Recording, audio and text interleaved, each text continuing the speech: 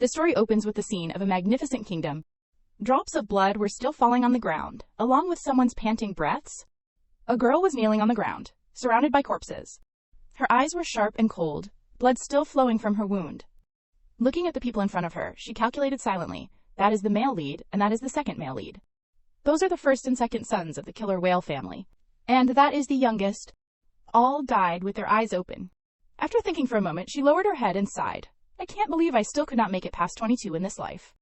It turned out that this was the world within a children's parenting book. She had regressed in this world 3 times, at 20, 21, and 22 years old. However, all 3 times she was born into a villainous family. Thinking of this, she frowned in annoyance, continuing her monologue with disgust, and to think I was reincarnated into a children's novel. Is there anyone in this world as unfortunate as me? Suddenly, someone's shadow flitted across the ground where her hand was touching. Along with that was a chilling wind. She immediately looked up to see. Before her eyes was a man. He used his wings to fly up, creating strong gusts of wind. She looked up in astonishment. It was a living dragon, or rather the dragon duke. His eyes looked at her with a hint of killing intent. She gritted her teeth in anger and complained, "Damn it, if only those mad dogs had not caused the duke to go berserk like this." While she was fuming, the dragon duke was approaching. She was still annoyed. Why did they have to provoke that dragon king and cause this to happen? Is this ending really appropriate for a children's parenting book? She closed her eyes to stay calm. This is really bad. Then she opened her eyes, ready to face the dragon duke. But the scene before her eyes surprised her beyond belief. Wait, is that? Right behind the dragon duke was the image of a large city, the streets of Seoulin. She wondered how she could see it.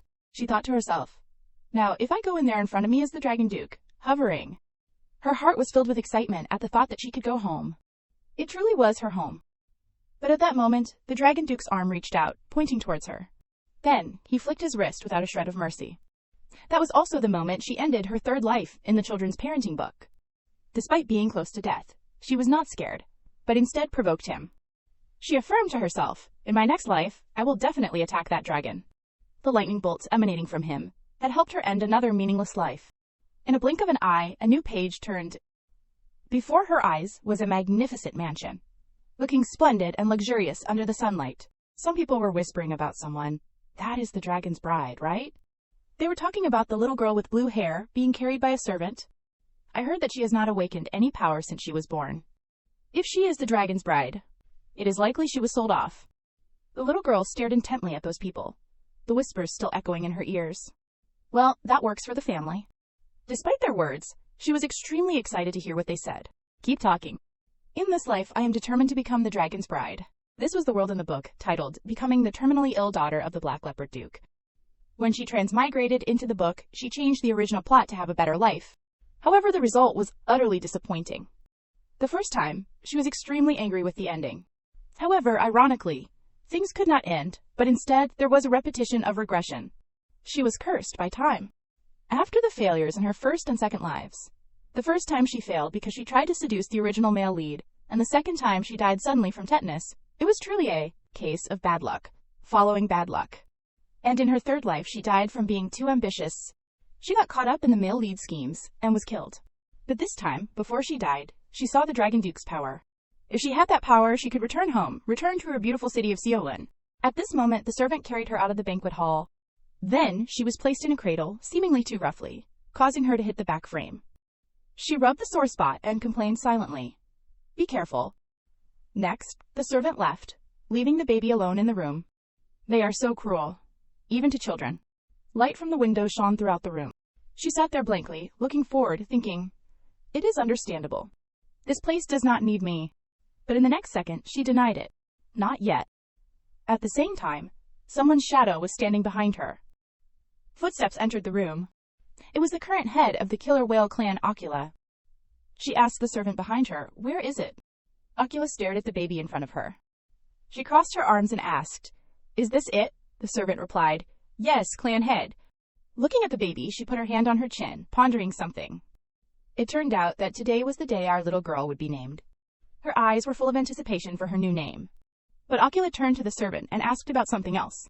What about the hydromancy? This made her, who was looking forward to it, suddenly speechless. He flipped through the pages, searching for the answer for his clan head. That well.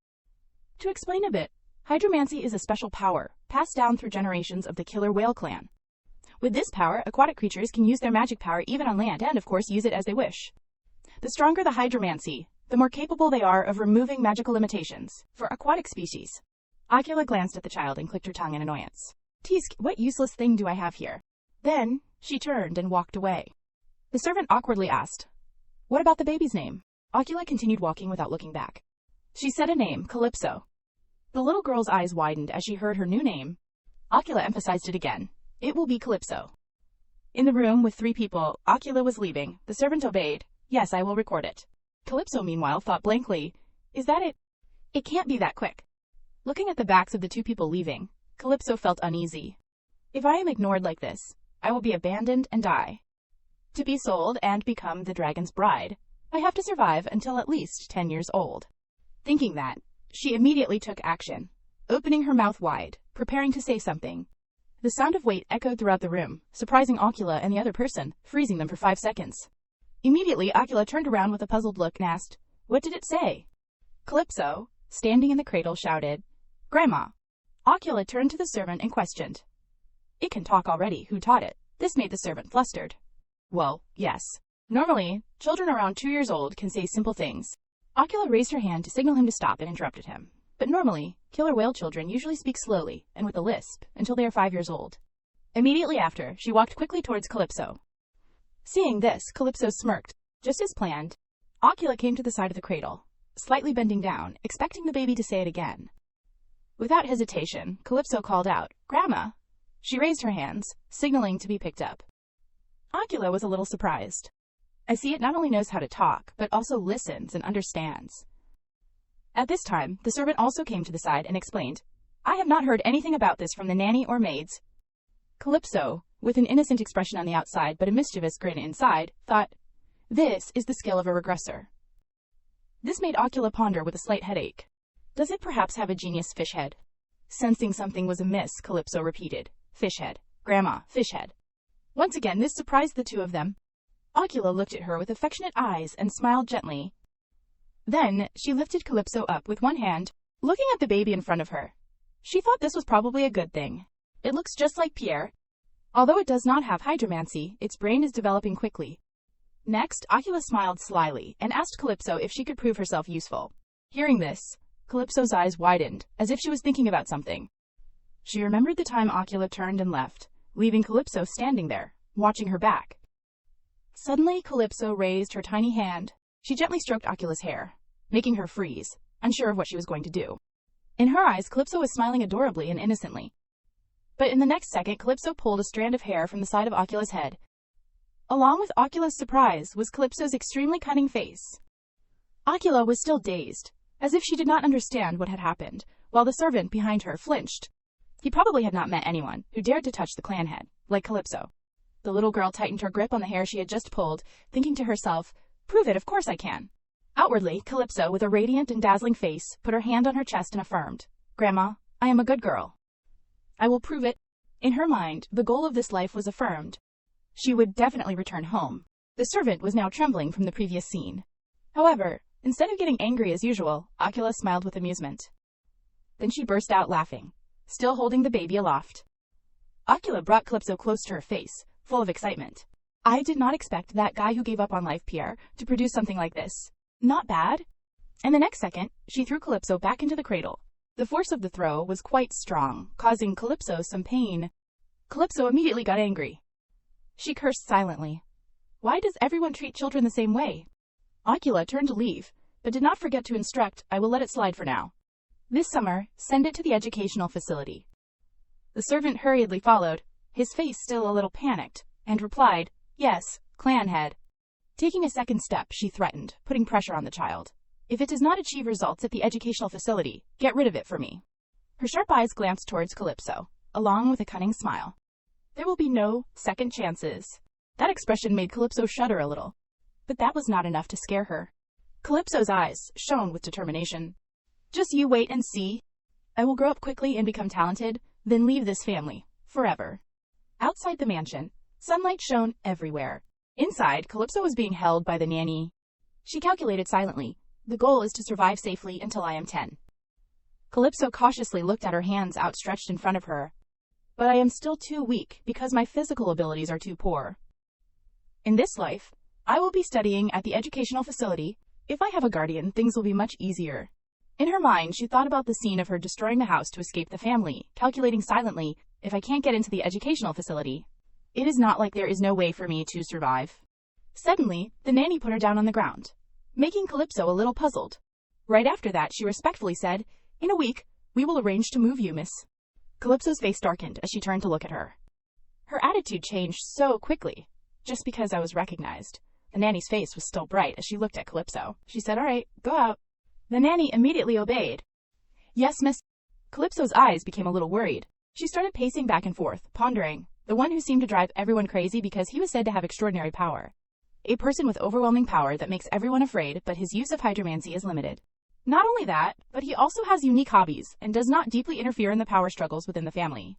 Thinking of this, her small feet suddenly stopped. The person Calypso had been thinking about all this time was her father, Pierre. The scene changed to outside the magnificent mansion. At this time, Calypso was running along the road. As she ran, she thought, "Father has not appeared since I was born, and he does not take care of my older brother either." Calypso learned from experience that she could not appeal to family affection with Pierre. "So I won't let him find out. I am Pierre's daughter." Calypso decided, "Although I am weak, I have great strength. If I can attract attention, I can get help."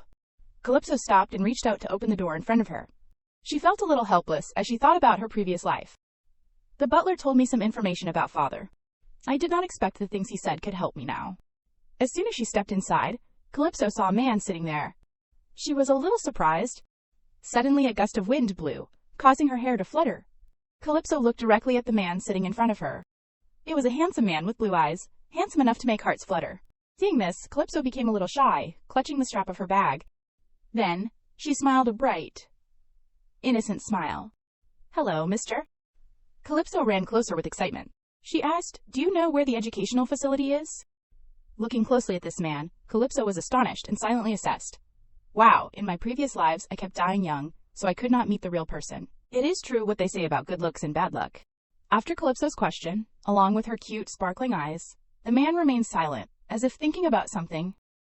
At this moment, Calypso's mood plummeted as she saw the man ignoring her. But a second later, he turned his face away and replied, "You have come to the wrong place," making Calypso speechless. Calypso put one hand on her chest and said resolutely, "But I have to go there. Can you take me there?" He turned away again and replied, "I do not want to. It is the other way." Hearing the answer made Calypso pause. Next, Calypso climbed up next to the man, thinking as she climbed, nothing is easy. After she had settled down, she started rummaging through her bag to find something. "How can I get closer? Should I give him something to eat?" Calypso held out something in front of the man. "Here, mister, this is dried fruit. Would you like a piece?" The man did not answer, making her feel a little disappointed. Then, as if she had anticipated it, Calypso sighed as she ate. "Forget it, I did not expect anything anyway." Calypso started a conversation with this indifferent man. "It is so quiet here. Don't you have any friends? Do you play here alone every day? Then you must be as lonely as me." Hearing her say that, the man thought for a moment, but decided to remain silent. This time, Calypso was truly angry. She glared at the man. He is ignoring me again. But inside, she felt a little discouraged. Today I will have to be satisfied with just recognizing his face. After that, Calypso jumped down. "Goodbye, I am leaving." She waved goodbye as she walked, her face radiant. "Bye, mister. See you later." Calypso ran forward, leaving the man behind, sitting and watching her. His hand was injured, blood spreading on the ground. He put one hand on his chin, the other hand healing the wound, and said, "Is that my daughter?" he thought to himself. "She probably does not know me." On this side, Calypso was running like the wind. She ran while slightly turning her head and sticking out her tongue teasingly. Father must be thinking, "I do not know." Direct relatives may have some differences, but just by looking, you can tell they have the same personality. Calypso meant that both of them were cold and indifferent. As if it were all within her calculations, she affirmed, "There's no way father would not recognize me." Evening at the mansion, all the lights in the room were turned on. Calypso had arrived home and was closing the door. Suddenly, she heard shouting. Then, hiding in a corner, Calypso overheard two servants gossiping about something. "Make it shut up. It does not have any talent, and it is a lot of work to take care of. So useless. I wish they would just get rid of it quickly." Calypso was still standing at the door. She thought to herself, to leave a direct descendant killer whale in a place like this. If I can't awaken my powers, I will be left to die. Calypso pondered. For me to survive in this crazy environment. Then she thought of her father. I need Pierre's help. Calypso smiled triumphantly. All right. Her face was full of confidence. She was confident in this ability. I can make Pierre interested. The next morning, once again, Calypso went out early to meet Pierre. But she was a little worried, her hands clutching her dress tightly. She could not believe this weak body could do anything worthwhile. Calypso was so dejected that she cried, lamenting her fate. My older brothers were born with talent for strength and physique. Why am I the only one like this? She tried hard to awaken her hydromancy. But it was all in vain. Too bad, it did not work. Calypso recalled, in my previous life I learned that there is something called the water dragon's tears. I can awaken hydromancy by taking the Linnaeus treasure from it. But, since I can't run out to find the treasure right now, approaching Pierre is the top priority. Suddenly, someone's voice echoed, making Calypso startled. Hey, why are you here? Did you come to the wrong place? Hearing the voice, Calypso quickly ran behind the wall to eavesdrop. The other person replied, It is right here. Seeing the two of them slowly approaching, Calypso wondered, who is coming here? It was two boys. The one in black said, I heard there is a new descendant born here. The brown-haired one replied, I know, so what? She can't use hydromancy anyway. Calypso was still hiding on this side, listening to their conversation. The brown-haired one added, Besides, I heard she is being sold off as the dragon's bride. The black-haired one retorted, They say she has been recognized by the clan head and is being moved to the main house. If we do not teach her now, she will definitely cause trouble for Bayan. Hearing this, Calypso seemed to understand. Bayan is the eldest uncle's son. I do not really like him. If so, then those guys must have volunteered to become vassals. The two boys seemed worried. Oh dear, if Bayan gets angry, it will be very scary. Since they are dependent on the powerful successor, it is not unreasonable for them to look down on other direct descendants. Hearing that, the brown-haired boy said, Then we have to teach her a lot so she won't think about anything else. The black-haired boy agreed. Seeing this, Calypso thought worriedly, I do not have any power now. If I just run away like this. She moved gently to avoid making any noise.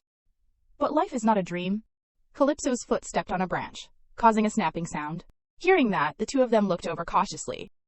Just as Calypso was about to run, all three of them froze for 5 seconds to understand what was happening. One of them exclaimed, Hey, over there, isn't that her? Now, Calypso could only think, I am doomed. Then began the chase between the three of them. The two boys shouted as they chased, Stop! The sound of footsteps and shouts echoed in the space. Stop! At this time, Calypso was running and panting. I am so tired, I can't hold on much longer. One of them was about to catch up when Calypso lost her balance and fell forward.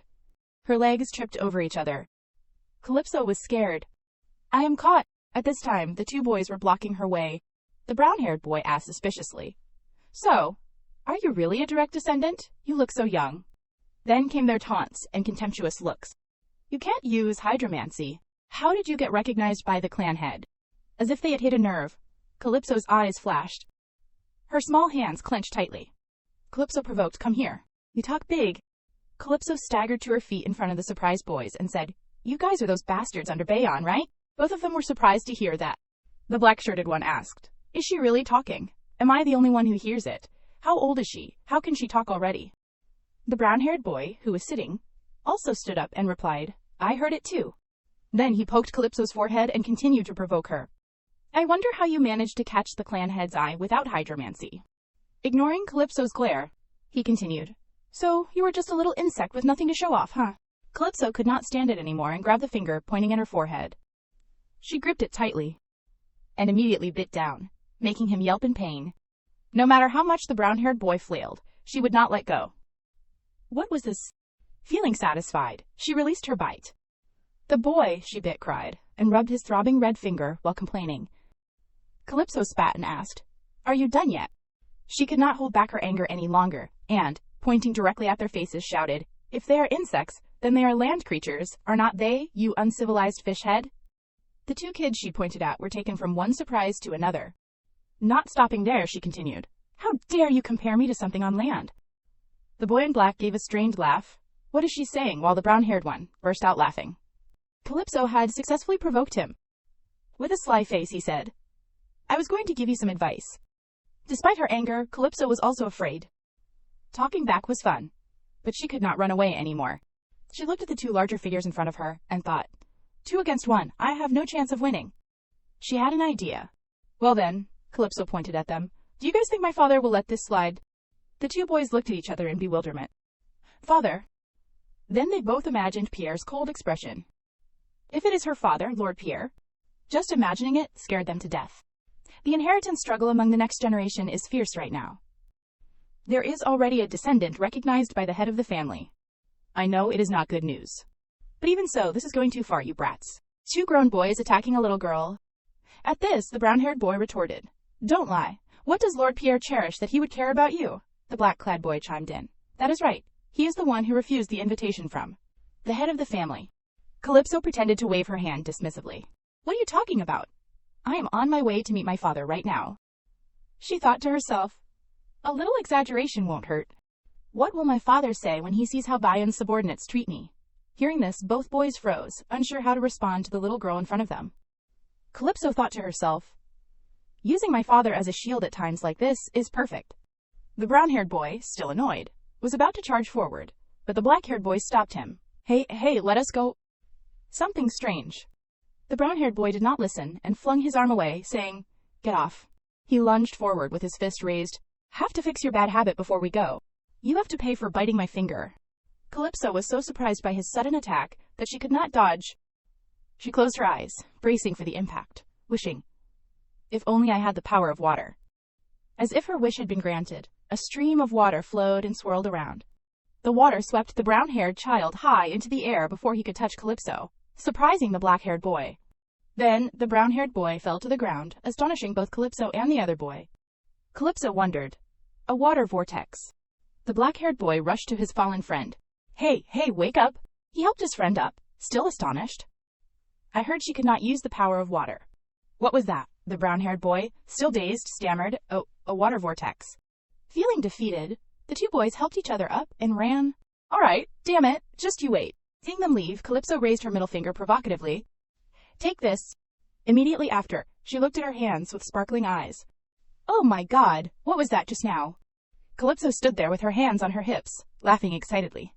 How did I suddenly awaken my hydrokinesis? This is amazing, I am a genius after all. Someone behind a nearby tree had witnessed everything that had happened. Calypso looked at her clothes in disappointment. Anyway, they are all dirty. I can't go see my father like this. I need to treat my wounds first. Her hands retracted the water. Pierre, standing behind the tree, watched Calypso's retreating figure and wondered, Do you know who I am? Calypso, still unaware, thought, It is true that mealtimes are the best. Pierre, hearing his daughter's words, was momentarily stunned. He leaned against the tree, his mind full of question marks. The best? As dusk approached, the mansion was bathed in the last rays of the setting sun, creating an indescribable sense of peace. And when the morning sunlight shone upon it, the mansion seemed to wear a new coat, creating a vibrant atmosphere for a new day. Calypso monologued, Since then, I have been trying to use the power of water, but nothing happened. She held her hands out in front of her. Gather. Calypso's face fell as she looked at her small hands. Just as I thought, I have not fully awakened yet. She sighed dejectedly. Oh man, it will be fine, right? Suddenly, footsteps approached from outside, along with a voice. Princess, are you in your room? Calypso turned her head sharply, wanting to see who it was, so she granted permission to enter. Come in. The door opened with a click. It was a girl with orange hair. She introduced herself. My name is Misa, and I will be working here starting today. Misa approached Calypso and cheerfully continued. I look forward to your guidance, Princess. At this moment, Calypso remembered that she had been promoted from Miss to Princess. Before Calypso could think further, Misa, with a bright face, announced, Your enrollment date has been decided. Looking at her face, Calypso felt like she had seen this person somewhere before. Seeing the scales on Misa's neck, Calypso finally remembered. In my past life, to fight against land animals and beastmen, sufficient conditions were needed. The commander with hydrokinesis had to be excellent, and a beastman with the ability to find water sources. In a unit without a commander possessing hydrokinesis, water sources were essential. Looking at Misa's bright smile directed at her, she thought, if my memories are correct, Misa might possess outstanding abilities in the future, even though she herself does not know it now. Calypso walked forward, pondering. It might be very useful later, so I have to remember it carefully. Misa was startled when her little princess did not respond, and instead walked away. Princess, where are you going now? Calypso, already at the door, replied, I am just going for a walk. Misa said worriedly, Many buildings have collapsed recently, so you can't go out alone, princess. Along with her worried expression, Misa asked to accompany Calypso, fearing she might be in danger. Hearing this, Calypso's eyes widened as she looked at Misa, seemingly surprised by this. Calypso recalled the time a servant had placed her roughly on the bed. If you are a bride of the species, would not you be sold off in the future? Or when Ocula threatened her, if you can't prove your worth, you will be expelled. And the time she overheard two maids sighing, oh dear, our mistress is so useless. I wish we could move somewhere else soon. Back in the present, Calypso reached out and gently stroked Misa's hair, saying, that is really great, leaving Misa utterly perplexed. The next moment, her eyes filled with emotion at the cute action of the little girl in front of her. Misa exclaimed, Princess! Not letting Misa say more, Calypso, with a bright, adorable smile, said, thank you, but I will be fine going alone. Then, Calypso left with a cheerful mood, reassuring Misa about the little girl. The scene changed to a waterfall, where someone's hand gently touched the water in the pool. Pierre heard a voice, greetings, sir, and turned to see who had arrived. He asked Calypso, lost again. The little girl retorted irritably, not at all. Do I look stupid or something? Despite her bold words, she was thinking about what to say so that her father would not ignore her and respond. Her little head tried to think of a way to approach her father. Then, Calypso turned with a bright smile and asked frankly, Uncle, do you know how to use hydrokinesis? Pierre did not look at her, but turned his face away, probing, what if I do? What if I do? Calypso continued, please tell me. I think you would be a good teacher.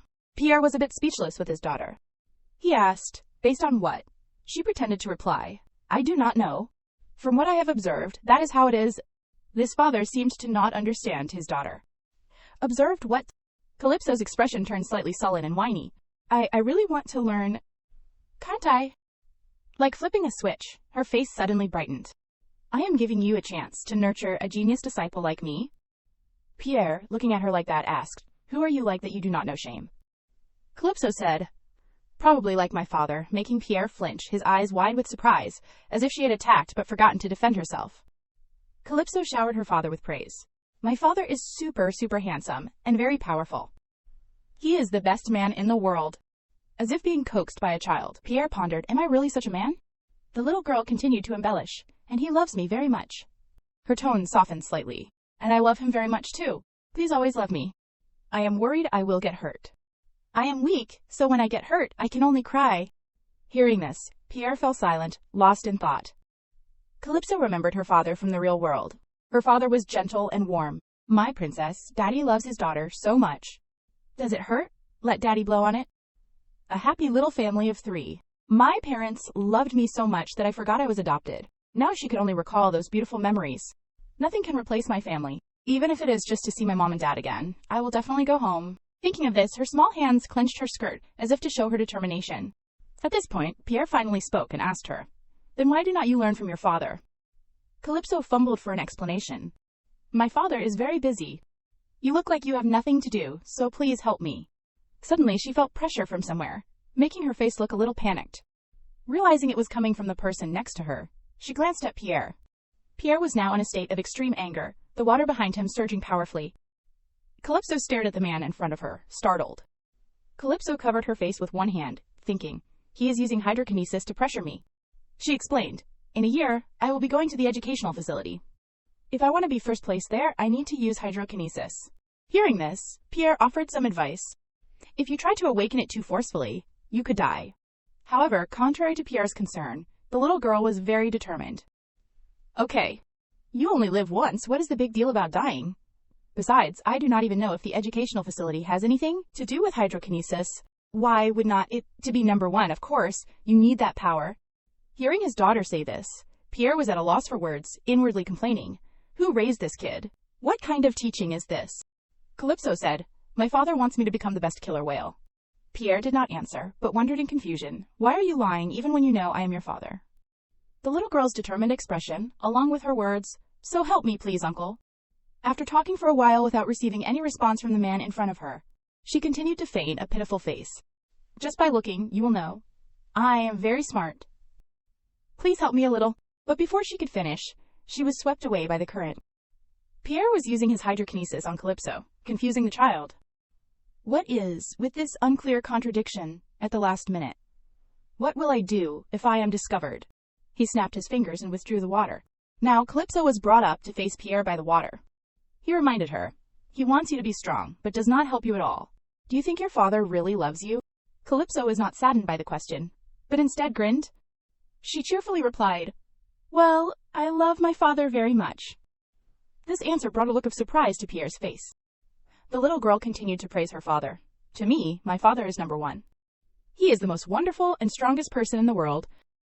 The scene suddenly became unusually quiet. As if convinced, Pierre placed the little girl on the ground and said, "Decide on the time yourself." He warned, "Let me tell you beforehand, I am not taking age into consideration." Then Pierre turned to leave and reminded her, "Come here at the same time every day." Calypso froze for a long time after hearing that. Her face showed surprise, as if she could not believe her eyes. Then she let out a cry of excitement. Calypso asked him, "All right then, what should we call you, uncle? Should I call you master?" Pierre sighed in exasperation. "Whatever you want." The little girl followed him, continuing as she walked, "Then I will call you master." Since Pierre had agreed to help, the awakening of her hydrokinesis was only a matter of time. "I will absolutely never regret this encounter and decision, never. In my past life, thanks to the treasure, I was able to awaken my hydrokinesis. However, just awakening it was not enough. I needed to know how to control it. Fortunately, I met someone. Although I learned how to control my powers, but..." Calypso recalled, "That girl asked, don't know how, do it like this. If I continuously came into contact with water, I would naturally learn how to control it. That person reasoned that way. Perhaps thanks to that, I quickly learned how to control my abilities, but I thought I was going to die." Now that familiar feeling returned. After Pierre agreed to teach her how to awaken her hydrokinesis, he asked her to start by coming into contact with water. Looking at the rushing waterfall next to them, he told her to dive in. Calypso was a little stunned. "Yes, sir." But Pierre was adamant that she dive in. He told Calypso, "There are many cases of abilities awakening when one's life is threatened." Calypso vehemently protested, "No, but doing it that way." He cut her off. "If you do not like that way, there are many other ways." Hearing this, Calypso asked with some interest, "What other ways are there?" He did not hesitate to answer, with a long list of generally difficult methods, leaving Calypso speechless. After a while, the little girl agreed. "Well, I will go take a dive then." Calypso jumped into the pool, covering her mouth with her hands to hold her breath. After only a few seconds, she felt that the intensity of the training was a bit too much for her age. Calypso's face was now pale, as if she was about to collapse. "If I am training my body to withstand hydrokinesis," she imagined herself doing 500 push-ups, or running for 10 hours a day, and felt that this method was the best. Calypso slightly opened her eyes underwater. But she closed her eyes again. There is something very faint, but... It seemed that at this moment, Calypso was letting herself drift with the current, trying to feel the hydrokinesis. But at that moment, she seemed to have inhaled some water. Immediately, Calypso surfaced to catch her breath. She clung to the edge of the pool, gasping for air. "I feel like I almost died." Pierre, standing to the side, had been observing her all this time. He looked at the little girl and pondered something. Suddenly, he asked Calypso, "Are you an amoeba?" Amoebas are a type of protists that live in water. She was busy breathing, so she could not answer him. So he added a sentence that hit Calypso's sore spot. "Not even an amoeba would react this much to a stimulant. No one has more potential to awaken hydrokinesis than you." "Ha," she retorted sulkily. "Master, that is a verbal attack. It does not mean it does not hurt. And, are not you considering my age?" Calypso, having lived 4 times, had forgotten how to act like a child. Not only that, she also had a father who knew nothing about his child. "If I can endure all that training, what does age matter?" Calypso clenched her fists with determination. "Father is just saying that..." Her face was resolute as she thought. "But I felt something move inside my body, even if it was very small. Although it is nothing compared to my brothers, who are called geniuses. But in this life, I am about to surpass them." Thinking of this, a bright smile spread across Calypso's face. The scene shifted to the academy. A voice announced from outside, "Princess, we have arrived." Calypso stepped out of the carriage in amazement. She had not expected the day she would officially enter the academy to arrive. In her second life, she was sold off immediately, and in her third life, she was expelled midway. What a truly unfortunate life, full of hardships. Footsteps approached, accompanied by a voice. "I have heard a lot about you." It was a woman with gray hair. She introduced herself. "I am Lila, in charge of the elementary level. I am the director of the elementary training facility." Calypso did not seem too surprised, thinking, "We meet again here." She recalled, "The reason I left the academy early in Pierre's lifetime was because I fell into a plot by my relatives." A boy pointed at someone and said, "That person stole my precious jewel." A girl in pink chimed in, "Yes, we found it in Calypso's bag." At that time, Calypso fearfully stammered, "No, I..." But before she could explain, someone shouted, "Enough, I have heard enough." I met Lila for the first time in that situation. Lila walked towards the children. She told them, "There is not enough evidence. This is just a one-sided story. Therefore, we can't conclude that Calypso is the culprit, despite her reasonable defense." I still ended up being expelled from the academy. Later, when I returned to the academy after becoming the head of the family, she had disappeared without a trace. Back in the present, Calypso stepped forward. She bowed to Lila respectfully. "It is a pleasure to meet you, Lila." Lila, seeing the well-mannered child before her, was a little surprised. She expressed, "Although I have heard about it, it is truly amazing. You are only 3 years old, but you can speak and pronounce words perfectly, and behave so politely." After that, Lila excused herself to guide Calypso to her classroom. "This way." Calypso followed and replied, "Okay." While walking, Calypso realized something that surprised her. It was because Lila had adjusted her pace to match Calypso's. She did not want Calypso to fall behind. Arriving at the classroom door, Lila said, "Here we are. Please go in." But at this moment, Calypso was lost in thought. Thinking back, I never got to thank Lila in my past life. The sounds of children practicing their speech came from inside the classroom. Lila raised her voice. "All right, everyone, please pay attention," she announced. "Starting today, our class will have a new member. Princess Calypso." Calypso walked into the classroom, radiating an aura that surprised the children. The teachers in the classroom also whispered among themselves, "The new princess is really pretty. I heard she is a very good speaker." "Oh, is that so?" Lila, standing to the side, overheard the conversation, but thought, "But a killer whale who can't control hydrokinesis is a fatal flaw." Calypso, noticing someone looking at her, glanced back. Due to the species' slow development, children usually start speaking at the age of 7 or 8. It seems the rumors about the genius princess with excellent speaking skills are not just rumors. However, if this is just a lie and achieved through some trickery, I will find out what they are hiding. That is right. Thinking of this, Lila's eyes turned sharp. Suddenly, a teacher approached and whispered to Lila hesitantly, "Miss Lila, there is something. We won't be able to continue with the current curriculum." The princess at this point, she stopped talking and let Lila witness it herself. The children were surrounding Calypso, wanting to play with her, but Lila refused. "Playing with blocks? Sorry, I do not play those childish games." The boy who was rejected started crying. Seeing this, Calypso clicked her tongue. "TSK, look at that. Adult whales do not cry." A blue-haired girl offered her candy. "Oh, is this plankton candy?" Calypso took the candy and patted the girl's head, making her very happy. "Thank you." After dealing with the children, Calypso put her hands on her hips and asked Lila, "So Lila, do you need more time to test me?" The question startled Lila. Lila sighed helplessly and replied, "No, I will arrange for you to attend a higher class. Do you have any specific class you would like to attend?" Hearing this, Calypso was extremely satisfied. "Good. Everything is going according to plan. This is the moment I have been waiting for." Outside the academy, the sun beat down harshly on the walls. Lila's voice echoed, "Which class would you like to attend, princess?" Calypso pondered for a moment. "I need to keep her attention." Well, first, an image of herself as a teacher instructing the children below appeared in her mind. She grinned mischievously. "I will definitely become a genius." 8.5-year-old whales. Half of them are those considered eligible, and the other half are the oldest of the elementary facility. It is a class that gathers the most outstanding children. Calypso asked Lila, "What do you think?" She said smugly, "Is there anyone in this class who speaks better than me?" Lila was truly exasperated with this child. "No, princess, you are the most outstanding. However, you must take responsibility for your choices," agreed. Calypso became even more haughty. "What you mean is, you do not see me as a 3.5-year-old child, right?" Lila replied with a soft laugh, "Yes, that is surprising. It has been a while since I have been this surprised, after your third older brother appeared at the facility. Anyway, who told you about the educational stages here?" While they were talking, the 3 teachers from earlier were eavesdropping behind the door. Calypso glanced over and saw the 3 of them. Then she replied, "My father told me."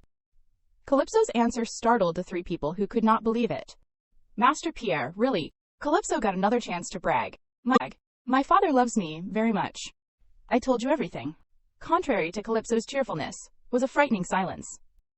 Unable to bear it any longer, Lila urged Calypso, "First, I will guide you to the class you desire." Calypso agreed with delight. "Okay." Then they left, leaving the 3 people still hiding behind the door. Lila was a bit doubtful of Calypso's words. Did Master Pierre really take care of her? The fact that Master Pierre had never once visited his child was something everyone knew. This means that the princess and Master Pierre have met and interacted. In Lila's imagination, Calypso and Pierre were a harmonious father and daughter. Thinking about this, Lila became a little worried. It seems rumors travel faster than words. Although hydraulics has not been controlled yet, if Master Pierre helps, awakening is only a matter of time. This is probably more than just simple. It is the emergence of a direct descendant of a genius. Perhaps a new challenger to the succession has appeared. The flowers under the evening sun were shining brilliantly. A voice suddenly echoed in the space, smoother than you thought. Pierre asked in confusion, "What is smooth?" Calypso excitedly showed off her achievements. "I have successfully gained recognition for this wonderful ability." Pierre said, "I do not understand why you are so excited, but if you can't control hydraulics, you will be eliminated." Hearing this, Calypso became angry. "Hey, Master, look at you, pouring cold water on me. But I will sympathize with you, even with socially inept people like Master, because I am a 3.5-year-old child with excellent speaking abilities." Hearing himself being mocked, Pierre asked if she wanted 10 more laps today. As if slapped in the face, she quickly excused herself. "I just wanted to write a 33-line poem." Calypso patted her arm. But Master, look at me. Have you ever seen a 3.5-year-old child with such good stamina? My muscles have also become much stronger, so I can even break rocks." Pierre considered her words. "It is really strange. Even though you can't create water, your physical abilities are still improving well." Pierre felt helpless with this little girl. He sighed. Then he asked Calypso to follow him. It seemed Pierre had thought of a new type of training. "I have a training requirement." Scene changed to Pierre's mansion. Calypso's small footsteps were approaching. She was amazed by the grandeur of the mansion. Wow, Master's house is amazing. However, compared to Pierre's power, it was a rather shabby place, as it was out of her grandmother's sight. The two of them went to a room. The door opened. Pierre pointed to the mess in the room and said, "Here, look." Calypso was truly astonished. "Master, is this a pigsty?" Pierre's expression turned unpleasant upon hearing this. "That is really annoying." "Why compare it to a land animal?" Calypso quickly apologized, feeling guilty. "I am sorry, but what is with this messy room?" Pierre plopped down on a nearby chair and instructed, "This is my room. From now on, we will use hydraulics. Clean it." Calypso asked in disbelief. "What? Do what?" Pierre repeated. "I said clean it." She protested, "No, I heard you, but..." Calypso slapped her forehead in exasperation. Could it be that... Is this training to use hydraulics to become the strongest when you want to hit someone? Otherwise, hydraulics is also related to endurance. Is that sensory training? Hearing this, Pierre became a little suspicious. Sometimes you talk as if you know that power very well. He gave Calypso a sharp look, as if he had seen through her. Calypso was startled, as if he had seen through her. But his next sentence immediately refuted her. "There is no way that is possible." Calypso stared at the man in front of her and thought, it could be like that. She was proud of herself. "In my previous life, I was the most amazing aquatic creature." Back to the main topic, Calypso asked, "So I have to organize this." Pierre demanded it be tidy. Calypso continued, "Cleaning this will make me dizzy, right?" Pierre agreed with that. At this point, Calypso's whole body trembled, as if about to unleash her anger. It hit her like a bolt of lightning. That killer whale has definitely forgotten that I am only 3.5 years old. The next second, Calypso's scream echoed outside the mansion. "I do not want to do it." Calypso seriously asked again. "You mean you want me to use hydraulics to clean?" Pierre replied, "That is right." He explained, "There are many different ways to apply hydraulics. The first is fear, threatening the opponent with intimidation. Calypso's is materializing water and controlling it at will. Pierre's is unleashing the suppressed power of the land merfolk. Vian's is using hydraulics to strengthen the body."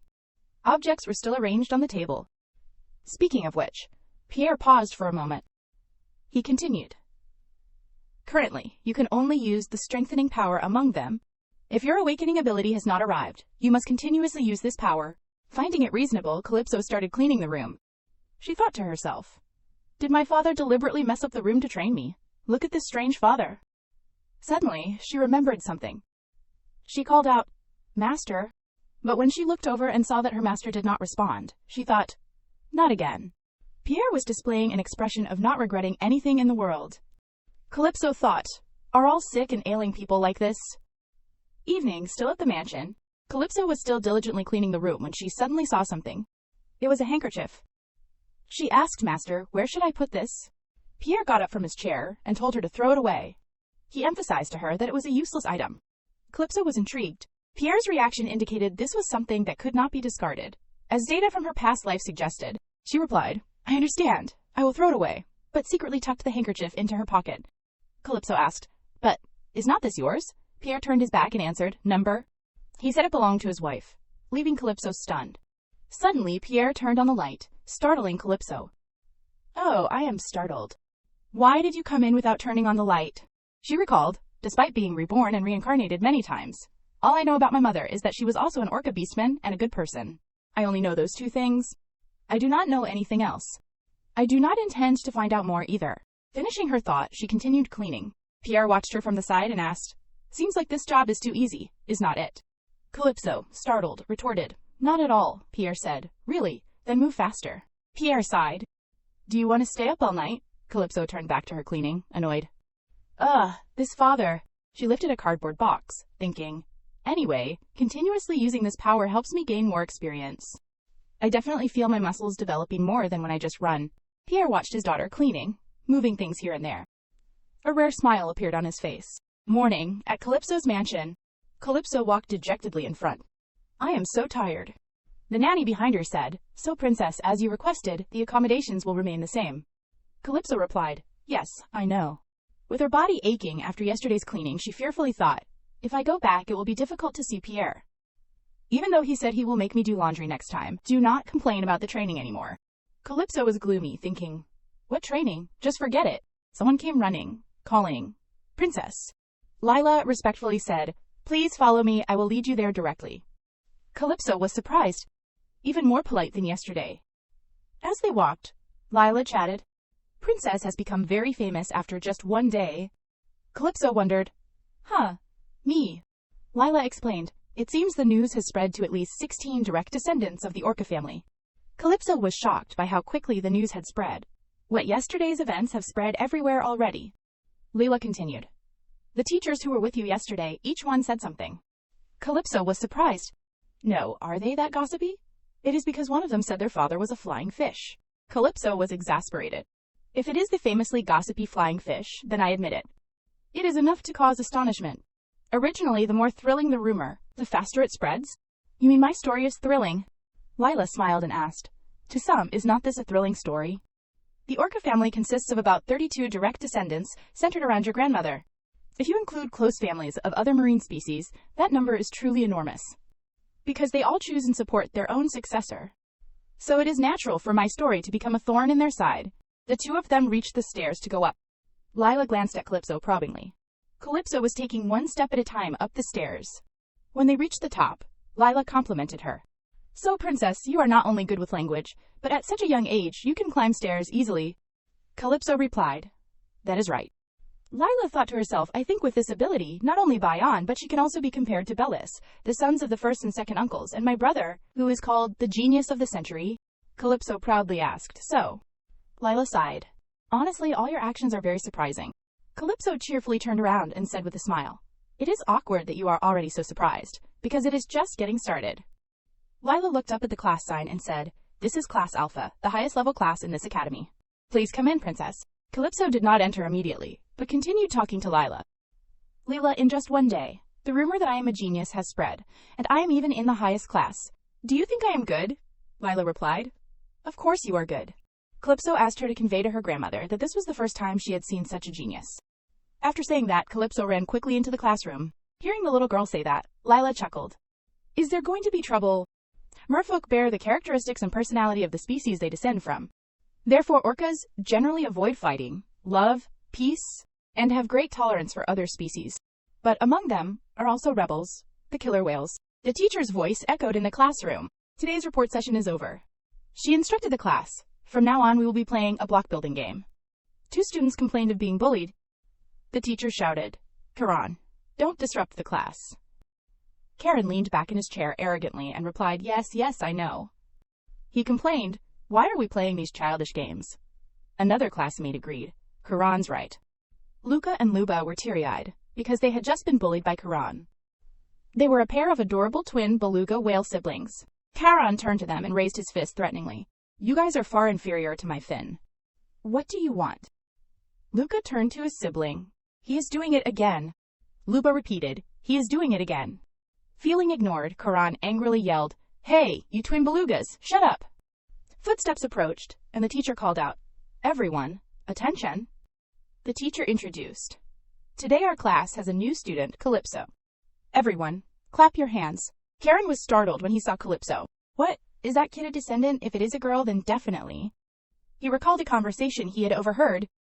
"That is Pierre's daughter, right? But I heard she has not awakened hydraulics yet. What a useless little girl. I heard she will be sold as a dragon's bride. That is great. Why would someone like Pierre have such a useless child?"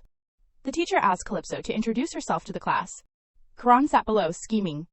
"She is just an ordinary little girl. I will make her cry." The teacher asked Calypso, "So shall we introduce ourselves in front of our friends?" Calypso smiled brightly and said cheerfully, "Nice to meet you all." The educational facility was established by the Orca family, a place where the law of the jungle was taught. The girls in the class all praised Calypso. "So beautiful, and she speaks well too." Calypso thought to herself, "I will definitely be number one here." She introduced herself to everyone with an air of importance. "I am Calypso. I hope this class meets my expectations." The teacher said, Well, has everyone heard clearly? Let us give her a round of applause." The whole class applauded to welcome the new student. "Now we will play with building blocks. Everyone, return to your seats." The class replied, "Yes, madam." The teacher gently took Calypso's hand and led her away. "Let us go." But before she could reach her seat, Karan blocked her way. He asked, "That hair color, are you a descendant?" As if anticipating this, Calypso thought, "Here it comes." She crossed her arms and questioned, "Who are you? How old are you?" He replied, "I am Karen, 8 years old." Karan sneered at Calypso. "Descendant, you are so small. You look dirty." Looking at him, Calypso only saw, "Stupid brats are everywhere." She lowered her head and gave him some advice. "Look, little boy, if you are still young, do not say anything." She pointed directly at his face and said loudly, startling him, "Isn't 8 years old the age to move to the intermediate facility? People say that at that age, those who can't go to intermediate school have failed. What else is it called?" Calypso held up 3 fingers, sighing with an exasperated expression. "Just so you know, I am 3.5. You are in the same class as a 3.5-year-old, and you are not ashamed." Karen angrily shouted, "That is absurd. We can't talk until we are 5. Calypso retorted, "Do you think your mind is on par with mine?" He could not argue back and raised his hand to hit Calypso. You defective brat." Calypso stared fearlessly at him, her gaze resolute. As Karan's fist came down, she jumped up, easily dodging the blow. Karan was surprised to see Calypso dodge his attack. Calypso simply gave him a cold look and added, "You should learn some manners first." Suddenly, Calypso grabbed Karan's collar and pulled him towards her. She slammed their heads together hard. The impact caused Karan to lose his balance and fall backward. He could only manage a cry of pain. Karan clutched his forehead, trembling. Headbutting, that is dirty. 2 girls behind them watched in stunned silence. "Oh, those 2. Calypso crossed her arms and looked down. "What do you mean, dirty? Look at the difference in size between you and me." The other 2 girls were equally astonished. "Karan used to bully us." Calypso bent down to pick up the pieces of stone on the floor that Karan had punched earlier. "I do not want to use violence either." She crushed the stone fragments with a sinister smile. "But I do not intend to sit and take insults." Calypso dropped the fragments in front of Karan, frightening him. Then she smiled gently and stroked her hair. "Besides, my father told me not to wander around and get hit." The 2 teachers were stunned by the class's praise for Calypso. The teacher said, "Without awakening hydraulics, she can have such strength." Lila did not answer, but only thought, "Karen only lacks brains. In terms of strength, he is excellent." Looking at Karan sitting on the ground, his face angry but unable to do anything, Lila exclaimed, "I did not expect the princess to subdue him so easily. This time, this incident will definitely spread to the point where everyone knows." Calypso was reveling in the cheers of her classmates. "Good, just as planned." She was extremely satisfied. "Now that I am in this class, this is incredibly wonderful power and attention." The teacher clapped her hands. "All right, everyone, sit down. A good whale needs to be diligently educated." Everyone happily obeyed. "Yes, madam." Another day passed. The afternoon sunlight illuminated the mansion, creating a picturesque beauty. Calypso stretched tiredly. Today was a meaningful day. She recalled Lila's words. "You do not need to change classes anymore. Perhaps you won't stay in the elementary facility much longer." Calypso smiled contentedly. Luca and Luba rushed over, calling, "Princess! Princess!" They greeted Calypso cheerfully. "Princess, hello, hello, hello." Without waiting for Calypso to respond, they babbled, "Princess saved our class. Karen bullied everyone a lot, but you defeated him, saved us, defeated him." She looked at the 2 children before her and wondered, Are these beluga beastmen? They are intelligent and kind beastmen. All beluga whales are like that. Looking at such cute children, she was puzzled. But who would be willing to hit these kids? Their hair is so fluffy too. She asked, "What are your names?" Both of them pointed to themselves cheerfully. "This is Luba, and this is Luca. Together we are Luca Luba." Calypso misheard and repeated, "Doobie Dooba." Seeing her mistake, the two children cheerfully corrected her, "Luca Luba." She chuckled and replied, "Yes, please take care of me from now on. You are the first ones to befriend me." Suddenly, Calypso thought of something. Oh, come to think of it. She remembered someone from her past life. She was grumbling. "Please do not say anything strange like asking for help. Do you think that will make me work harder? I will only do what I want to do, because I am smart." It turned out to be the swindler Calypso from her third life, who was also a beluga whale. While she was thinking, even though it is unfortunate, he was also a smart person, Luca shouted, "We must repay our princess." Luca and Luba's eyes shone with the desire to repay her kindness. "Mom told us to be nice to people we meet for the first time." "That is right, good job. So be nice to her father too." Calypso was a little exasperated. "Isn't this the first time you guys have said this? Why are you guys suddenly like this?" Suddenly, the two children noticed the stairs. "Princess, is not it tiring to go up and down the stairs? Do you still have the energy?" Calypso quickly replied, "No, not tired at all." But before she could finish answering, she was suddenly whisked down the stairs.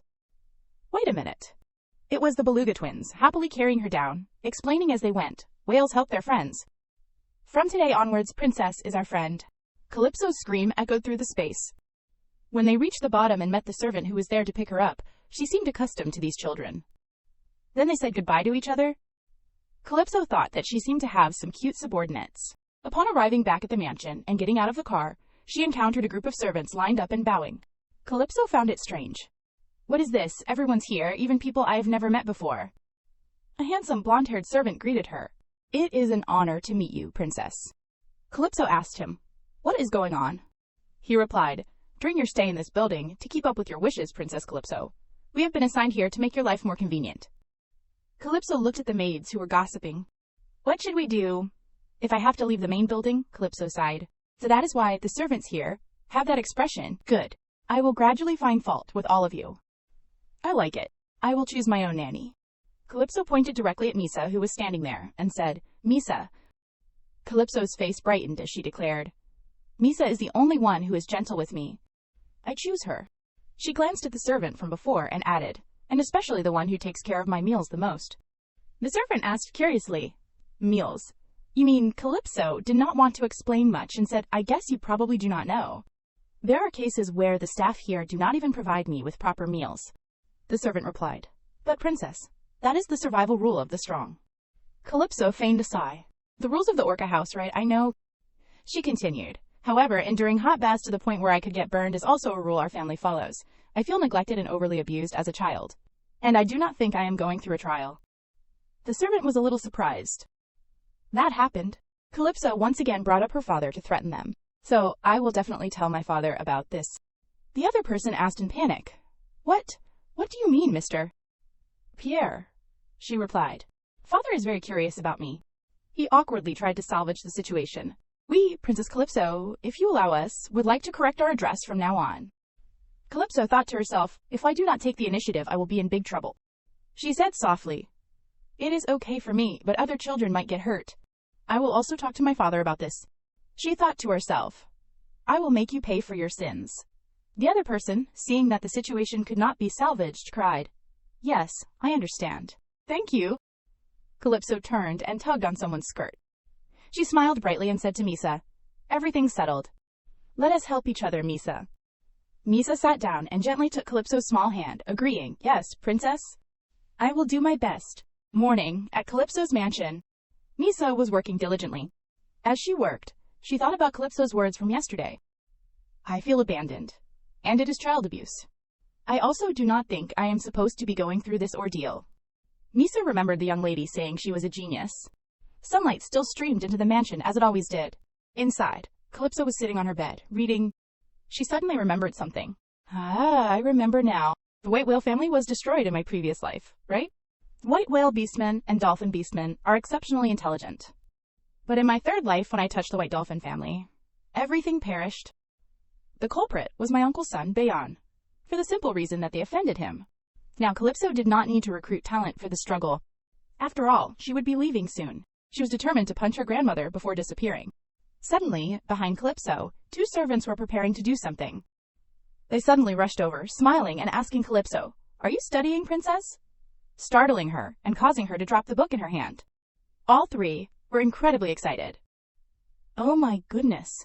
They showered Calypso with flattery. "How can you be so smart? Oh my, the way you hold it makes your hands look so cute, Calypso.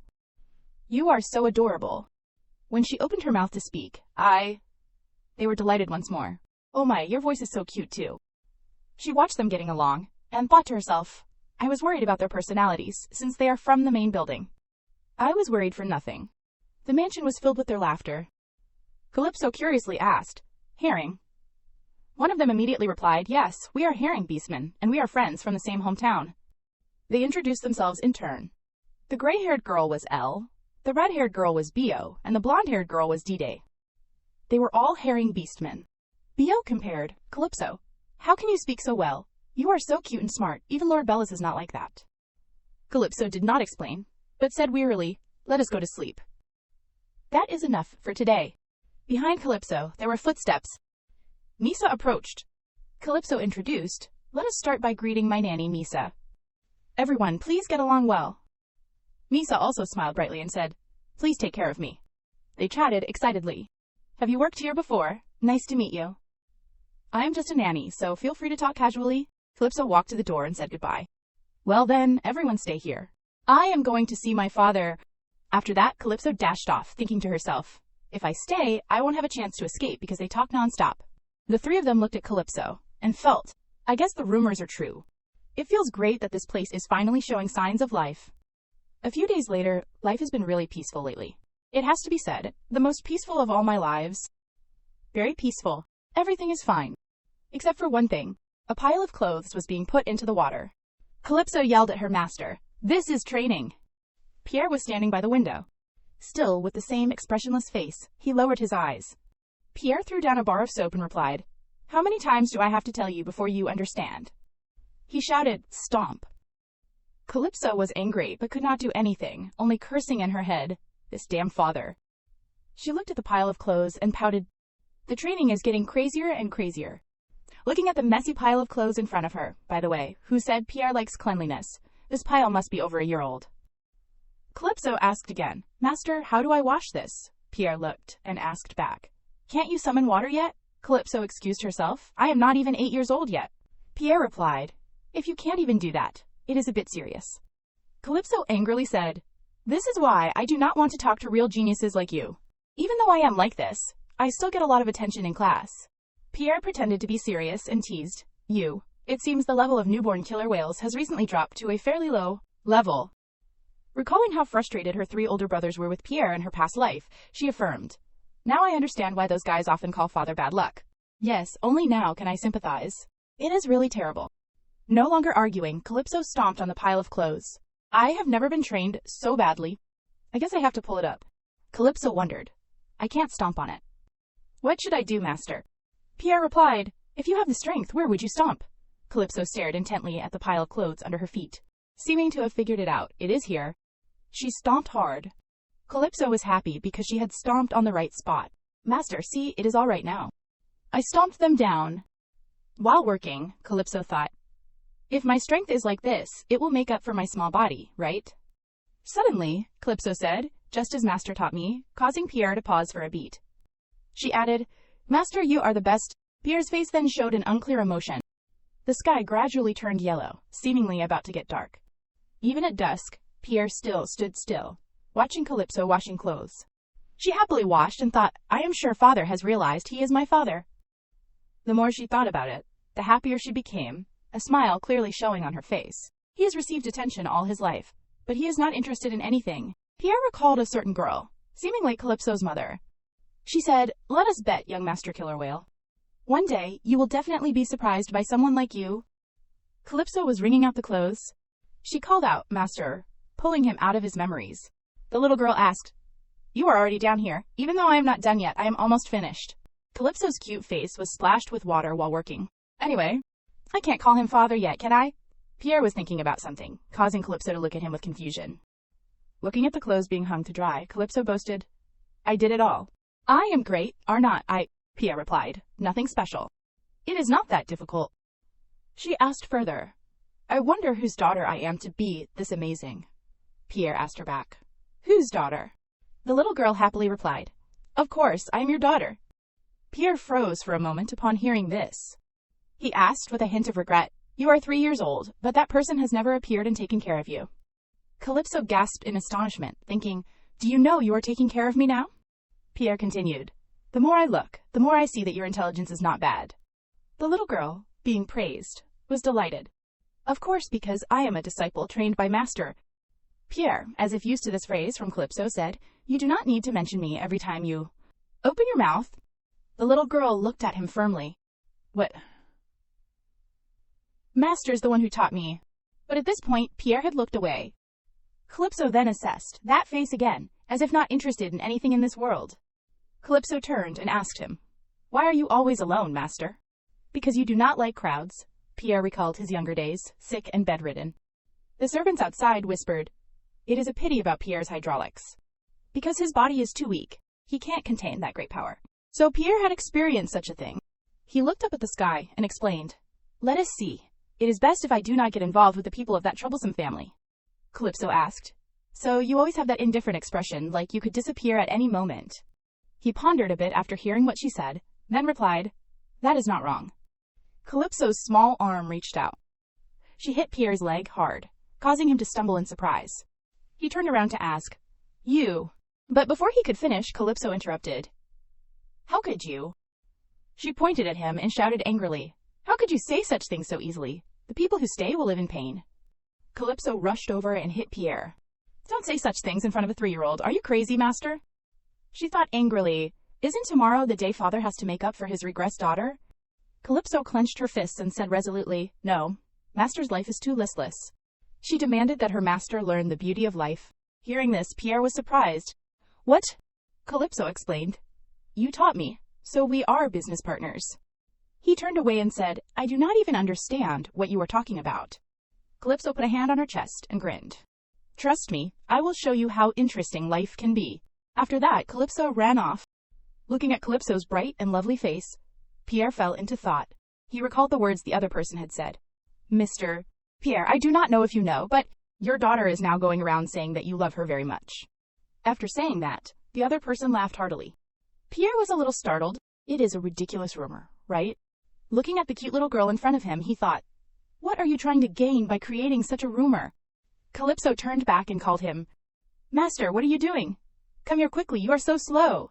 Pierre assessed Calypso as a cautious child, because she never misaddressed him, not even once. At the academy where Calypso was studying, the building blocks had been assembled into a tower. Someone asked, "Princess, are you done yet?" Luca and Luba asked in unison, "Are you done?" "We are done too." Both were excited. "Princess, the teacher said if we finish building, we can play hide and seek." "Is that okay?" Calypso replied, "No, I do not play childish games like that." Luca and Luba were extremely admiring. "My, that is how my father talks." "I want to say that too." Calypso reminded them, "You guys should say that when you are a little older. You have to talk according to your age." Both of them agreed with her. Luca and Luba said, "Princess, our mother said she wants to meet you. She wants to thank you." Both of them smiled brightly. "We were bullied the most by Karan, but now it does not hurt anymore. It is thanks to you, Princess." Hearing this, Calypso asked the two children, "Should I hit him some more?" Luca and Luba believed it was true and cheered excitedly. "Princess, we will celebrate your birthday forever." She chuckled and replied, "Of course, you have to be loyal." Calypso gave a condition. "You do not have to give me anything, just answer this question of mine." She asked, "Have you ever cooked fish before? River fish and seafood are completely different." Hearing about fish, Luca and Luba's eyes lit up. "Fish?" Then they suddenly looked at each other. As if their minds were connected, they both exclaimed in surprise, "I want to cook this. Our father is very good at it." Calypso asked back, "Is that so?" Then she stepped closer, staring at the two boys. Calypso jumped up and said cheerfully, "Well, if your father is good at cooking, ask him, okay?" Outside the mansion, children were happily running and playing under the warm summer sun, along with the rustling of trees every time a breeze passed by.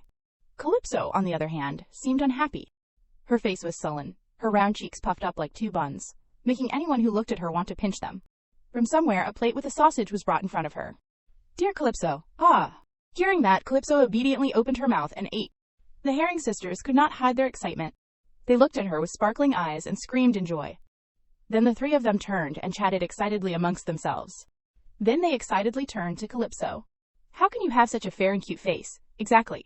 I have never met a child as cute as you. Calypso grimaced as the Herring sisters wiped her face and fed her. She thought to herself, even though I have heard that herring are very friendly to humans, I still feel like their actions are a bit much.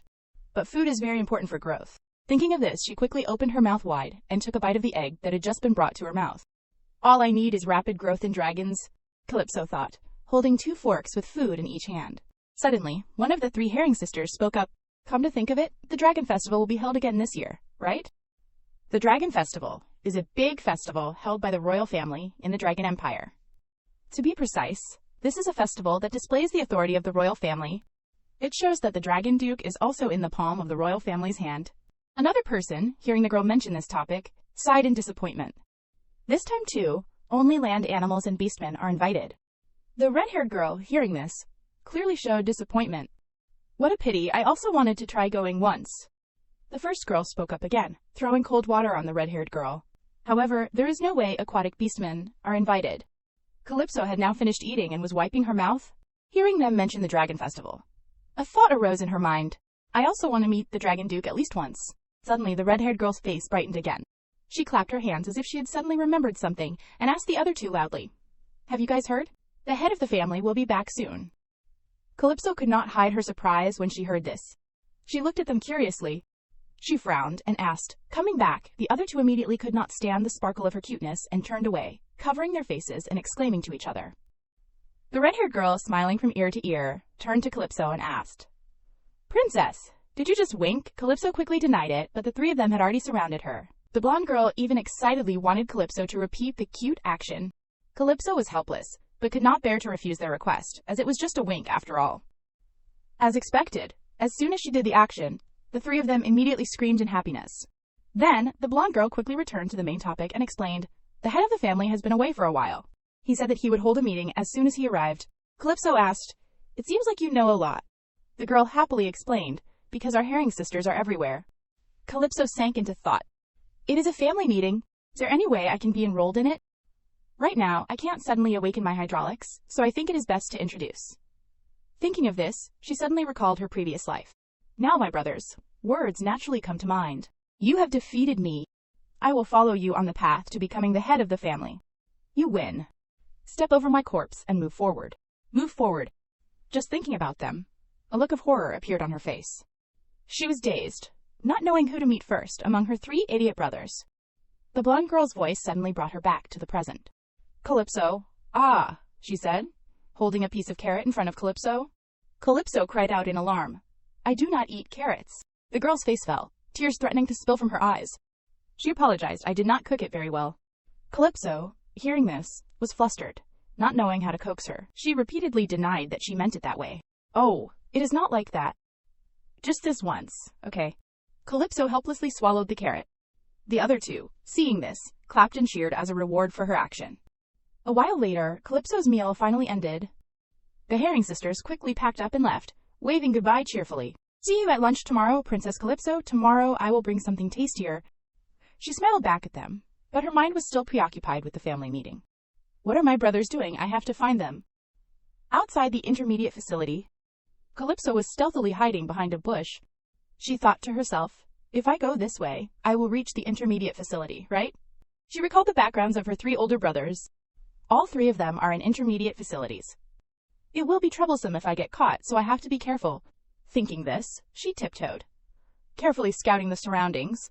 Suddenly, a loud shout rang out, startling Calypso. Don't you know how to listen? Are you deaf or something?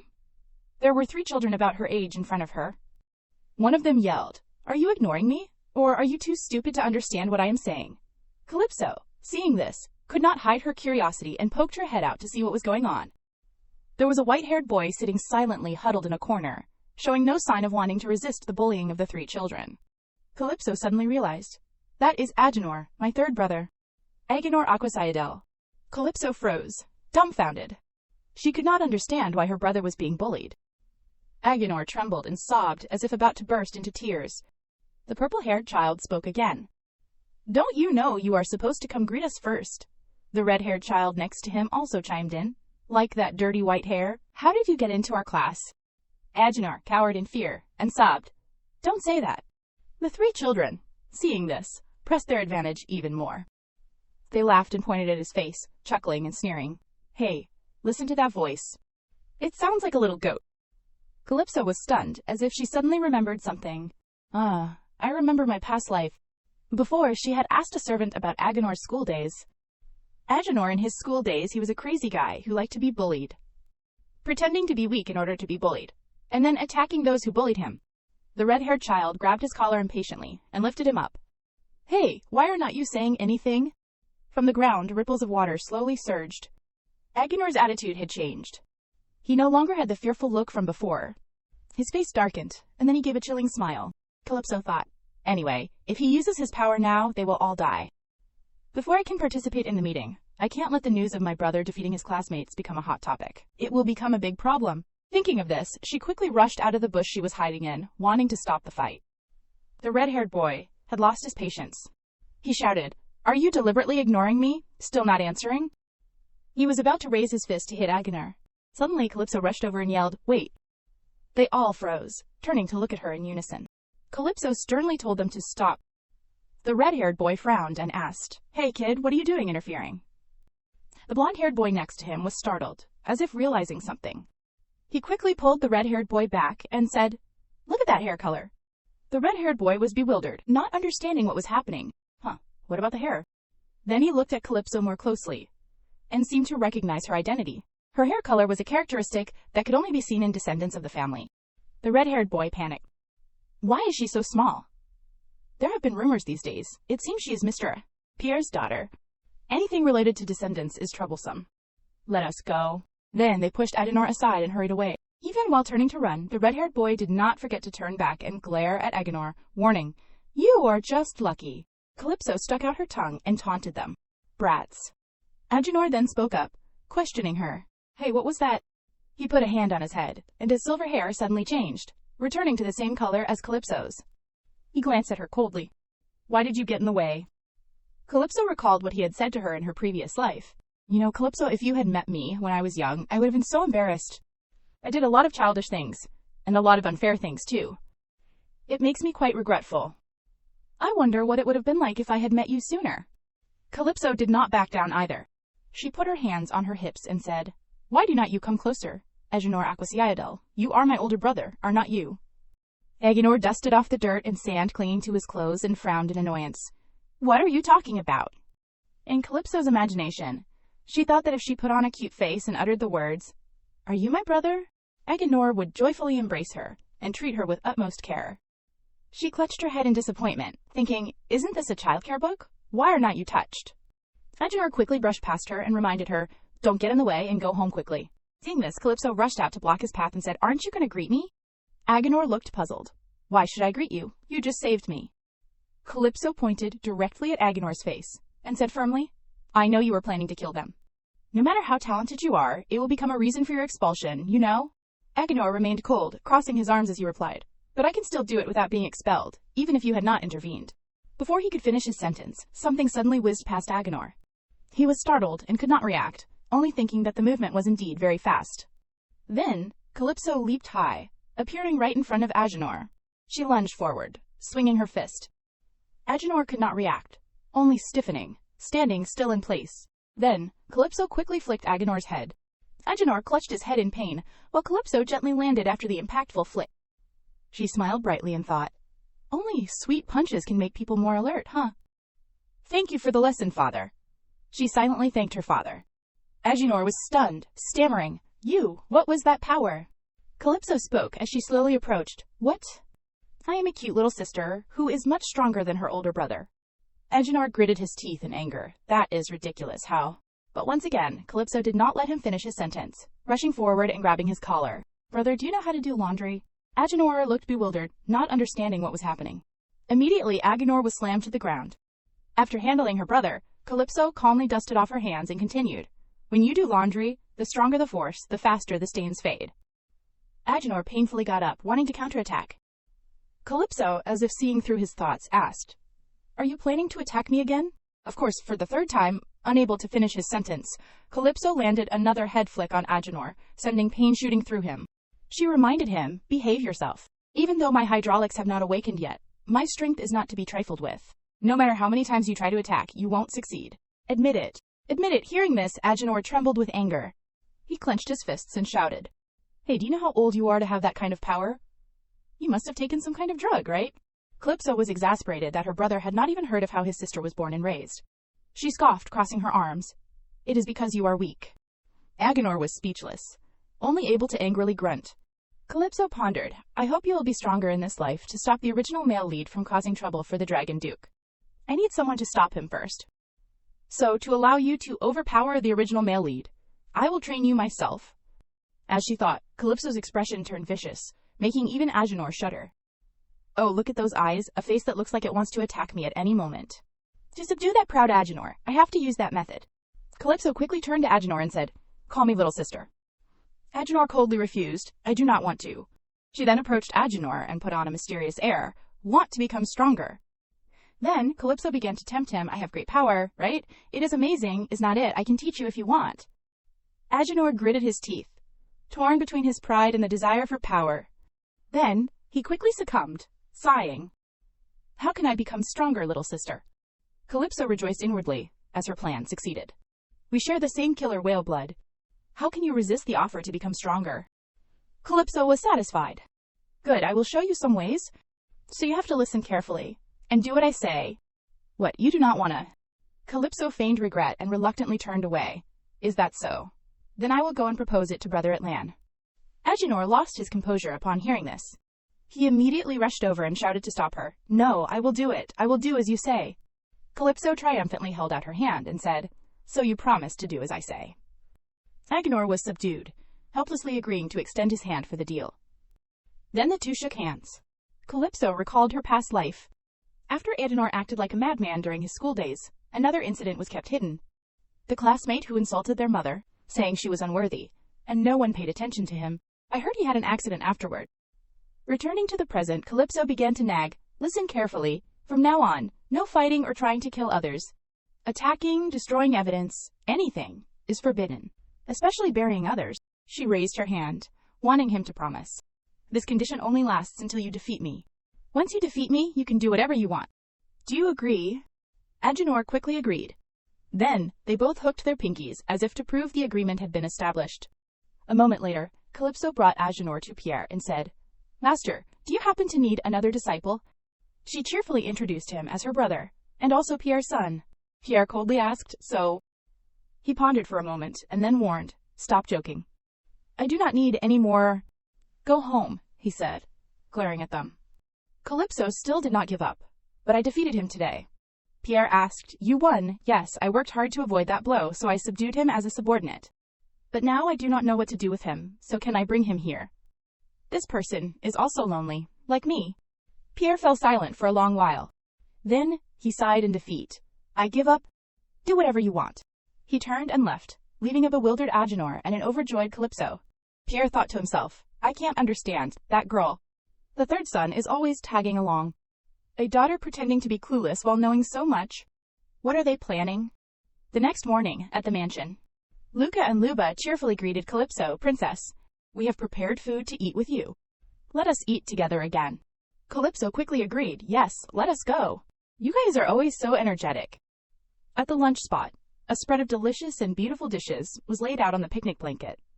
The twins could not hide their excitement, shouting loudly, while Calypso, on the other hand, was questioning life, wondering if the three of them could finish all of this.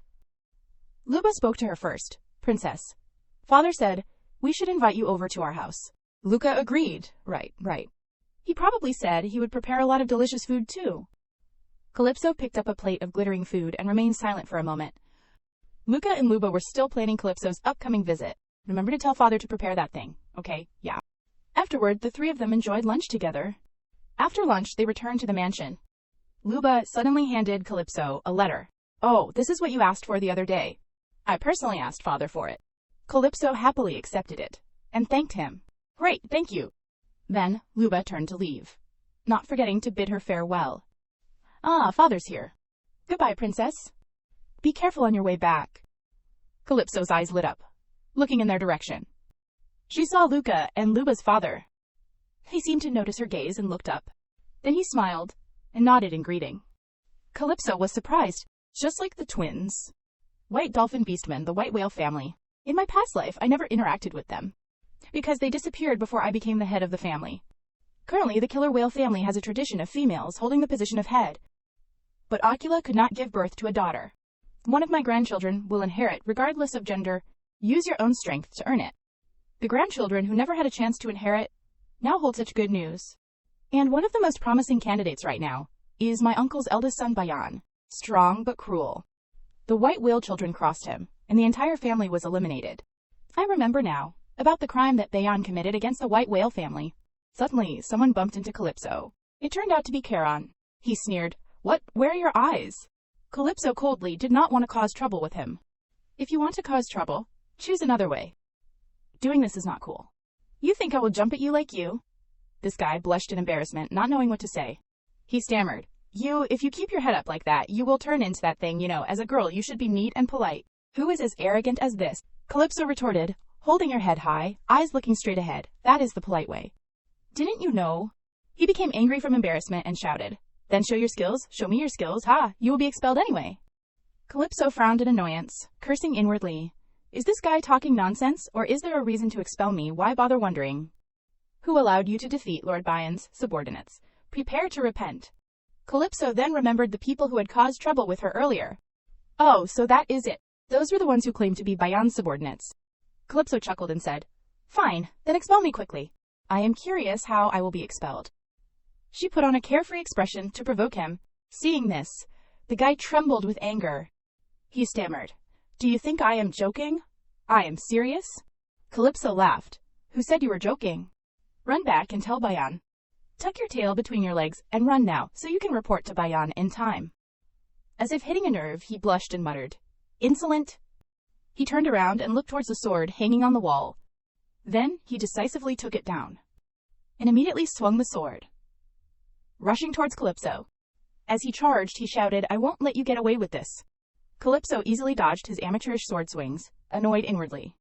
I do not want to lift a finger, but it will hurt if I get hit, and I hate pain.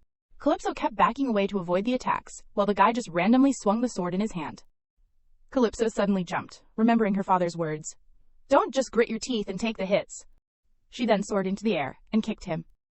The guy was caught off guard and was hit with a kick that left him dazed and disoriented. The sword in his hand immediately fell. After handling him, Calypso landed gently. Seeing the sword, she kicked it away and warned, "Dangerous." The sword slowly rolled towards someone. Then, it slowly floated up, landing neatly in this person's hand. Lila picked up the sword and frowned, asking Calypso what was going on. Lila turned to Charon and reminded him, "Charon, swords are for decoration, not to be used as weapons." Charon was frightened, stammering to explain. "Lila, But before he could finish, Lila interrupted him. "We will talk about the rest in the discipline room." Her face darkened as she coldly continued, "Although power levels are important, using weapons to injure others, or rather to test strength, and limits of ability, is not allowed." Charon turned pale, anxiously looking up at Lila. Then, someone came to take Charon away. Calypso sighed, watching him leave. Afterward, she returned to her cheerful demeanor, turning to thank Lila. "Miss, thank you." Lila simply lowered her head and softly replied, "No need to thank me. As the head of the educational institution, this is what I should do. But I must remain neutral. I have to be fair." Calypso once again put on her deadly cute expression and bright smile to thank Lila. Seeing this, Lila froze, not knowing what expression to make. Then, she said while turning away, "It feels like I am talking to a top student from the intermediate facility." Calypso giggled. Calypso thought for a moment and then asked, "Do you need an explanation, or should we go to the discipline room too?" In her mind, she was already picturing herself writing a report and undergoing a tiring interrogation. Lila reassured her, "We heard everything echoing through the hallways. You do not need to go to the discipline room, princess. Besides, he asked me to take good care of you." I was very surprised. This is the first time. Calypso was confused, not knowing who he was. Lila explained that it was none other than Calypso's father, Pierre. Calypso was shocked, dumbfounded, and speechless, unable to believe her ears. That evening, at Pierre's mansion, Calypso was anxious. pacing back and forth in front of the door. Her heart was filled with unease as she paced and bit her nails, not knowing what to do. She recalled Lila's words. "I owe Lord Pierre. I am also one of his servants. I used to brag about Pierre everywhere. I did not think Lila was Pierre's subordinate. Is this real?" Calypso clutched her head in fear. What is Pierre expecting besides this? Have you been cheerfully deceiving me all this time? How long do you think you can fool me? Thinking of these scenarios, Calypso felt as if her heart was pierced by 1,000 arrows. She thought, even if he hates me, I have no right to complain. Sense it briefly, and pretend to know nothing. It is probably time to stop this play. Calypso sighed dejectedly. But I should meet him first. Thinking this, she pushed the door open and entered Pierre's bedroom. I hope father won't be too angry. Pierre was standing pensively by the window. The wind rustled into the room, causing Pierre's bangs to flutter gently. His deep blue eyes seemed to hold countless secrets. From the beginning, he knew his daughter was telling shallow lies. At this moment, it feels more like a betrayal. At that moment, he no longer wanted to play along. I considered ending this relatively pretend relationship. I had intended to, but I could not. I used to think I could always end this relationship, something I pursued out of curiosity. But this is the first time I do not want to lose it. Pierre remained cold, his gaze directed towards the door where Calypso was standing hesitantly. She hesitated, half wanting to speak, half not, but finally spoke. Greetings, master. He did not say anything, but slowly approached Calypso. Pierre just stared at her silently. Calypso shyly avoided Pierre's gaze. She cried inwardly at this unbelievably awkward scene, not knowing what to do. Pierre suddenly noticed the piece of paper Calypso was holding. He was curious to know what it was. Calypso fumbled, opening the paper and explaining. This is what I wanted to bring to you, master. Are you curious? Are you excited? She unfolded the paper, presenting it in front of Pierre so he could read the contents. But in response to her enthusiasm, Pierre coldly said one word, number. Calypso's smile stiffened. She tried to reassure herself. Okay, I do not know how to start, but if father reacts as usual, it should be fine, right? He does not seem angry. I do not know why, but he does not seem to be saying anything. Wait, does that mean I have to start the conversation? So, according to the plan, that is Luca and Luba's recipe. Wait a minute, master. I will make you a super delicious dish today. Calypso confidently patted her chest as she recalled the recipe Luca and Luba had taught her. Pierre looked bewildered, not understanding why it was about cooking. Despite not understanding what was happening, Pierre patiently sat at the dining table, waiting for Calypso to cook for him. A moment later, Calypso entered with a tray. Master, you have been waiting a long time. Right, it is done. I made a dish based on your nutritional balance, and the chef at your house interfered a bit. She slowly placed the tray in front of Pierre, but look forward to it. Here it comes. A horrifying dish appeared before Pierre's eyes, a dish enough to make the chef's father rise from the grave. I considered nutrition. Pierre was silent. Calypso still did not notice anything unusual about her dish. She cheerfully replied, Yes, I have a very special recipe, which also includes main nutrients. Calypso finally dared to say what she had wanted to say all day. Actually, I feel very sorry for what I have caused. This is also my apology for suddenly asking you to accept a second disciple, who is my brother. I was too presumptuous. Calypso anxiously intertwined her fingers. Her small, pretty hands were covered in scratches and bandages from putting her heart and soul into the dish for her father. She shamefully apologized to Pierre. Pierre remained silent, only pondering. He remembered the first day Calypso arrived, her bright smile melting his heart. Calypso had kept her head down the entire time, guiltily not daring to face Pierre. Pierre sighed helplessly, not knowing what to do with his little daughter. He broke the silence. Explain the dish. Calypso looked bewildered. What do you mean? If I serve a dish, I have to explain it. Calypso seemed surprised, but still agreed. Oh, okay. For the recipe, this is Luca and Luba's dish from the white whale family. While Calypso was enthusiastically introducing the dish, Pierre silently used his hydraulics. It turned out he had noticed his daughter's injured hands and used his hydraulics to heal them. Pierre finished just as Calypso finished her introduction. And that is it. What do you think, master? Pierre answered frankly without hesitation, I do not like it. Calypso froze, as if stabbed in the heart. I am not accepting anyone else. Calypso felt remorseful. Oh, I see. I am sorry, master. Pierre reminded her not to make this mistake again. Calypso obediently obeyed, promising that she would not do it again. She hesitated as if wanting to say something. Oh, master, you know? She wondered if she could ask him about that now. Pierre stopped cutting the meat and asked, What is it? Today some strange things happened at school. Your father asked Layla to protect you. Why did he give that order? Calypso excitedly recounted her achievements. I beat a 9-year-old, Pierre, not to be outdone, added. I beat a 14-year-old at your age. Calypso, outwardly cheerful, inwardly gritted her teeth, thinking, Father is so carefree. Calypso curiously asked Pierre. My father asked Lila to protect me. Why did he give that order? Pierre glanced at her indifferently. So what? Calypso looked up at him cautiously. What do you think, master? Even if he found out, I have to pretend I do not know. I have to ask why he did this. Because I witnessed the world being destroyed by the Dragon Duke and I did not care. Now I hate uncertainty. Pierre maintained his aloof demeanor, slowly cutting his meat as he asked her, What do I think? Why are you asking me? I am not your father. Calypso froze, momentarily unsure how to react. Calypso was stunned, her hands clenching into fists. She thought to herself, So that is it. When did he find out I was lying?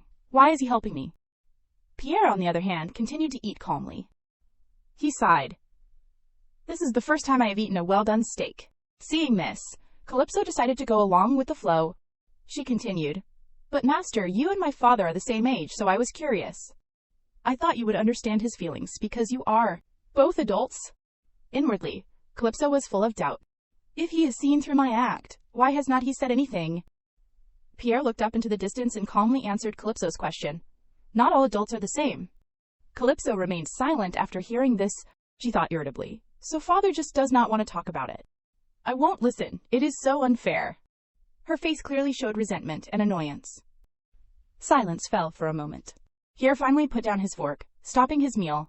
He asked Calypso, Didn't he say he cares about you and loves you?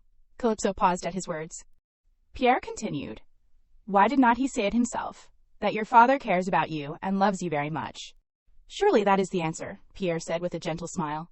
Calypso, while eating, looked down at her hands. She suddenly realized that the wounds on her hands were gone. She was happy to realize that Pierre had healed the scratches on her hands.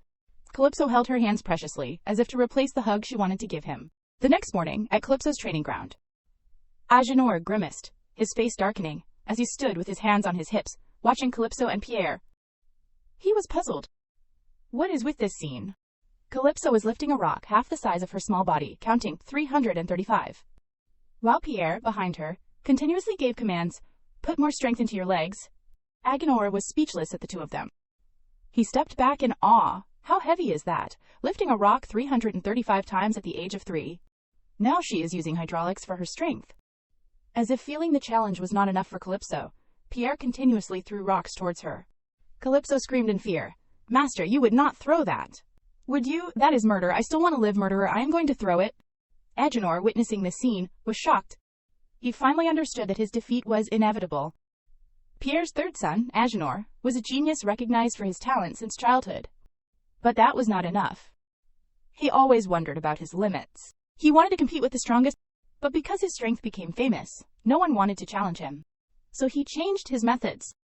He deliberately provoked others to bully him and defeated each strong opponent one by one. That was Agenor's joy. Until one day, his little sister appeared before him. Moreover, she called his father master. He did not know what had happened. But the truth was, his father was interested in her. There was no doubt about it. She is my true savior. Thinking of this, his eyes lit up like car headlights. Although my belief is to break through strength, what if she is so strong that I can't destroy her? I should respect and serve her. I must do as I think. But I can't stand this crazy training. Agenor shuddered at the thought of having to go through this hellish training like his sister. Pierre's voice brought Agenor back to reality. What are you doing? It is your turn next. Pierre looked puzzled as Agenor silently walked towards him. Then, he suddenly said loudly, Please give me a smaller rock than Calypso's, master. Both Calypso and Pierre were speechless for 5 seconds. Pierre crossed his arms and looked at him. A smaller rock. Aren't you ashamed? Don't you see the situation? Agenor hesitated for a moment before replying. Number. Master, I will become stronger within my limits. Calling my father, master, is there something wrong with that? I will just call him that. He will definitely accept my request. Calypso's legs were wobbly. She shakily dropped the rock on her back, panting heavily as she asked, Is my training over? After hearing the desired answer, Calypso breathed a sigh of relief and sat down exhausted. Finally, I can rest. Agenor suddenly glanced to his left. He saw a glass of ice water and a towel. He flicked his wrist, using his hydraulics. Both the towel and water flew over instantly. Then Agenor turned to Calypso with a bright smile. Little sister, you have worked hard. He handed her the towel and water. Calypso was suspicious. She wondered, what is wrong with him? Is he crazy? Those eyes. Is there a problem? Agenor's face was radiant, his blue eyes like 1,000 stars. Then Agenor started flattering her. You are so good, so cool, so extraordinary. Calypso, puzzled, accepted the towel and water. Seeing you reminded me. Can you grant me one request? Wiping her face, she curiously asked, one request. Go ahead, let me hear it. Agenor continued, I have 2 older brothers. My second brother's name is Atlan. Ah, you know? So, the thing is, please take care of our second brother too. Calypso gaped, as if she could not believe her ears. Her mouth hung open, water dripping down her chin. What? Agenor's face showed clear disgust, as he mentioned Atlan. That hot-tempered, unlucky second brother. How could he compare to you? Those eyes are so annoying. Thinking of his plan, he smirked. So I can't be the only one to suffer. Agenor put on a fake smile and said to Calypso in a flattering tone, Make sure he can't recover, okay?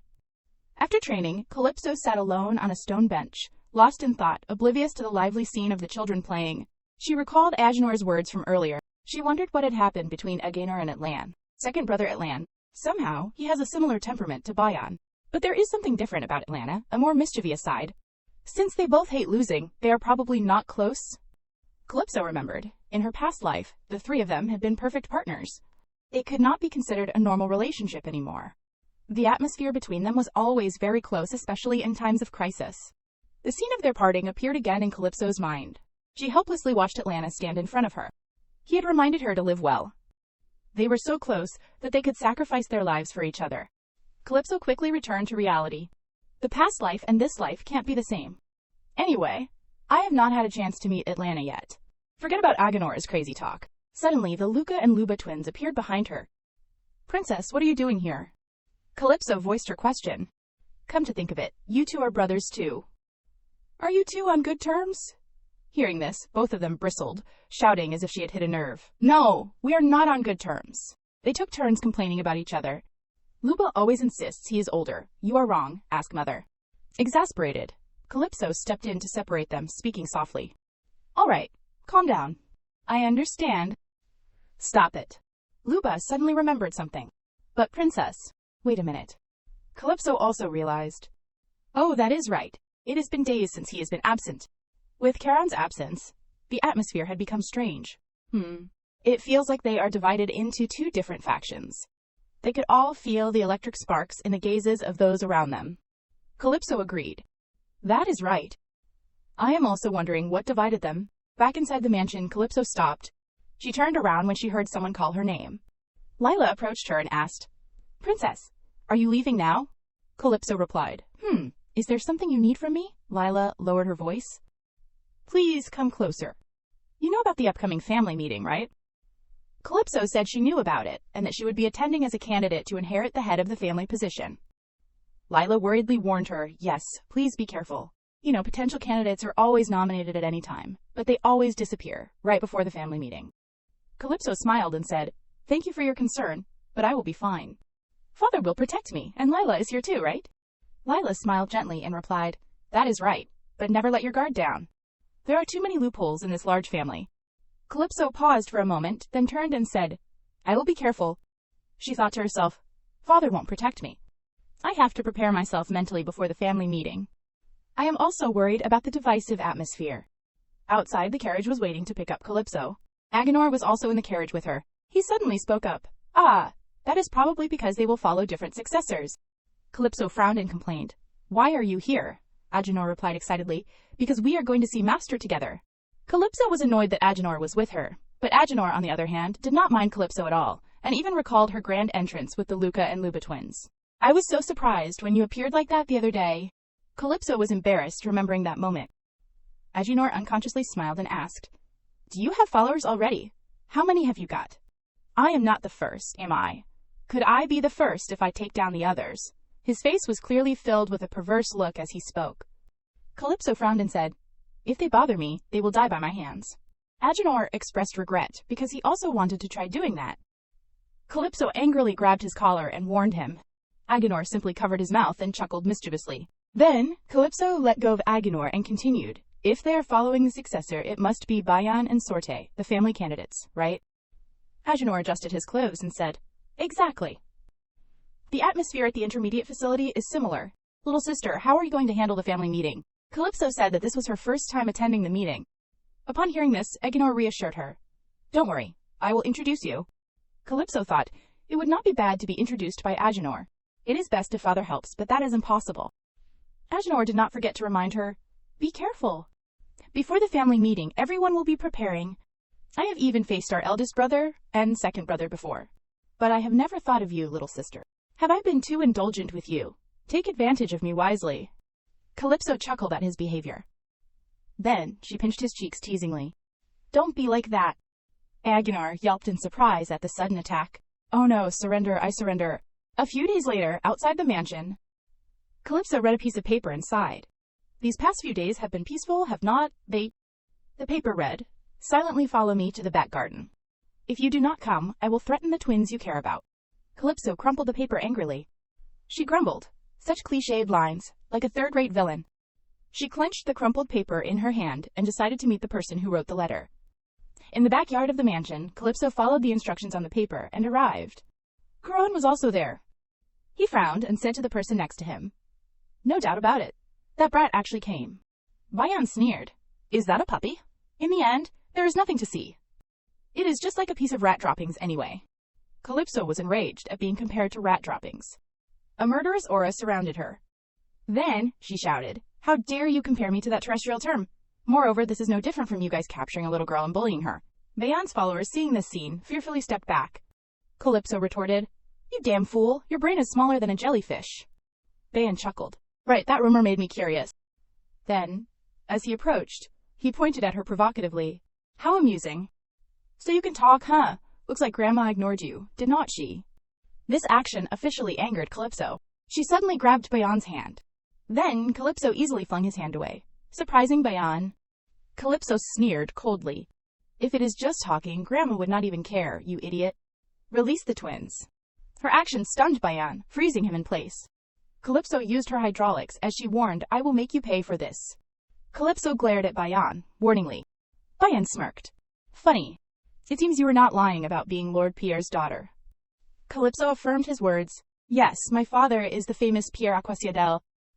Her words caused a stir among the children present. Bayan continued to provoke her. So what? It proves you are just a daddy's girl. Calypso quickly denied it. No, I inherited all of my father's talent, and you will certainly remember that. Then, she shouted to the twins. Luca, Luba, shout. Bayan turned around angrily and looked at the two brothers. You dare play dirty. Killer whales are top predators. But they are not invincible. All sea creatures have evolved and developed their own weapons. The weapon possessed by the white whale beastmen Luca and Luba is a supersonic scream, capable of destroying eardrums. As soon as Bayan finished speaking, the two brothers shouted simultaneously. Calypso covered her ears and turned to Agenor. Save the twins. Agenor did not hesitate, and immediately rushed off. Leave it to me. Bayan angrily covered his ears and grumbled, he is here too. Suddenly, Calypso rushed forward and grabbed his collar while he was still off guard. Where are your eyes? Your opponent is me. As she spoke, she made a fist. Then she punched Bayan hard in the face. He did not have time to react, and took the full brunt of Calypso's punch. His head spun, while she landed lightly after the blow. One side of his face swelled up, and he spat out a mouthful of blood. Bayan glared at her, wiping his face as he growled. A few petty tricks. Calypso sneered and turned to look at Bayan's now defeated subordinates. She asked triumphantly, So what do you think of those petty tricks? Answer me. Then she turned and shouted to Agenor. Agenor, no matter what happens, protect the twins. Agenor asked her worriedly, Princess, do you need any help? Calypso reassured her brother and quickly entered battle mode. Come on, who do you think I am? Calypso waved her hand, provoking the group. What are you standing there for? Are you all scared? Seeing the previous scene, they all hesitated, none of them daring to step forward. Calypso said contemptuously, Cowards! After that, only the sounds of fighting remained. Agenor watched the fight from the sidelines, bewildered, not knowing whether to call this a fight or not. Fights between killer whales are usually very bloody, because they use hydraulics. But here, it was like a chaotic brawl. A kid was quickly thrown towards Agenor. Screams echoed everywhere. Calypso did not fight conventionally but used her jaws. The The subordinate she bit cried out for mercy. "Let me go." Bayan saw this scene and shouted, "Restrain her, can't you take her down? Use hydraulics." A feeling of fear arose in his heart. She is already this terrifying without awakening her power. She is even better than Big Brother. Then he turned excited. Agenor covered his mouth with a perverse smile. Calypso easily single-handedly defeated Bayan's subordinates. He angrily turned and changed his target. "If I can't catch that brat, then catch them and bring them to me." A man suddenly appeared and signaled for silence. Then, a piercing sound rang out, causing Bayan's subordinates to writhe in pain. They screamed and eventually collapsed to their knees, unable to bear it. "Lord Agenor, I rushed here as soon as I saw the message." But what is going on here? The person who arrived was the father of Luca and Luba. Luba, upon seeing his father, rushed over in a panic. "Father, father." "Luca's eyes are not open anymore, father." His eyes welled up with tears as he saw his brother lying motionless. Agenor calmly said to Loba Beluga, "Please wait a moment for me to explain. As the princess is almost done." Calypso had also finished dealing with the group. She quickly wiped the sweat from her face. "This is quite close to the mansion. Because of this chaos, they will probably..." Just as Calypso thought, Lila and another person quickly arrived at the scene. As soon as they arrived, she cried out, "Stop! What is going on here?" Calypso smirked inwardly. After entering the mansion, Calypso's wounds were quickly bandaged. Lila wanted her to explain what had happened. Calypso made only one request. "Wait, can you give me a moment to calm down?" Lila quickly agreed. "Of course." Calypso calmly took a sip of tea. Then she began to recount. "First, I must make it clear, they started the fight. More precisely, the white whale twins were beaten by them. How could I stand it? They are still children, not even 7 years old yet. Our killer whale clan must protect children. That is an indisputable truth. But not only that, it also involves the rules of the Orca law. Those are the rules that our education system must follow. Students with better academic and abilities do not have the right to oppress younger students." Calypso slammed the table angrily as she spoke.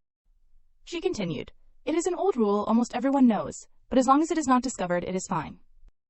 That rule was established by the ancestors of the killer whale family, so it can't be ignored. Therefore, I, Calypso Aquasiadel, request a disciplinary hearing."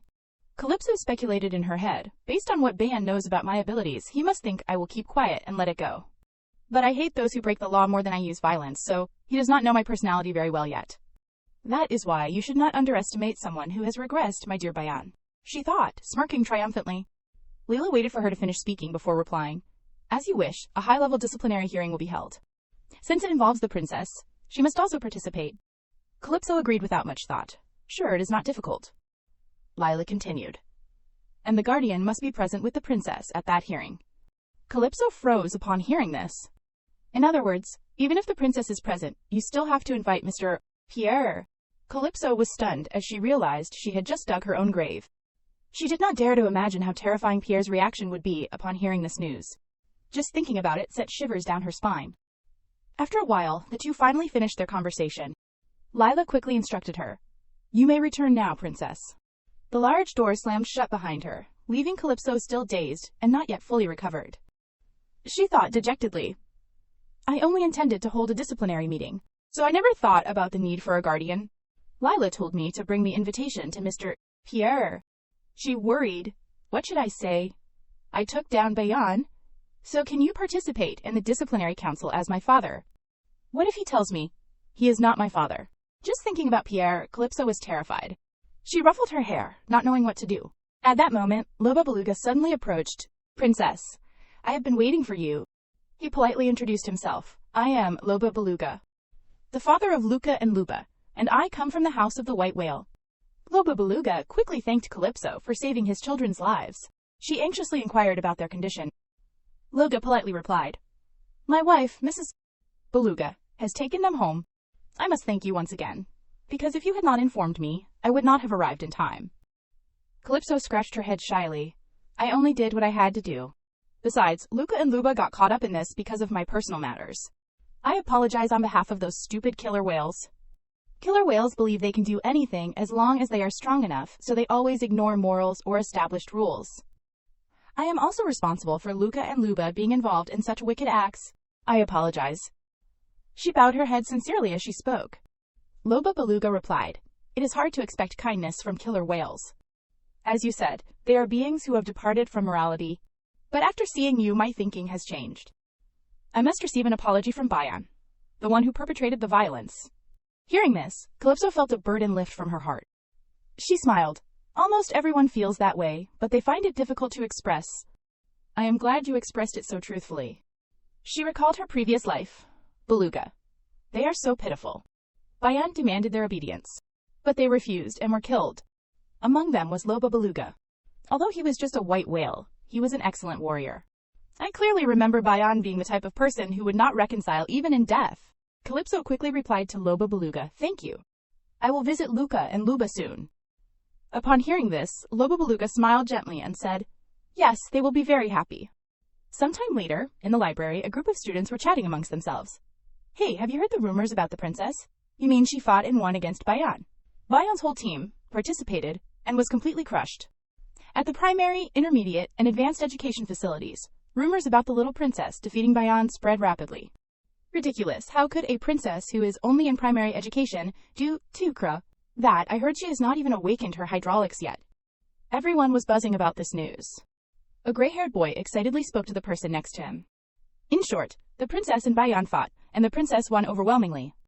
What do you think, huh? Say something? He kept chattering and nudging the other person, who was trying to take a nap. The other person finally could not stand it anymore, and sat up, his voice filled with murderous intent as he retorted, "Do you enjoy interrogating people so much?" The other boy, seeing this frightening sight, flinched and quickly denied, "No. Can't you say anything? After all, she is your younger sister, Atlan." This person was Calypso's older brother, Atlan. Atlan remained silent for a moment, as if deep in thought. Then he said, "Don't talk nonsense. I do not have a younger sister. If you wake me up one more time, I will kill you," Atlan warned, tightening his grip on the other boy's collar. The frightened boy immediately assured him, I know. Your temper is too unpredictable. What do you think about the rumors about the princess?" "What do you think, Bellis?" Two girls shyly asked the boy who was reading. This person was Calypso's eldest brother, Bellis Aquaizidal. He calmly replied, "Those who commit crimes deserve to be punished." The blonde girl was puzzled. "Crimes? Tell me more, Bellis." "She really hates people who break the law. But Bayan is not the main problem." As he said this, Bellis's face darkened. Back to Calypso's side. She was excitedly recounting to Pierre, I won. Master really taught me a lot of great things. Thank you. Thanks to you, I won." Calypso's face was full of pride as she spoke. Suddenly, the wound on her shoulder throbbed with pain. Calypso complained internally, "I am such a child. My body aches after just a little fight." Then, she flinched as if she suddenly sensed something. Looking up, she met Pierre's gloomy, dark face. Calypso tried to reassure herself. "What? It is okay. I have to try harder. But he has to be happy for me to talk about joining the disciplinary council." Pierre's anger was evident as he frowned. "Victory is when you bring glory home, without any injuries." Calypso was confused. What is Master saying? "How can I win without getting hurt?" Pierre immediately retorted, "I won without getting hurt." Calypso still would not give up. "But that is Master. I have not even awakened yet." Pierre glared at her and reiterated, "From the moment you acknowledged me as your master, were not you supposed to obey my words, as if they were law?" Calypso stammered, "That is true, but—" Pierre interrupted her. "A victory where you are covered in injuries like that is not considered a victory. It is incompetence." The smile on Calypso's face faded. She remained silent. Only one compliment, the rest is all reprimanding. At this age, is winning a fight that easy? Can't you give me a single word of praise? I am training harder than anyone. Her eyes welled up with tears, threatening to cry. She tried to keep her head down to hide her vulnerability from him. "From my past life until now, I have been trying my best." Her hands trembled as she clutched the hem of her dress. Then Calypso turned to leave. Pierre asked where she was going. Calypso just indifferently replied, "I do not know, but I am going." She walked away, crying as she went, feeling wronged. She thought of her father. "Father would never do this to me. Father, I miss you so much." The more she thought, the sadder she became, tears streaming down her face.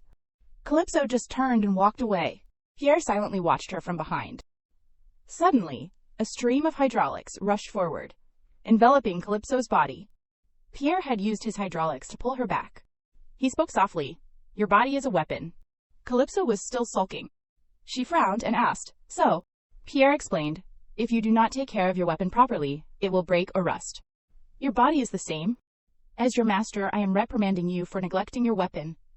A well-maintained weapon can be used for a lifetime. I am the one who failed to forge that weapon. As he said this, Pierre sadly lowered his head. Calypso was stunned. She remembered a powerful hero whom everyone revered. However, that killer whale unfortunately contracted an incurable disease, so he considered his life a failure. Until the day Pierre closed his eyes, there was not a single day he did not receive attention.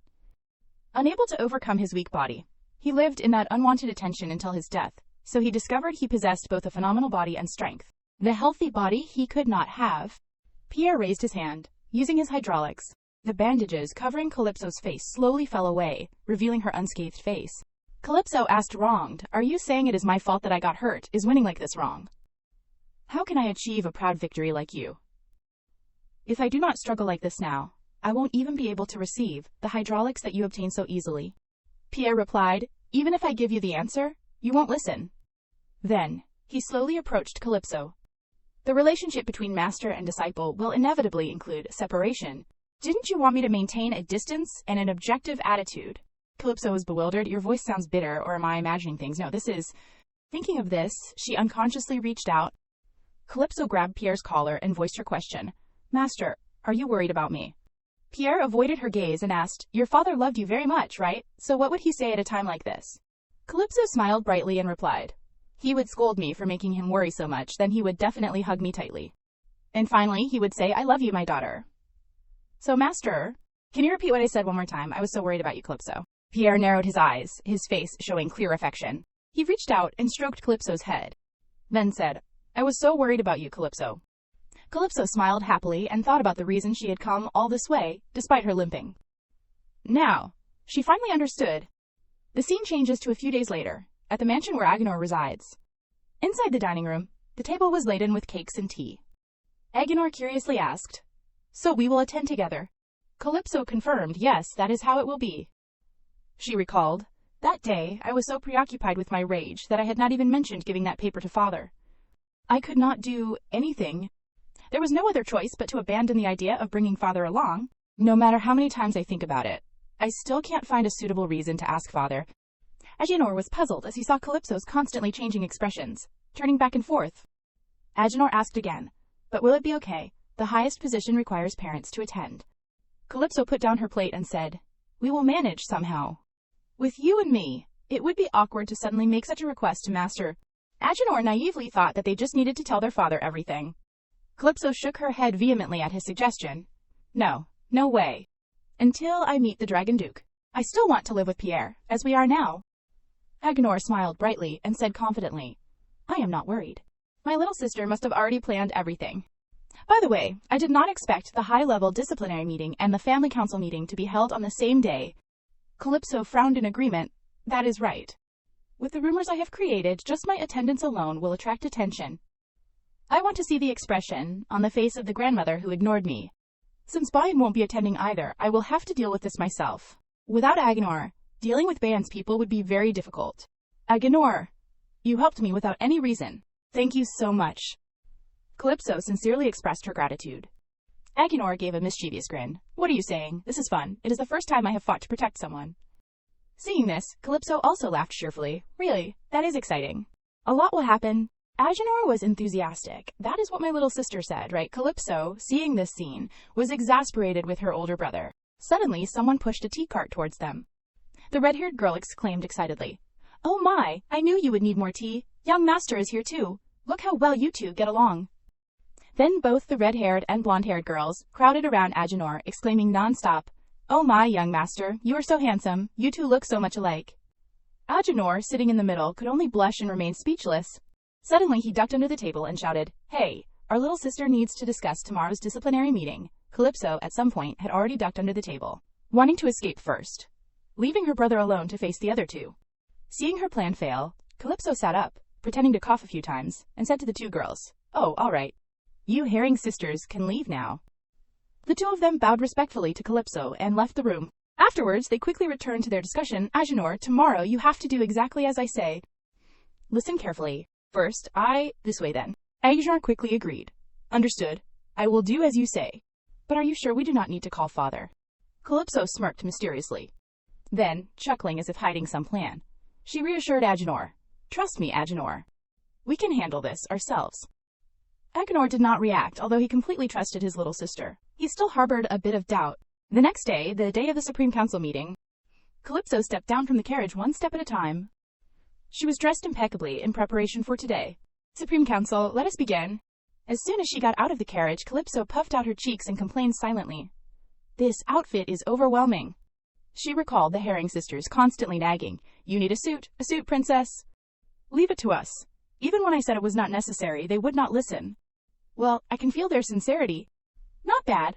Clothes are also weapons, princess. Your body is a weapon. Thinking about everyone's words, Calypso felt warmed by their concern. She happily placed her hand on her chest. This is a weapon. Another person quickly came to greet her. Princess, this way, please.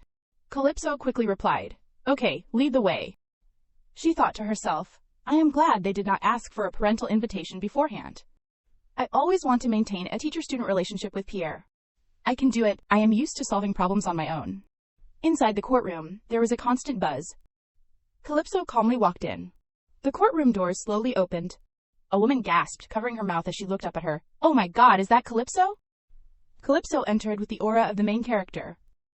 She drew the attention of everyone present in the room. Everyone was surprised, seemingly unable to believe their eyes. Impossible, someone so poor fighting. Just as expected, she truly carries Pierre's blood. Since it coincides with the family meeting, it is quite sparse. It seems most of them came to see me. It is strange that the 2 days coincide. Lila will handle this, right? Lila quickly stood up to greet her. Princess, welcome. She stood upright, hands clasped in front. Lila smiled as she spoke, noticing Calypso's change. You look different than usual. Calypso cheerfully asked. The water maids worked very hard. Do you think they look beautiful? Lila just smiled silently and nodded, as if in agreement. She pointed towards Agenor in the distance. Over there, you can sit next to Mr. Agenor.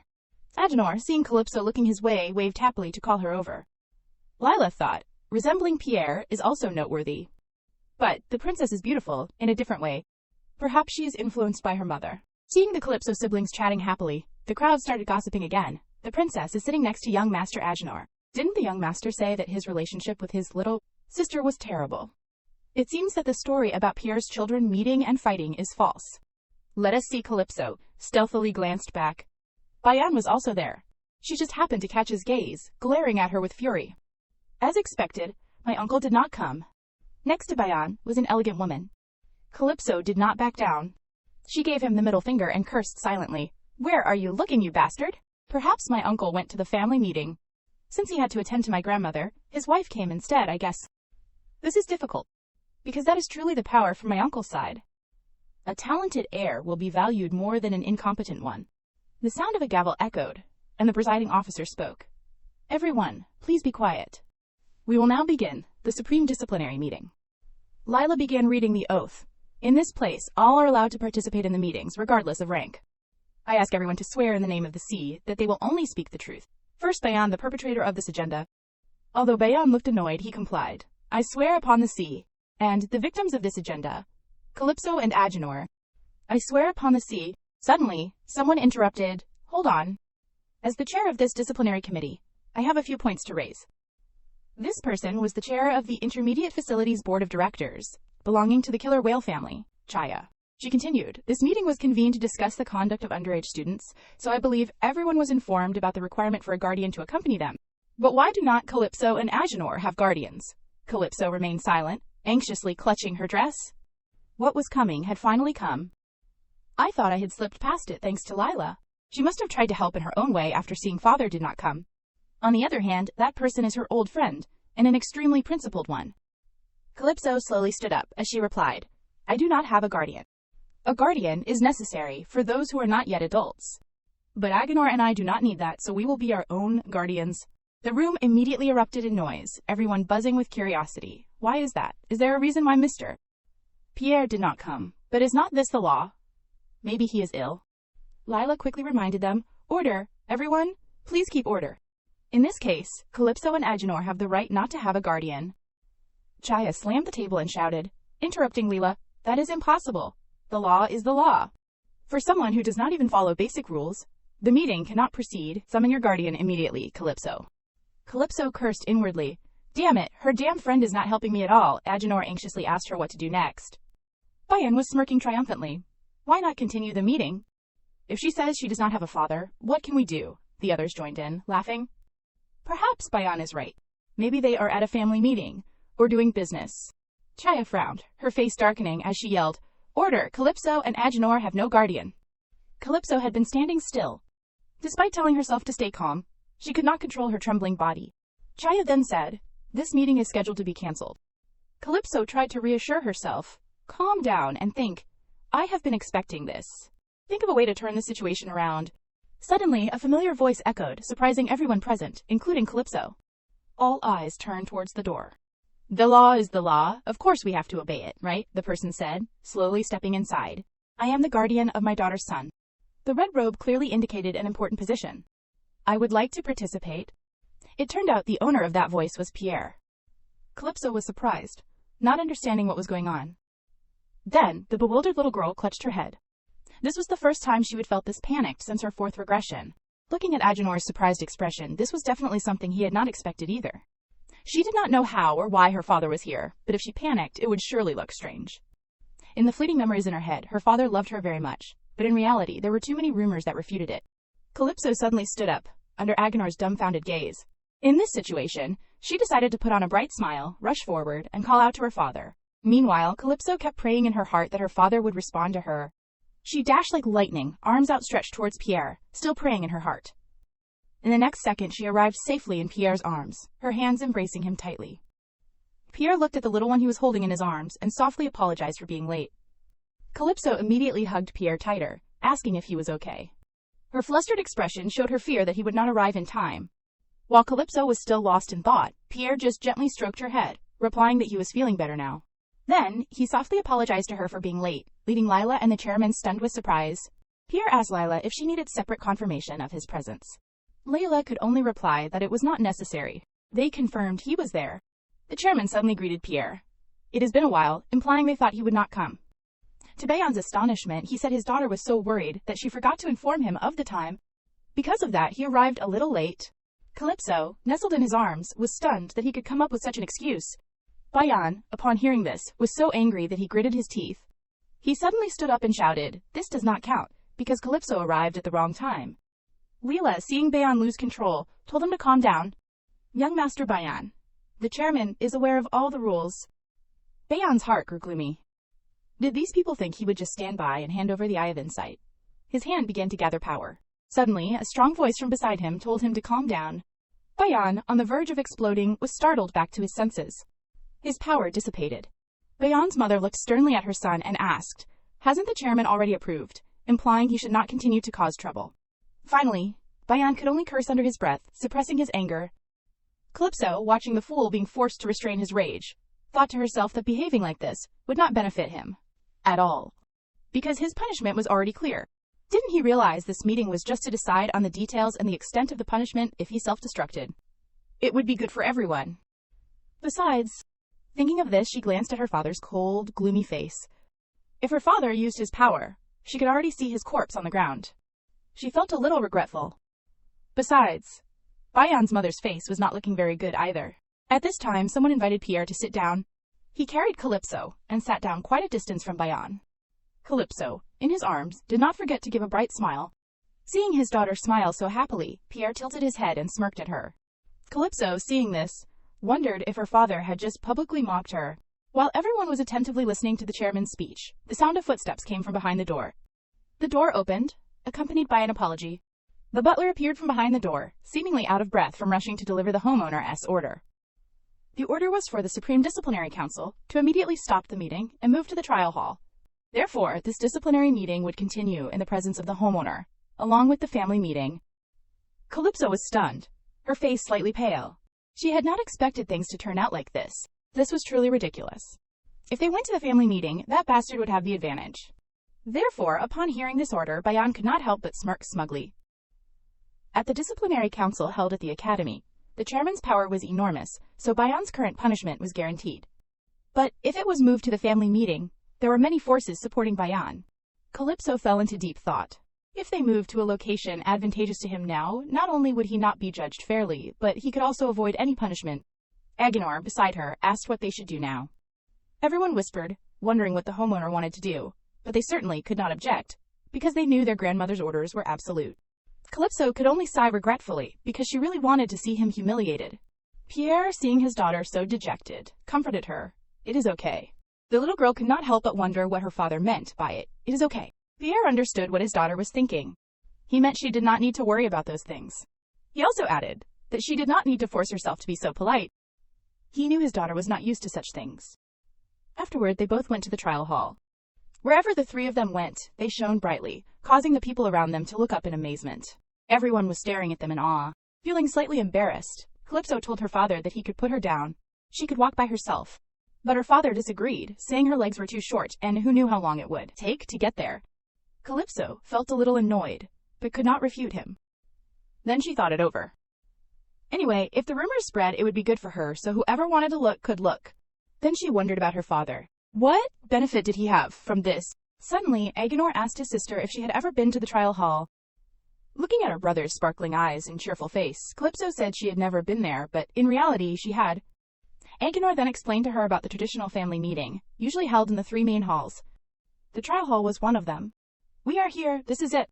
The group stopped in front of an enormous door, behind which was the trial hall. Calypso widened her eyes, looking at the door. She knew the trial hall had two meanings. One was the bright blue door, just like its name. The second meaning was where the trials took place. Calypso stared in a daze. When the three of them, Calypso included, stepped inside, Bayan and his mother also had to bow their heads. She knew that throughout the history of the killer whale family, countless events had taken place, originating from here, which was why it had such a name. The blue door opened once again, and once again she stepped back into this place. Pierre shielded his daughter in his arms. As soon as they entered, someone announced loudly, Lord Pierre, young Master Agenor, and Lady Calypso have arrived. The three of them walked in together. Seeing Calypso's appearance, the people inside were surprised because it was their first time meeting her in person. A woman lowered her eyes slightly at the appearance of the family of three. Then she could not help but sneer. Look who is here. It was the killer whale homeowner, Ocula. She sarcastically remarked that she never thought she would see her supposedly dead son here. The family of three politely bowed to the homeowner.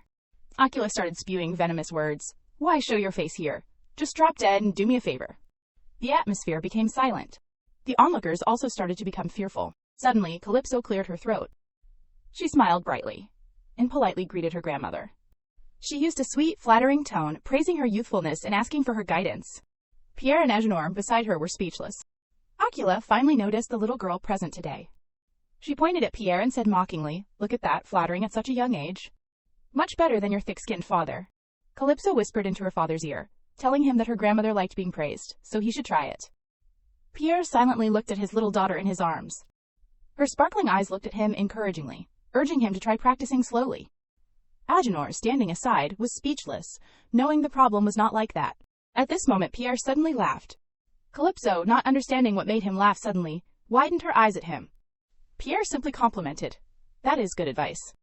I will remember that. The little girl froze, unable to believe her father could even laugh. The surrounding crowd started chattering, surprised to see Lord Pierre laughing. It seemed the rumors were true. He truly loved his daughter. Suddenly someone slammed the table and called out to the homeowner. They reminded her to return to the main matter and continue the trial. This person was Pierre's eldest brother, Rodson. He looked at Calypso and said sarcastically, Although it is nice to reunite with my little brother, we can't delay official business. The three of them ignored him completely, not even giving him a glance. The people around also averted their eyes. Ocula suddenly smiled. She glared at Rodson, coldly asking if he dared to interrupt her now. Rodson could only lower his head and apologize. Calypso playfully stuck out her tongue, teasing him for being slapped in the face before he could finish speaking. He deserved it. Then she wondered where she should sit, but someone quickly came to guide her. When everyone had settled down, she suddenly realized something was wrong. She did not understand why her father chose this spot. Their position was far from the conference table. She felt that Ocula was intentionally looking down on them. It was outrageous. The people sitting at their table also did not understand why Pierre sat here. Calypso poked her father and whispered, What should we do? They are looking down on us. It seemed like Ocula would not be able to hear her speak from there. She kept poking her father's chest to get his attention, but he did not seem to care about this issue. While she was trying her best to attract her father's attention, Pierre placed his hand on her forehead. He sighed, telling her not to nag like a shrew. Calypso urgently told him to stop playing with words. He told his daughter not to worry about people not hearing her. He assured her that everyone would hear her voice because they came here for the disciplinary hearing, not the family meeting. Bayan, on the side, sneered. Pierre reminded her to remember the reason she was here. The reason she was here. At this moment, another young man appeared. As soon as he showed up, the surrounding people started chattering, surprised that he had also come. But of course, who could miss this? When he reached Ocula, he stopped and greeted her. He started speaking. There must be a reason why grandmother held such a full meeting. Everyone is present and ready to listen to your golden words, my lady. Please enlighten us. He smiled slightly. This was Calypso's eldest brother, Belus. Ocula thanked him, also praising his eloquence. Belus bowed and replied, You flatter me. Calypso, watching them happily chatting, felt a little annoyed, calling him an opportunist. Ocula returned to her seat and started speaking, asking if she had heard about what happened to her education system. Anyone involved stepped forward. Hearing this, Calypso's expression became serious. Bayan, at this point, had regained his confidence and smugness. He believed that if the matter was resolved here, victory would be his. The people stepped forward, standing side by side, silently listening to the next words. A cold voice said, Explain everything you have caused in my precious establishment. Bayan smirked smugly. Allow me to speak first. First, please do not call it a mess. It was just a small accident. He considered it a trivial matter, not even worth bothering the homeowner. For the killer whale clan, life is a struggle, a constant fight. Every moment must be utilized to the fullest, yet you dare waste our precious time. Just for this little personal conflict, Ocula was still listening attentively to his excuses. It lowers the dignity of the Orca clan, the strongest creatures in the ocean. Hearing this, Calypso's face darkened. She wondered if his conscience had been eaten by a dog, as he seemed to have forgotten that he had fought with a 3-year-old, but she quickly focused back on the main issue, seeing what he had said so far. The homeowner asked, Are you saying these are exaggerated rumors, that in reality the incident was just a small accident? He started pretending to be pitiful, saying he just wanted to see his cousin because she had been caught up in many rumors recently, so he secretly asked her out just to talk. What was he trying to pull now? He pointed at his father and said, After meeting, she dared to insult my father. He claimed she did so to show him that she was the daughter of the strongest killer whale, Pierre. Calypso, standing there, was furious. He had insulted her first, and now he was dragging her father into it. Moreover, who gave him the right to address her father by his first name? Bayan continued to make excuses, saying he was not as cunning as her. He even had witnesses ready to recount everything. Hearing about the witnesses, Calypso was very surprised, as she had not thought he had this trick up his sleeve. Very quickly the witnesses were called. As soon as he arrived, one of them shouted, claiming they were only trying to help young Master Bayan. They only did what they could, but were beaten for no reason. He pointed at Calypso and asked loudly, Isn't it just because you are Lord Pierre's daughter? From the beginning, this was an unfair fight. Initially seeing the seemingly remorseful witnesses appear, she was a little worried. But were these two even considered witnesses? She did not understand. Were they bragging about being beaten by a 3-year-old? The other witness also started speaking, confirming, that is right. The young lady insulted young Master Bayan first. He is definitely the one in the right. Bayan seemed very pleased with himself for having prepared everything. Bayan then spoke again, asserting there were no lies in the witness testimonies. As for Agenor, the witnesses seemed quite uneasy and afraid, so much so that Calypso could even hear their discussion. They were truly idiots. 1453. After hearing Bayan's excuses, the homeowner spoke up, asking, In short, you are saying you are not at fault in this matter. Bayan smirked smugly. He began to make excuses again, claiming he was not at fault, and that he had a deeper reason for bringing this trivial disciplinary issue to the family meeting. He glanced at Calypso beside him and sneered. I deliberately used this opportunity to expose the truth about my rude cousin. Calypso still did not understand what trick he was trying to pull. She simply asked coldly, What truth? I do not understand what nonsense you are talking about. Bayan started asking what outstanding quality she had to be the daughter of the great Lord Pierre. He claimed she had no suitable strength or dignity. He claimed that with her ability to lie and boast so easily, she must not have been properly raised. Calypso, hearing this, was not bothered or angry. On the contrary, she thought the one not properly raised was him. Someone who could insult others as naturally as breathing could not be a good person. Feeling bored, she yawned, wondering when she could retaliate.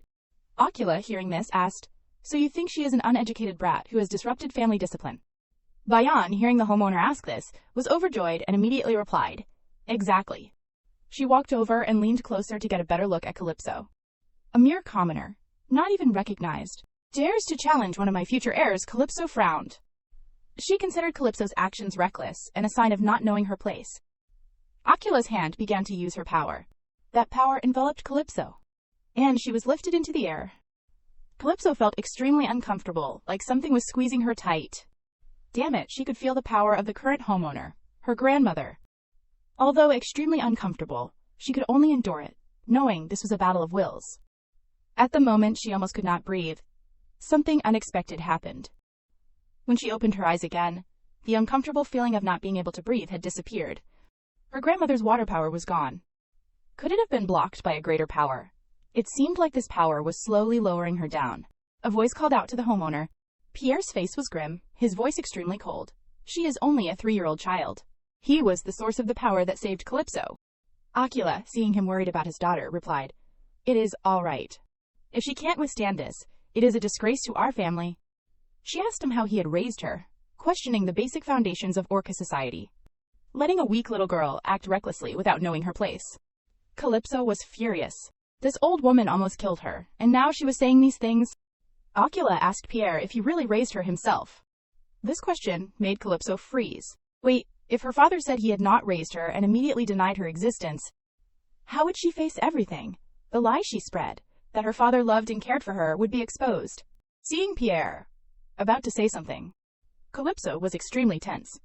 She prayed it would not be like that, but unexpectedly, Pierre said he had taught her according to his own rules. She stared at him in surprise. Then he turned and walked towards her. While walking towards Calypso, he said he had taught her to always win every battle. You acted exactly as I instructed. Calypso looked up at him. He also looked down at her and said she had followed everything without missing a single detail.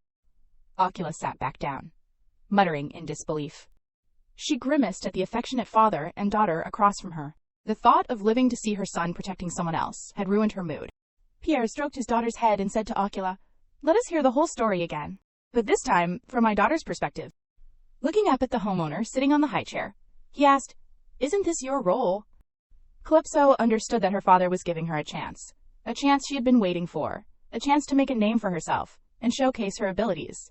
She absolutely would not miss this opportunity. Calypso stepped forward and softly called out, "Grandmother." She lowered her head slightly, her hair covering her eyes, but her voice was still clear. She just wanted to ask one thing. When she raised her head, her eyes shining brightly, she asked, "Isn't it the rule of the killer whale clan that the actions of the strong must be held accountable?" Akila replied boredly, "Yes. The main issue of today's meeting is the fight. They insulted my honor like that, but this is what matters, right? If you judge me fairly today, grandmother, I will tell you some interesting things." Bayan's face turned ugly as he hurriedly tried to interrupt. "That bastard Bayan's turn is over. Now it is my turn." While the two were arguing, the homeowner interrupted. She ordered Calypso to continue. That day, Bayan brought 4 subordinates. Agenor took on 3, and Lila fought with me. Everyone around started whispering.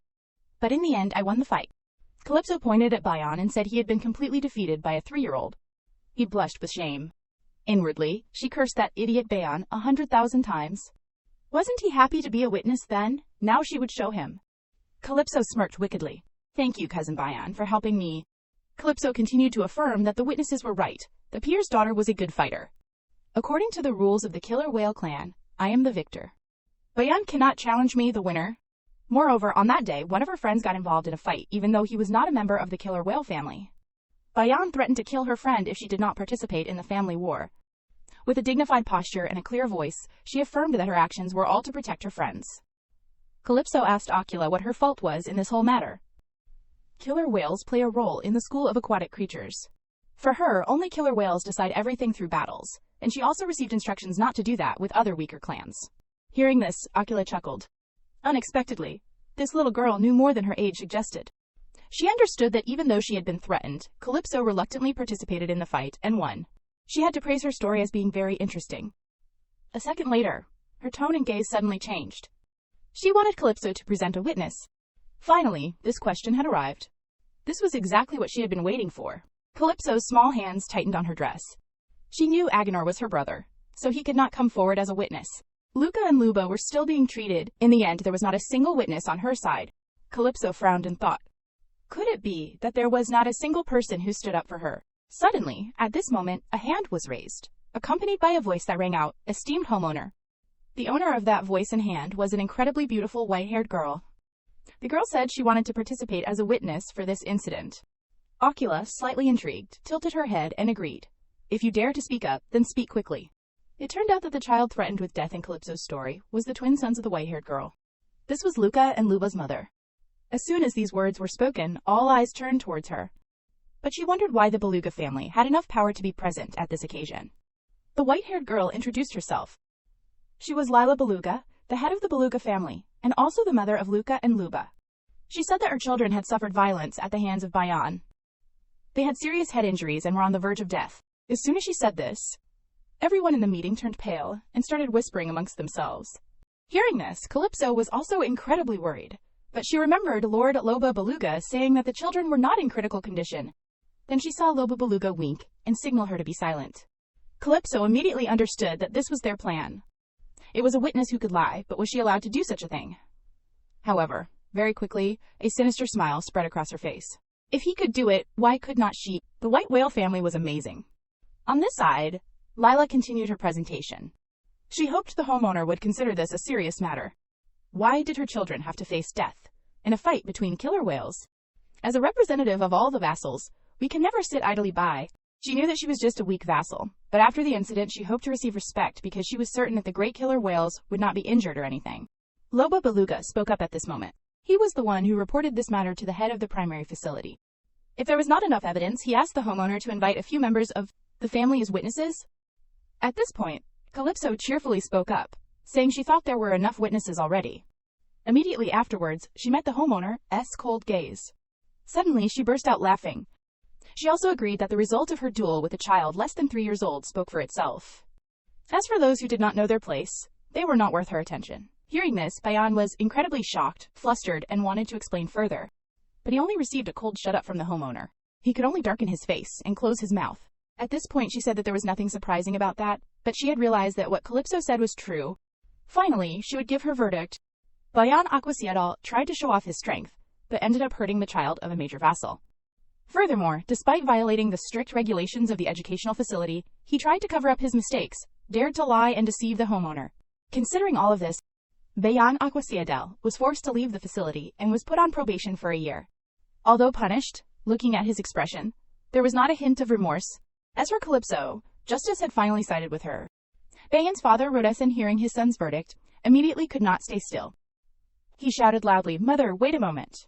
He was trying to justify his son even though the truth was that Bayan had done wrong. But he pleaded for mercy, considering their achievements so far. After hearing the verdict, it seemed Bayan could not keep his composure anymore. He was gritting his teeth. Then she extended her hand towards Calypso and asked for her opinion. At first, when she heard her ask, Calypso was still dazed. Then, she smirked with a wicked smile. Then she gave a bright, adorable smile and replied that she had no objections to her punishment. Then she looked at Lila and continued. The biggest victims of this incident are Luca and Luba, so we also need the opinion of the Beluga family head. Lila could only say, "We will follow your decision, Calypso, an esteemed homeowner." Finally, the verdict was decided just like that. After everything was settled, Bayan could not help but tremble. Since there are no objections from the council, the decision will be implemented. These words were like a heavy stone pressing down on Bayan's last ray of hope. His face turned pale, as if he could faint at any moment. Because in the killer whale community, the age of graduating from intermediate level was extremely important to prove one's abilities. Moreover, during the probation period, it would be difficult to build up one's manpower. Looking at Bayan trembling, Calypso thought to herself that if she were him, during the probation period, she would stop attracting her grandmother's attention. He was not someone who achieved that position through his own abilities. On the contrary, the one noticed for his own strength was Sorte, her second uncle's son, and Bellis, her father's eldest son. So the range of heirs would change like this. When she defeated Bayan, he had lost his position and become an abandoned pawn. The competition for status would belong to Sorte and Bellis, but one thing was certain. Whoever participated, it would not involve her. Suddenly, at this moment, Ocula announced one more thing. From this point on, Calypso Aquasiadal is officially recognized as a direct descendant of the killer whale clan. Finally, what she had desired had been achieved. The ultimate goal she had when participating in this family meeting was to be introduced to everyone by her grandmother, but she herself had not expected such a grand debut. At this moment, a hand suddenly stroked her head. Pierre gently said, "You have worked hard." Calypso turned her head and smiled gently at him. Then she threw herself into her father's chest and happily told him, "I won. Being the main character is always thrilling, is not it?" With everything resolved, the atmosphere became fresher and more relaxed. Ocula watched the father and daughter's affectionate display before her. She rubbed her chin thoughtfully. Even when directly introduced by the homeowner, one might still feel pressure and fear because of that great responsibility. But contrary to that, it seems she enjoys being noticed. She thought about Calypso's words about high-level strength and natural fighting ability, while she herself could not produce a drop of water. The order was messed up, and she knew a genius like this. Then she called Bellis, who was standing beside her, over. Bellis bowed respectfully, awaiting her orders. Looking at the warm father-daughter scene in front of her, she asked Bellis, "What do you think of the situation?" Previously, he was the youngest to be officially recognized. Bellis was recognized as a direct descendant of the killer whales when he was only 6 years old, which astonished everyone who heard about it. Now his younger sister had surpassed his record and been recognized. Even Calypso, who previously did not care about children, seemed to be protecting her. Moreover, even his rival, Bayan, had been defeated by her. Akila wanted him to express his viewpoint. Bellis only said in a cold tone, "The punishment you gave is very reasonable. There is no forgiving those who break the law." However, Calypso Aquaciadel also bears responsibility. Despite having enough ability, she still hurt a classmate. In short, his viewpoint was that both his younger sister and Bayan were at fault. Akila understood his meaning and only praised him for answering skillfully. As for Bellis, he always maintained proper etiquette in front of her. Looking at the two of them talking happily over there, Calypso was a little angry because she had heard everything he said from the beginning. She glared at him with unfriendly eyes. "My sister was beaten, and in the disciplinary hearing he said both my sister and that guy were at fault. How can that be?" Calypso decided that before leaving this house, she would correct his personality. At this time, Agenor came running over to congratulate her on her victory and being recognized by the homeowner. Then he pointed towards Bayan's family and said, "The meeting has not ended yet, but looking at the atmosphere there, I thought it was over." Calypso, being held by Pierre, suddenly remembered something. Looking towards Bayan's family, she received unfriendly glances. Everyone was glaring at them. Among them, a girl in a pink dress caught her attention. After staring at her for a while, the girl suddenly turned her head and left. Calypso stuck out her tongue and teased them, "Go home and be quiet." At this time, Layla came to find her and said to the homeowner, "Before the meeting ends, I have something to say to you." Akila agreed. She wanted to use the right of choice from the vassals. The Beluga clan, led by me, will continue to follow Princess Calypso Aquaciadel in the future. Calypso, hearing this, spoke up, "Wait a minute." Lila smiled. "Under my honor, as a leader, I will not retract what I have said. Our clan will support Princess Calypso Aquaciadel as the next successor." As soon as Lila said this, it immediately caused everyone in the meeting to buzz with discussion. Some even applauded, while Calypso could not believe it. She was only 3 years old. Moreover, she had no intention of becoming the homeowner. After the meeting ended, everyone left one after another, but the buzzing sound of discussion about what had just happened still lingered. This would surely be a hot topic for a short while. Pierre and his 2 children also became the center of attention when they appeared. Pierre asked his daughter if she wanted to say anything. She said the people around them were staring at them. Agenor spoke up at this moment. "I know that among those who rushed here after the meeting ended, none of them are sincere. They are all just chaff." Pierre intended to chase away those annoying flies. Calypso, hearing this, did not understand why her father had suddenly become so kind. Her father turned back and said, "Deceiving me is a death sentence." Then it hit her like a ton of bricks. She glanced at her father with suspicious eyes. Suddenly, a figure blocked Agenor's path, startling him. Agenor hurriedly rushed forward and urgently told Calypso that he was leaving first. "See you two later." A boy appeared out of nowhere, chasing after him and shouting Agenor's name. Calypso asked suspiciously, "Who is that?" Pierre told her that it was a member of the 3rd Collateral Branch. She did not understand why Agenor ran away when he saw the Collateral Branch member. "Just tell me." While she was still thinking, a figure suddenly approached. It was Lila, standing in front of her with a bright smile. Calypso also gave a very forced smile, thinking to herself, "Should I run away now? Today must be a beautiful day." The sky was high, the clouds were white, and the sun was golden. It was extremely comfortable. Lila appeared and addressed her as the successor. Calypso could only sigh and pray that she would not call her that. Lila was grateful that Calypso had agreed to talk with her. Because there were too many eyes and ears, she wanted to find a quiet place to talk. Pierre was currently waiting in the building. Calypso knew she had not called her out here for sightseeing or a stroll, so she told her to get straight to the point. If she did not ask, Calypso would ask first. She wanted to know why she had nominated her. Lila bowed and begged for forgiveness. However, once she had decided to use the vassal's right of choice, she would resolutely support Princess Calypso, which was her. Calypso did not understand. Besides her, there were many other promising candidates for the position of homeowner. Moreover, this was the first time she had heard of the vassal's right of choice. In her previous life, she became the homeowner, thanks to her overwhelming power. Remembering the homeowner, sinister smile. She did not know what she was thinking. She voiced her question. Isn't it that one becomes the homeowner by either inheriting the current position, developing their own power, or receiving the support of those with more authority? Lila replied, that is right, but there is also the choice of the vassals, which holds even greater weight. However, the homeowner had personally used her hydraulic power to seal a curse, so the information she could provide Calypso would be limited. Furthermore, because the right of choice carried a different weight, she could not retract her oath or change the chosen successor. Calypso shook her head and said, if that is the case, then you should. Before she could finish, Layla added, if Princess Calypso falls, then we will also fall. But if Princess Calypso becomes the homeowner, you will gain everything. This was like gambling, but what if she lost? Calypso became frustrated and shouted, I do not know what you are basing your choice on. My children owe Princess Calypso their lives, so I decided to choose you. Thanks to Calypso's intervention, Luca and Luba's physical and mental injuries were minimized. Lila knew there were many outstanding successors. But, until now, none of them had thought about individuals weaker than killer whales. This was the main reason she decided to choose Calypso, who had helped her sons and other non-killer whale individuals. What she was about to say now was about her having publicly supported Princess Calypso with the homeowner. 30 years ago, the homeowner summoned the 8 heads of 8 families. The 8 families chosen by the homeowner for various reasons would be granted a special right of choice. That was the right to choose the next successor. Regardless of the successor's strength, the one chosen by the 8 families the most would become the next successor. With an exasperated expression, Calypso said, but you know I am only 3 years old, right? Not seeing Lila Beluga respond, Calypso anxiously added, surely you also know that the younger the successor is, the more disadvantaged they are. Lila Beluga replied, of course I know.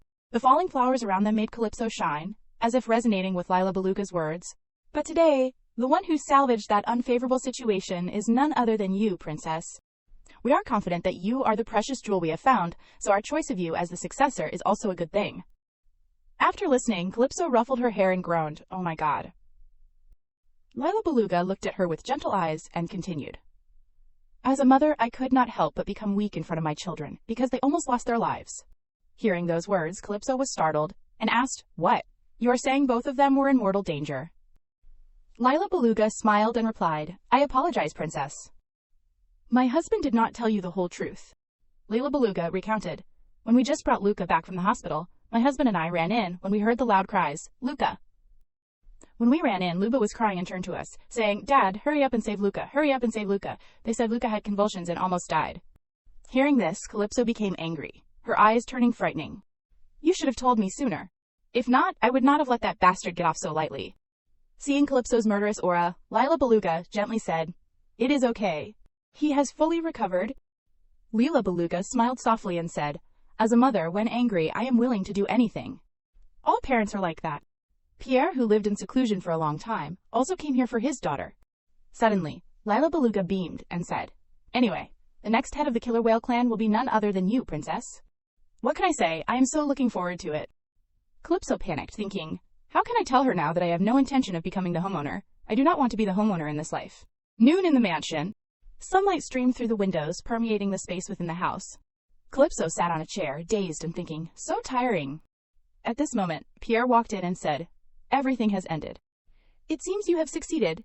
I have something to talk to you about. Hearing this, Calypso jolted upright and thought, here it comes.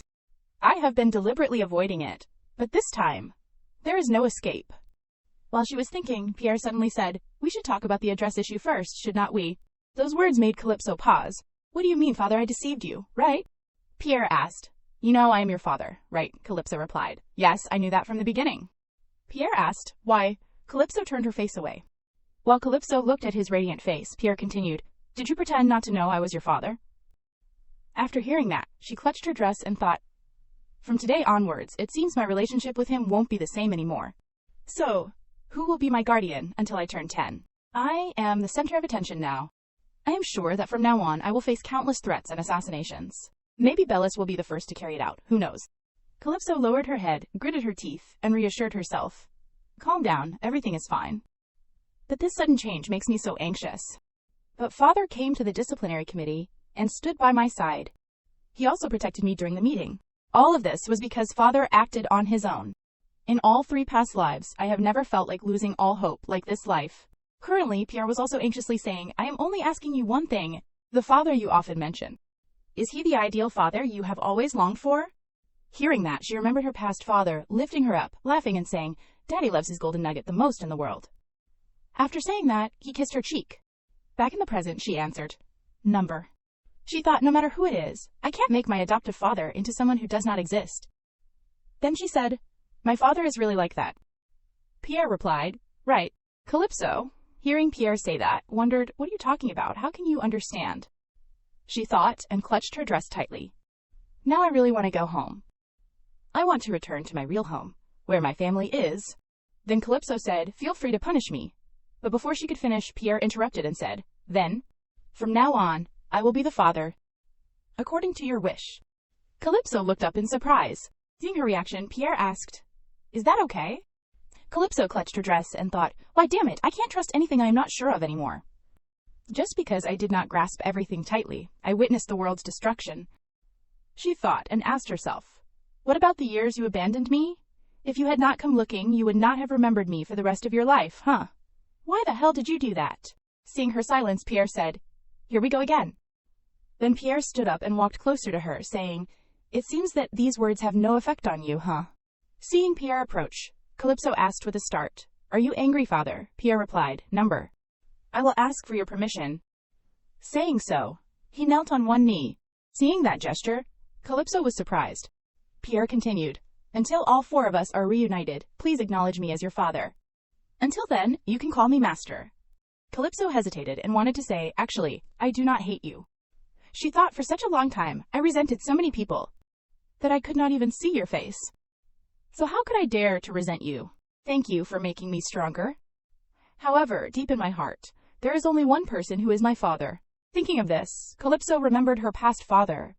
Father always loved his daughter, more than the sky and earth. That love, I must say, was truly immense. Calypso looked at her father shyly and said, what is this? You always do what you want. Pierre's expression remained unchanged, as he said, killer whales are inherently like that. Selfish creatures who only care about the food they choose. We still have quite a bit of time. During that time, if you want, I will continue to be your guardian. If you do not want to, I will give up. Hearing that, Calypso did not say anything, her hands clenching her skirt tighter. Seeing her silence, Pierre thought, rejection, huh? It is probably like that. If this 3-year-old had not approached me first, this relationship would have been severed forever. Suddenly, Calypso grabbed Pierre's hand and said, father, please swear. She continued, if those feelings won't change, swear to the sea, father. Calypso's eyes looked at Pierre, full of expectation. Seeing Pierre's surprised expression, Calypso thought to herself, that is a life-threatening oath. I am sure father won't be able to do it. Even so, I won't be disappointed.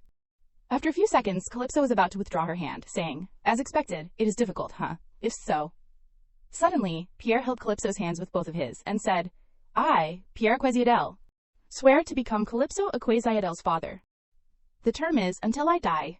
All of this, Calypso was still trying to process everything. I swear in the name of the sea. Pierre continued. After making the oath, Pierre let go of Calypso's hands and said, if so, there is nowhere to retreat now. What should I do now? The oath of the sea that you wanted is a covenant with the underwater sailors, so it absolutely cannot be broken. If I go against this, I will lose everything. Hearing Pierre ask that, her hands fidgeted. She thought, this crazy killer whale, asking me what to do in this situation? No, this is a good thing. This means I have a definite guardian now. After thinking, Calypso smiled and said, I will believe in Master's sincerity. She said in her heart, I won't question why he abandoned me. No, I do not want to know. Then Calypso asked, so, can I continue calling you Master? Pierre asked. Why do not you call me by my name or something else? After asking, Pierre frowned, looking quite dejected. Then Pierre sighed and said, your decisiveness is unlike me. Calypso turned her face away and said, maybe I am like my mother. Afterward, Calypso smirked and thought, the important thing is that I can turn this situation into an opportunity. Thinking so, she asked, Master, please listen to my wish. Pierre asked, what is it? She cheerfully said, I want to go to the Dragon Festival. Pierre stood up and said, all right, I agree to that. Calypso excitedly asked, really? Pierre said, I will listen to your plan, so do not forget it. When I receive your acknowledgement, you will have to stop calling me Master. Hearing that, Calypso avoided Pierre's suspicious gaze and said, of course. At a window where warm sunlight streamed in, the rays shone on Pierre's contemplative face. Pierre thought to himself, a natural-born warrior and skilled in interpersonal relationships. This means Calypso is not like a child. The first time that child looked at me with expectant eyes. Recalling that time, Calypso, with excited eyes, said, I want to go to the Dragon Festival. Pierre continued thinking, that is right. That means, until now, she has never expected anything from me. A child only 3 years old can think like that. Even so, the fact that I acknowledged that child, decisively without much thought or showing anything else on my face, is probably because I have come to know her soft, feather-like heart. She opened her barriers and let me in at some point. If not, thinking up to this point, Pierre recalled the past when Calypso shouted, I won that fight. Remembering that, Pierre's eyes filled with a murderous aura as he continued thinking, I can't explain my anger that day. Lost in thought, a knock suddenly echoed. Master, can I come in? Then Calypso opened the door and walked in. Causing Pierre to stop his thoughts, Calypso said, I finished the training just now. Come here. She leaned against the wall with difficulty and asked, But master, the increasing intensity of the training, is it because of your mood? Pierre quickly replied, That is right. Hearing that, Calypso did not know what else to say. Afterward, Calypso went to get a glass of water and turned around to ask, Master, can I ask you something? She sincerely asked, Master, do you love me like your own daughter? Seeing Pierre's silence, she thought, Did I ask something meaningless? At this moment, Pierre spoke, I do not know what love is. Calypso replied, I thought so too. She shrugged and said, Actually, if Master says you do not know about love, I still have the oath of the sea to prove the truth. Suddenly, Pierre appeared behind her and asked, What did you say? Calypso, startled, quickly replied, I was just joking, just joking. Calypso said, Don't worry, Master. She continued, I do not expect much either. I do not think Master will love me like his own daughter, so I think our relationship will strive to be mutually beneficial, protecting each other when needed, and worrying when in pain. Just that much is enough. She thought, Master, I know what it feels like to be loved, so we will become good partners, Master. Don't try to be a father. A beautiful day outside the mansion. Calypso, with bright, excited eyes, thought, I can't believe I am going to the Dragon Festival. She recalled something. It was 2 days ago, right? Pierre said, I have something to tell you. The trip to the Dragon Festival has been approved. Currently, Calypso sat on a chair, smiling and thinking, now, leaving is just a matter of time. The Dragon Festival is a festival to honor the dragons and the Dragon Duke, the patron god of the Empire. It is an imperial festival held in the City of Dragons once a year. She sat seriously. At the end of Volume 3, the Dragon Duke opened a dimensional space.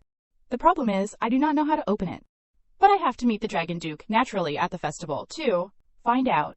If there is a chance, I will find a way to become close. Or, it would be great if I could live with him. She imagined the scene, goodbye, everyone. In my previous life, I could not move freely. I had no other choice but to wait until I was 10 years old. Thanks to Pierre, I gained fame and power, was officially recognized in the family meeting, and the trip to the Dragon Festival was also approved. Father, you are so useful. The more she thought, the more moved Calypso became. Suddenly, there was a loud noise in the bushes in front of her. 2 people emerged from within, saying, Princess, Princess. Then the 3 of them sat and chatted happily. Nearby, Bellis was hiding behind a wall, observing. He called her name, Calypso Aquasiadel. The 2 who appeared called out, Princess, Princess. While the other 2 were laughing, Calypso sat calmly beside them, listening. The 2 said, Our parents asked us to send their regards to the princess. They want to invite the princess to our house. Suddenly saying that made Calypso jump. Calypso found the 2 siblings so cute that she let it slide. She patted one of their heads and said, All right, all right. One of them said, Princess, I also want. Seeing that she had not given a clear answer, he thought, the princess is still hesitant, huh? Thinking so, he said, Princess, you won't come to our house, right? Your face has already said it. Your face has already said it. Hearing that, Calypso was startled and wondered, how do you know that? Calypso sighed and thought, as expected, white whales are perceptive and intelligent. One of them laughed and said, I am worried I will be smitten, because the princess is a good person. The princess is a good person. Calypso laughed in response, I am not a good person. She thought to herself, if I were truly kind, then your family would have surely accepted me as the successor. I should be responsible for that position, not planning to run away. Suddenly, she thought of something. Wait a minute. If I publicly support Agenor as the successor, then the Beluga family will probably also side with Agenor, right? Seeing Calypso lost in thought, the 2 siblings stared at her. Then both of them burst into laughter, startling her. The 2 of them laughed brightly and said, the princess's forehead is wrinkled. My mother is sometimes like that too. Hearing that, Calypso smiled and thought, this is why it would be troublesome if feelings developed. After that, Calypso said, let us go back. Class must have started already. Both siblings said, we completely forgot. Luba is an idiot. The three of them chattered, "Princess, hold my hand, me too, can't we just keep going like this?" At that moment, Bellis called out, "Calypso Aquasiadel." Calypso was startled upon hearing that. Then Calypso looked around for the two siblings. Seeing her like that, they asked in wonder, "Princess?" Calypso turned and said, "Can you go ahead? I suddenly have something to do." After that, she appeared in front of Bellis and asked, "Looking for me?" Bellis replied, "That is right. You noticed my presence." She said, "Although I do not know why you are here, please be brief." "What is it?" Bellis glanced over and said, "I came because I wanted to talk to you." "But why are you already on the defensive?" Calypso, in a defensive stance, said, Your talk is not a conversation with words." Bellis shook his head and said, "No, it is not. Calypso Aquasiadel, think normally. There is no way I would start a fight with you in a place like this." Saying that, Bellis began to move. Calypso scowled and said, "Even so, I can't trust you. Get to the point and disappear. If you want to fight, we can just move to a different location." "How can I believe you are not here to fight? You only act when you are certain." Calypso clutched her skirt and thought, "Do I currently have enough strength to defeat Bellis? Even if I fight, I can't escape this place. I won't exceed the limits at the primary education facility." Bellis looked down and asked, "You speak as if you already know me well. I have never even had a pointless fight, except for the previous one. How do you know I like to fight?" Saying that, Bellis emitted streams of water around his body. Calypso gritted her teeth and thought, "Crazy. Why is this guy creating so many streams of water now?" Suddenly, Bellis wondered, "Strange. Among those I have dealt with, has anyone been so talkative? Has there been anyone? Even after being beaten like that, they still dare to speak up." She wondered. The fact that Bellis does not fight at the educational facility, I do not know what this means. Is he struggling internally? After thinking it over, Bellis said, "Even Grandma does not know I like to fight. There is no reason for me to make a noticeable mistake by fighting here. So I really do not intend to fight you. Look, I have reduced the water pressure, right?" She frowned and said, "Even so, I still can't trust you. Get to the point and leave." Then both of them silently looked at each other. Then Bellis smiled and said, "Bayan's downfall is a great opportunity for me. Since you are weaker than me, it would be advantageous to eliminate you now. But I genuinely care about you, Calypso Aquasiadel." Calypso, wary, thought, "How ridiculous. Even if I prove how outstanding I am, from his perspective, I am still a fish who can't control her own hydraulics. Clearly, the person he cares about is not me. His target must be Pierre." Having thought it through, she seriously said, "I do not need that concern, so please stop. The person you truly care about is not me, it is father, right?" Bellis asked, "Why do you think that?" "It is not that I do not care about Pierre Aquasiadel, but I do not have a father." Calypso, angered, thought, "This guy is truly immoral." Bellis continued, "It seems like the topic keeps going in circles, so I will be blunt. I want to observe you. I want to support you as my successor when the time comes. I was quite impressed with your performance in the family meeting. So that is why I came to see you again. I wondered if this is someone I can support, and regarding what you have done, it could be considered as containing a bit of respect." As he spoke, Bellis pointed at her. Calypso grabbed Bellis's hand and said, "I see. Listen carefully, brother. By the way, I have something to tell you. Can you lean your ear closer?" Bellis replied, "Sure." He thought to himself, what kind of power is this? Suddenly, she pulled Bellis close and whispered, "Don't play stupid, you fish." With cold eyes, Calypso said, "If you are innocent, swear to the sea." Bellis chuckled and said, "You are sly. You are so shallow." Saying that, he yanked his hand away from hers. Bellis prepared to punch Calypso, but Calypso dodged the blow. She quickly tried to grab his hand again, but it turned into water. As Bellis retracted the water, Calypso flipped her stinging hand and thought, "Teesk, I was going to grab his wrist and break it. This small body, surrounded by water," Bellis said. "Well, it is useless for you to do that." Calypso puffed out her cheeks in frustration and thought, "Bellis, he really is a child. He immediately resorts to fists with just a little anger." Suddenly, Bellis asked, "I heard you are going to the Dragon Festival this year?" Calypso froze, thinking, Could he, she thought, then looked up, meeting Bellis's smile. Then Bellis turned and walked away, not forgetting to say, "I am very close to Grandma, so I know most of the information about her. This is a direct request from Pierre Aquasiadel." What a coincidence. How interesting. Hearing that, Calypso stood silently, thinking, "Please tell me my prediction is wrong."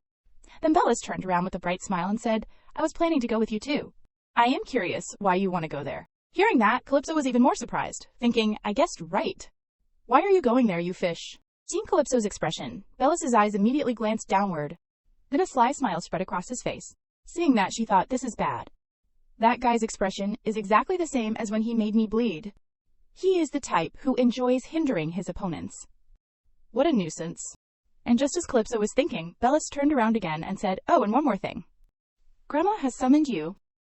At the mansion. Calypso walked inside, looking around. She observed the architecture and thought, anyone can tell it is a killer whale's. It is all black. Arriving at the location, Calypso bowed her head and said, hello, Grandma. I heard you summoned me. Ocula clicked her tongue. Then she criticized Calypso. Still an ordinary child, huh? Calypso thought to herself, did she call me here to pick a fight?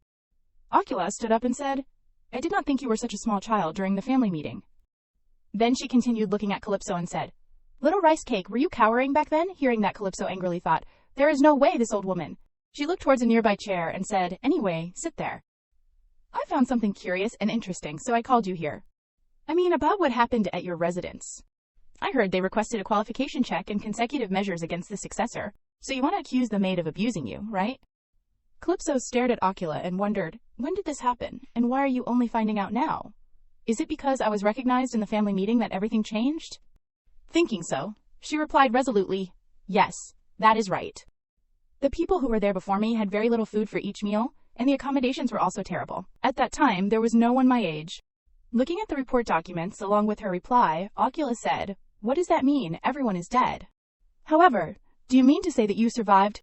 Calypso's eyes lit up as she replied, no, it is because it was me that I survived. To select the strong and weak individuals, Grandma requested competition with fair conditions. But she did not provide the same conditions.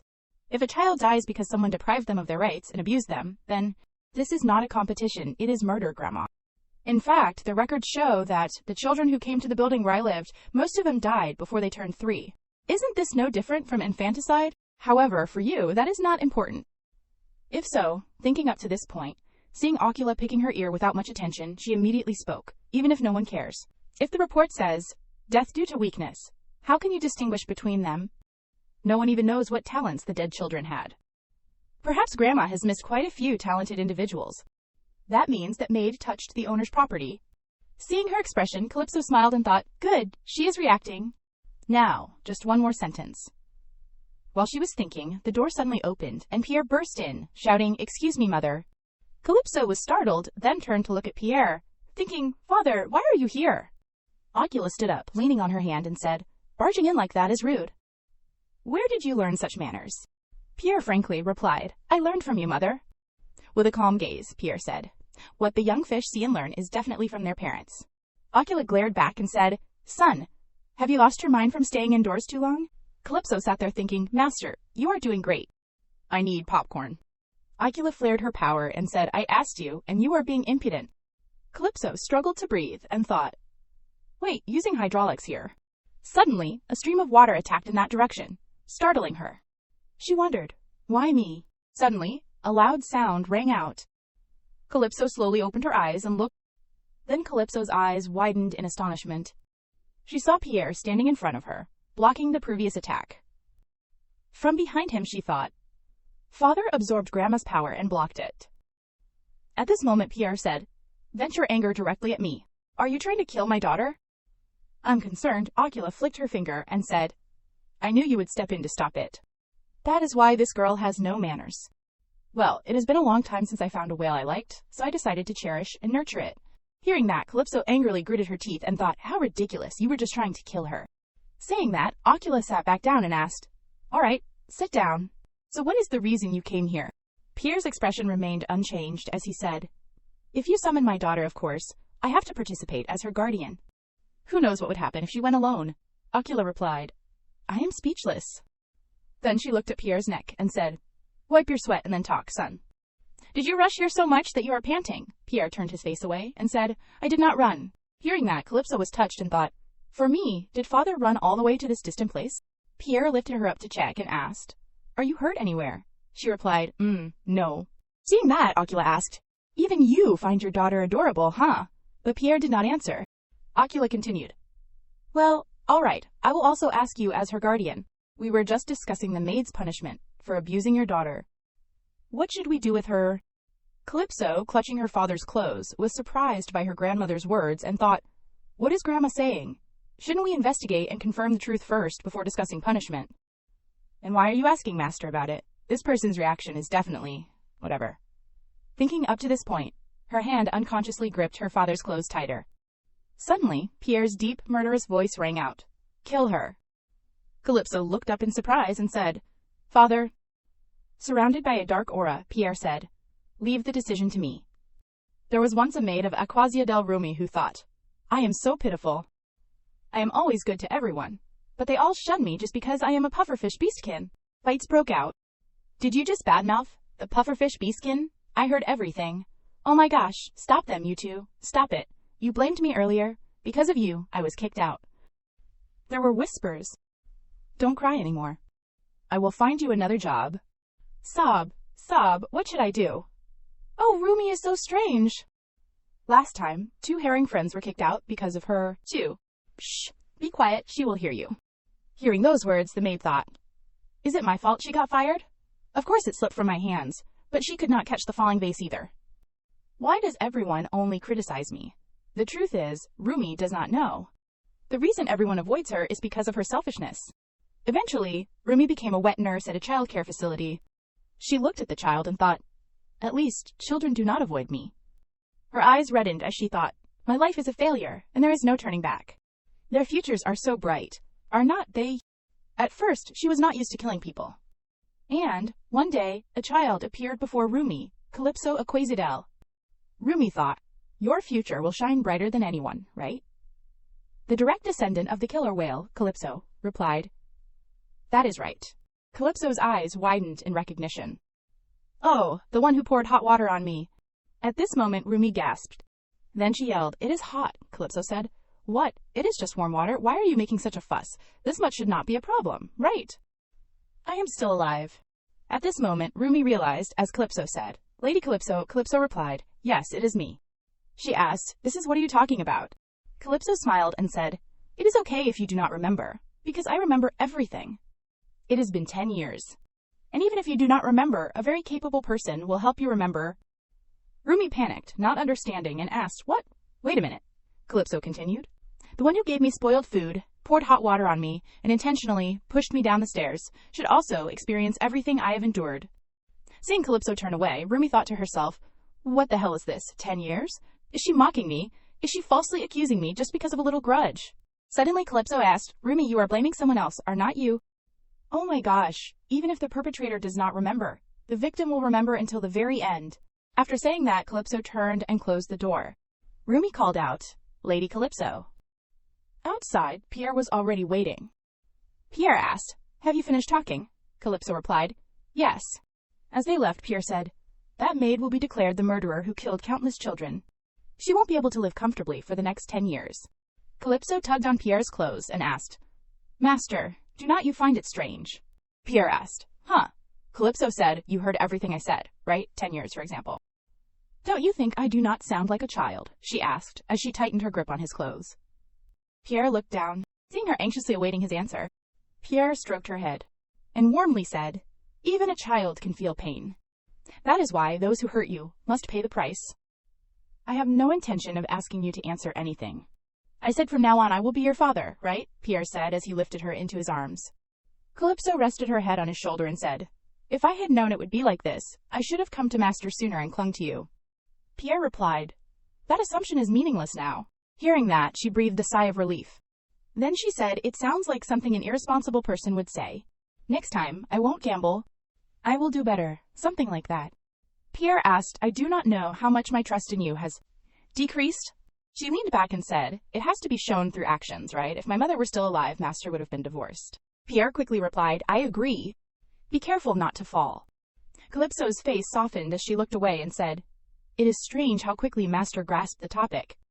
Pierre looked at Calypso's face and said, "Sometimes you talk just like my mother." Calypso joked, "That is an insult." Pierre replied, "Whatever you want."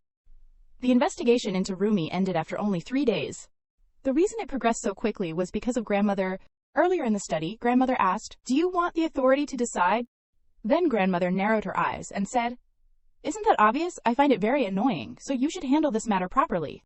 You have to pay the price for suddenly barging into my office. And the next thing was, hey, little dumpling.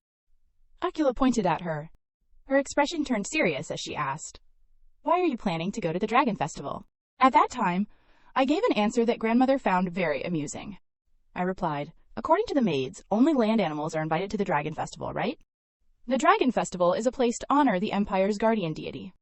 It is strange that excellent underwater beastkin like us can't go there. So I have to go there directly and let them know the greatness of underwater beastkin. Akila burst into laughter. After laughing, Akila asked, all right, I have no intention of withdrawing my permission. When will you depart? I replied, a week later. Akila continued, go even earlier. Go there and crush the noses of those land dwellers. After everything was settled, Akila waved her hand and said, all right, get out. Pierre quickly carried his daughter out. As they were leaving, Akila's voice echoed. Oh, and also, little pebble. Survive until the day your name is spoken from my mouth. Pierre spoke up. Mother, do not worry. I will protect her at all costs. Akila fell silent, unsure of what else to say. Grandmother chased them both out, shouting, don't give me goosebumps. Get out of here. After that, we assigned the task to Layla and decided on Rumi's punishment. I am sorry, Layla.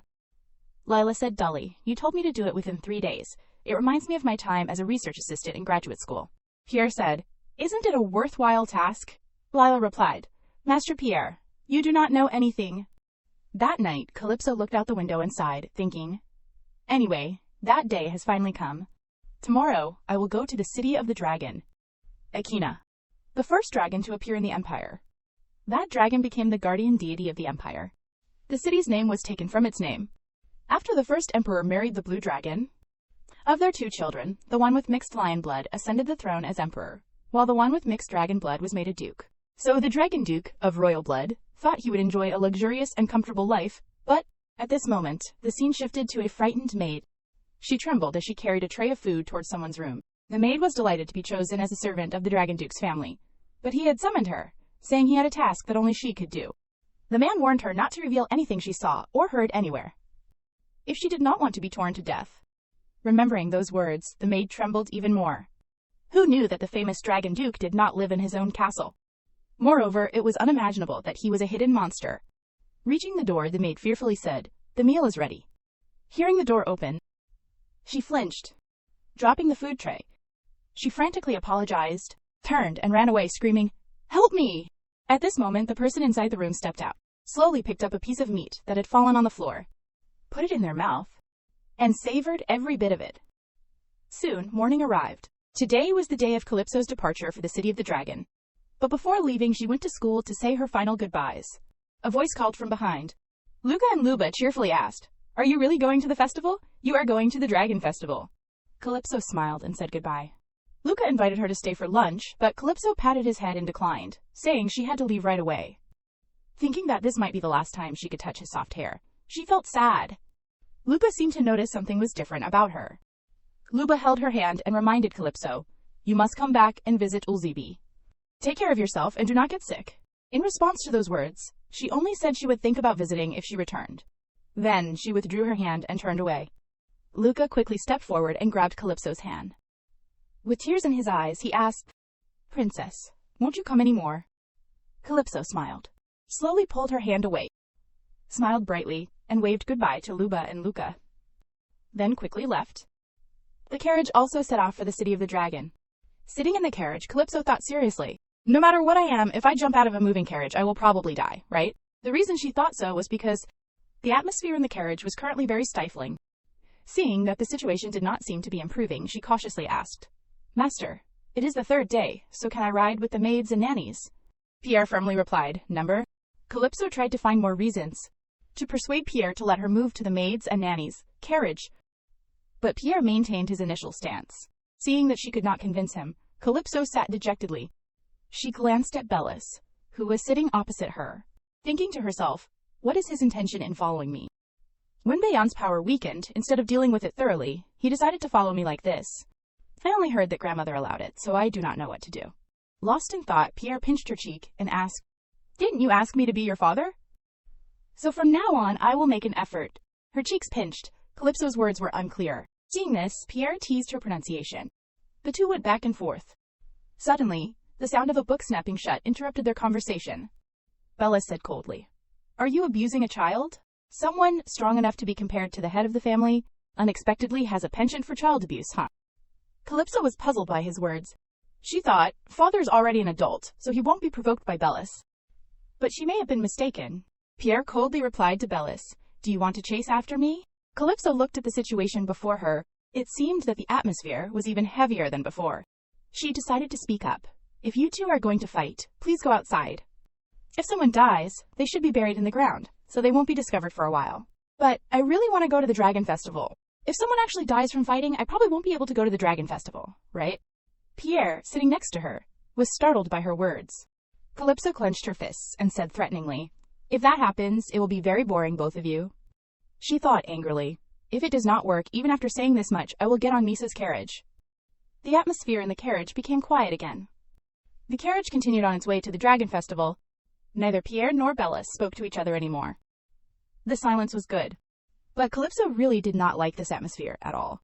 She hated silence because it allowed her to hear all the sounds clearly. It reminded her of the taunts from the land beastkin.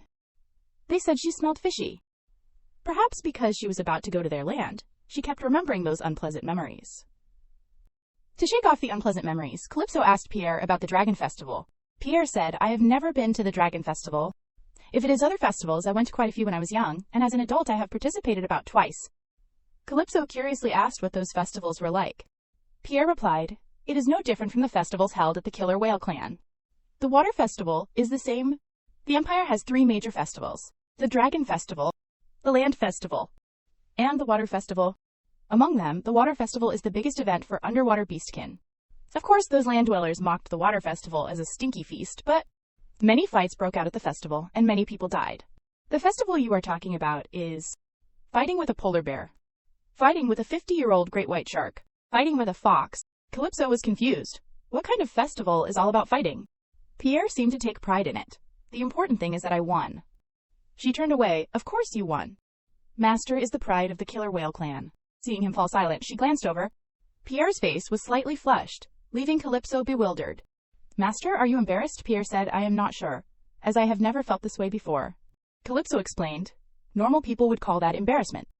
She was about to tease him a bit more, when Bellis suddenly spoke up. "Formal duels are allowed at the Dragon Festival. So, strong creatures enjoy the festival differently from ordinary beastkin." Calypso, seemingly interested, urged Bellis to tell her more. Previously, she had only heard rumors about the Dragon Festival and had never attended. After becoming the head of the family, her relationship with the land dwellers became very strained. Attending a festival organized by them was like walking into a trap, so Calypso was very curious about what her older brother was saying. Bellis gave a mysterious smile. "If you want to fully enjoy the festival, imitate the prey. If it is you, a sea hare, sea slug, or Dumbo octopus would suit you very well." Calypso got angry but was held back by Pierre. "Master, let me go. My fist just wants to caress my older brother a little."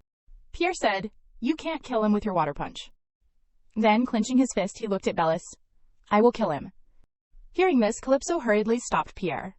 To lighten the mood, she asked a different question. "If we go to the Dragon Festival, we can see the Dragon Duke, right?" Pierre replied, "I am not sure." Bellis continued, "The current Dragon Duke has never shown himself since birth." Calypso could not believe it. "If that is the case, even if we go to the Dragon Festival, we can't meet the Dragon Duke. Isn't this like there being no killer whale in the Killer Whale Mansion?" At the same time, at the Aquacidal Mansion, a man's voice scolded, "I said, to eliminate the young green sprouts early on. For example, the secret directive to eliminate Pierre's daughter." "You mean this order was given to that person? Wasn't it very easy to eliminate a little granddaughter of mine?" His expression turned gloomy. "But it failed, did not it?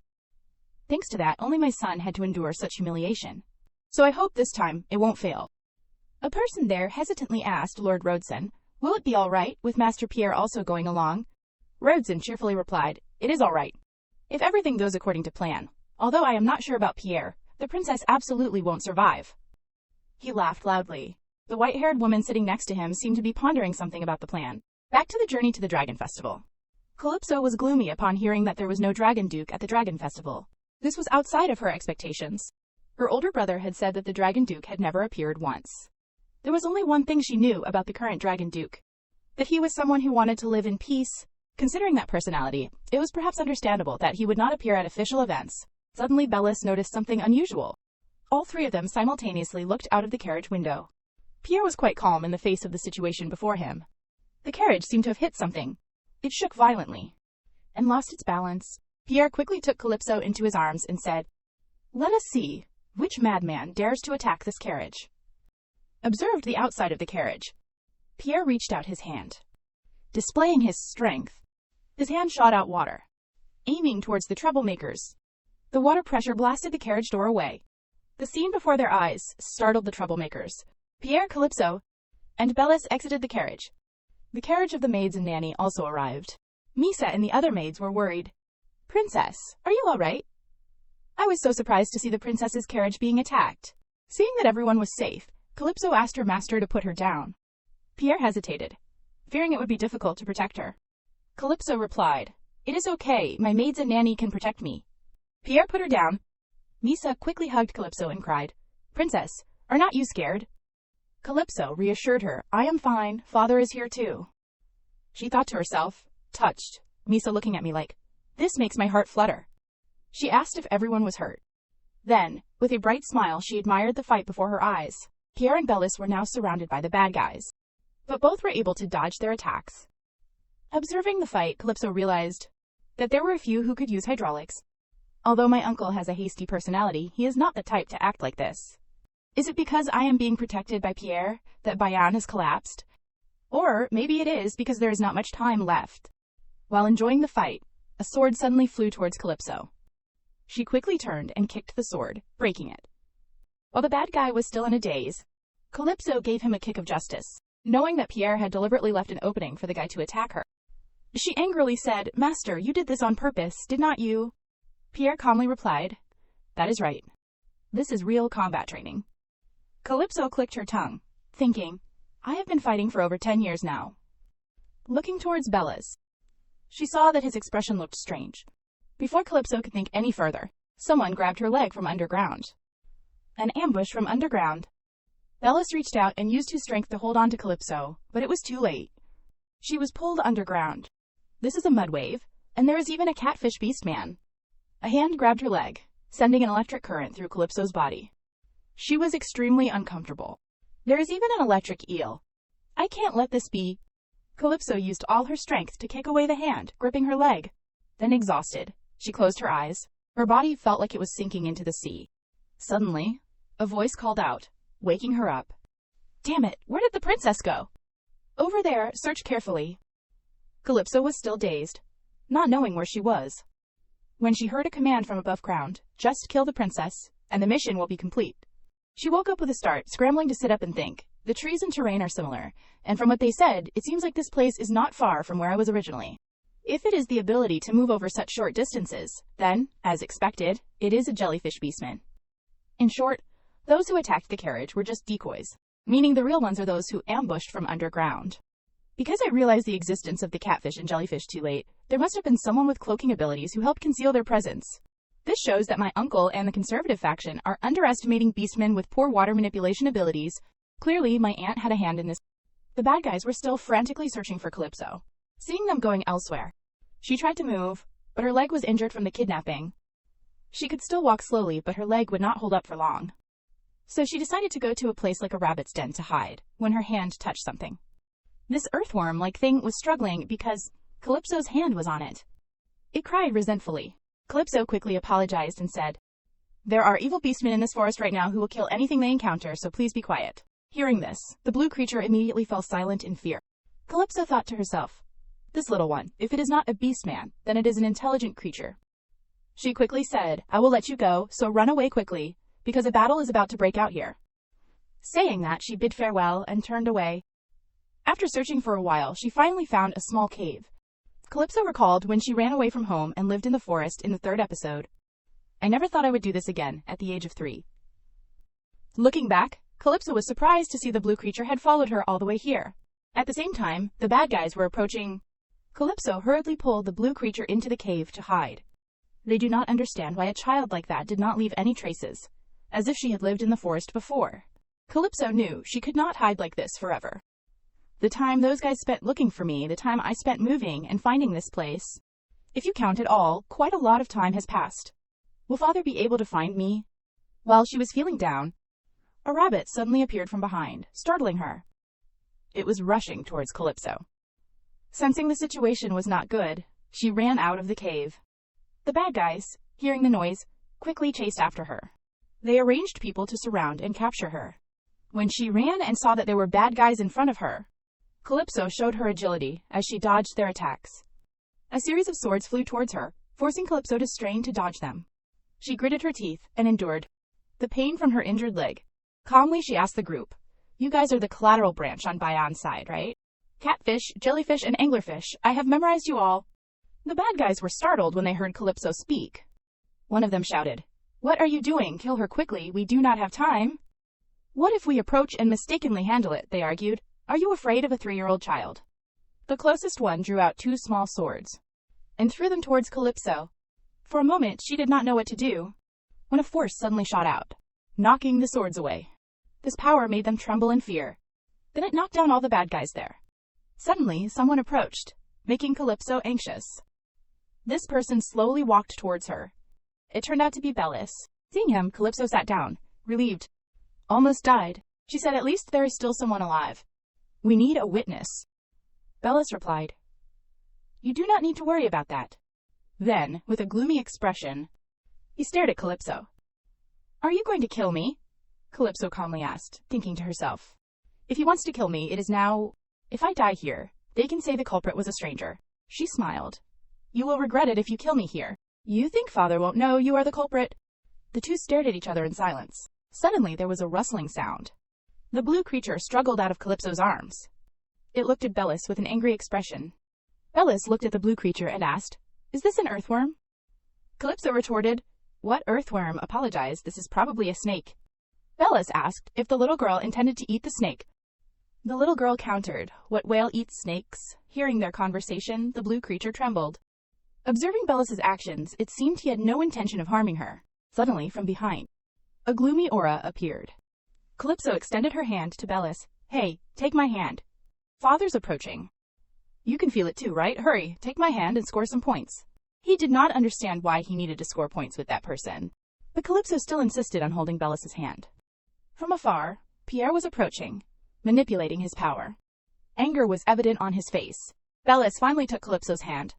The little girl whispered to Bellis, "Anyway, thank you for helping me. You could have left me to die. Actually, I do not hate you. I do not know if it is because of Grandma, but let us get along from now on, okay? It is a bit complicated, but I will explain briefly. It is because I am not your enemy." After speaking, Pierre's power lifted her, and she flew towards him. Pierre gritted his teeth and said, "Describe in detail where you were injured, because from today, these guys won't have those body parts anymore." Calypso hesitantly said, "If we leave them alone, I am sure they will die soon anyway, father." But Pierre did not want to give them a comfortable death. With that, he manipulated his power to attack the bad guys. The sound of cracking bones echoed. They writhed in pain, begging for forgiveness. Seeing them being tortured one by one, Calypso asked, "Master, should not we leave one alive? We could use him as a witness." But Pierre's face darkened as he said, "No need. If we go back and interrogate each one, someone will crack." Calypso was surprised by this answer, thinking, "It is great that father is avenging me." Night fell. The maids were preparing dinner for everyone. Observing from behind, Pierre noticed Calypso limping on one leg. He thought to himself, "When I asked where she was hurt, she said they were all dead, so what did it matter anymore? But my anger has not subsided yet. It is good to see her happy, though, although this trip was troublesome, and we encountered a rather dangerous attack. But it seems everyone is all right." Pierre recalled meeting Calypso. It was a relationship that was wrong from the start, but if it improved little by little, then someday, it could be the relationship we both desire. Bellis approached Pierre and asked, "Would you like to make a deal with me? I know where those dead assassins attacked Calypso. I can also provide evidence of their identities. Among those assassins, a fool took the family seal. It is something only successors possess, so it will be very useful." Pierre asked what Bellis wanted. Bellis held up 3 fingers, saying, "Whenever, you just need to answer my questions 3 times. But you must answer truthfully, and swear upon the sea." After listening, Pierre touched his finger to the seal, and made the agreement. He asked Bellis when he would ask his questions. Bellis replied, "The first question is now. It is not a difficult question. Have you had any strange dreams lately?" Pierre calmly replied, "I do not know what dream you are talking about, but I have not had any dreams in over 10 years. Receiving the answer, Bella simply replied, I have received the answer I wanted. In another corner, Calypso was looking at the blue creature lying listlessly in her hands. She assumed it was hungry. Since it looked like a snake, she thought a mouse would probably be the most suitable food, so she decided to find food for it. She had not taken many steps when a stream of water appeared from behind, surrounding Calypso, and lifting her up towards Pierre. Pierre asked, Where are you going? Calypso said she was going to find food for the blue creature. Pierre probed, This is the first time I've seen it. Are you two already that close? Calypso quickly explained, This little one tried to help me, so I do not want to abandon it. Pierre asked if she was going to search for food with an injured leg. Seeing Calypso's confused expression as he noticed her injury, Pierre said, In a situation like this, you said I should say it like this, right? I was very worried about you. As he spoke, he stroked her hair, like this, right? Calypso was bewildered. Pierre's actions reminded her of old memories. She had been cared for like this before. Calypso blushed as she saw her master's good learning ability. Pierre asked if she needed food for the snake, when suddenly another voice rang out, I am not hungry.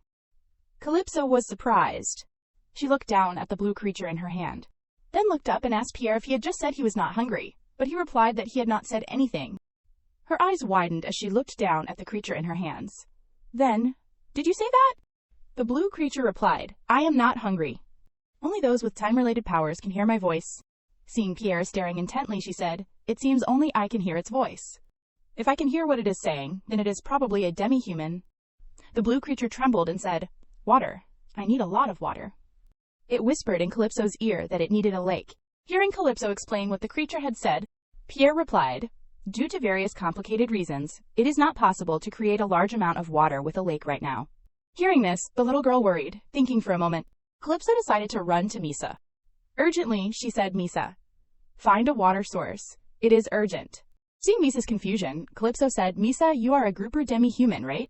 Recalling her memories from when she was in her adult body, Calypso had heard that the way Misa and her comrades could survive on land was thanks to someone skilled at finding water sources.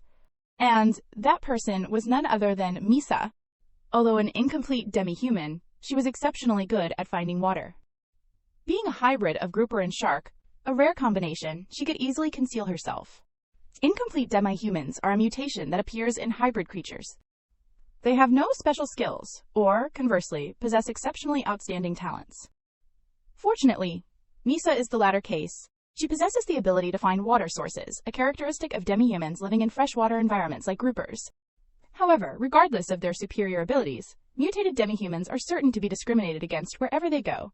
In other words, an incomplete demi-human must live their entire life in hiding. It can be said that I have revealed a part of Misa's secret, but even if she does not help me, there is nothing else I can do. Misa took Calypso's hand and said, I do not want to hide it from you, so I will say this first. I am an incomplete demi-human. Can someone like me be of any help? Seeing Misa's hands tremble, Calypso tightly grasped her hand and spoke from the bottom of her heart. That does not matter. I like Misa because Misa is a warm and kind person. That will never disappear, even after knowing you are an incomplete demi-human. That is the Misa I cherish. Hearing these warm words, Misa was moved. I will try to find a water source. Looking into Misa's eyes, strangely, the words of her subordinate from the previous life surfaced in Calypso's mind. That person had said, I guarantee that wherever the Lord goes, there will always be someone following. Talk is cheap. I am the living proof. Soon, Misa found a lake. Calypso quickly ran over and placed the blue creature in the water. It revived, its horn glowing. Calypso watched intently. The water in the lake was gradually decreasing. The creature's mouth was moving, swallowing a large amount of water. Pierre, Calypso, and Misa were all astonished at this sight. The blue creature was actually drinking an entire lake. The water swirled like a whirlpool. Calypso thought, what kind of snake drinks water like a pig? But has not it drunk too much? What disaster has befallen the creatures living in the lake? She struggled free from Pierre's grasp. It has been in the water for 30 minutes. We have to do something now. Suddenly, the blue creature shot up from the water. It said refreshingly, thank you. Everyone was stunned. When Calypso spoke up, if you are grateful, stop drinking, you pig. Misa was slightly startled seeing her talking to herself, as she did not know only Calypso could hear the creature's voice. The blue creature said it had tried to stop. It dejectedly went towards Calypso's hand. Tearing up, did this body make a mistake? Did I do something wrong? Calypso kindly said, you have not done anything wrong. Have you drunk enough water? Hearing this, the blue creature wagged its tail. I can live even without drinking water for about 3 months. Calypso curiously asked, What are you, exactly?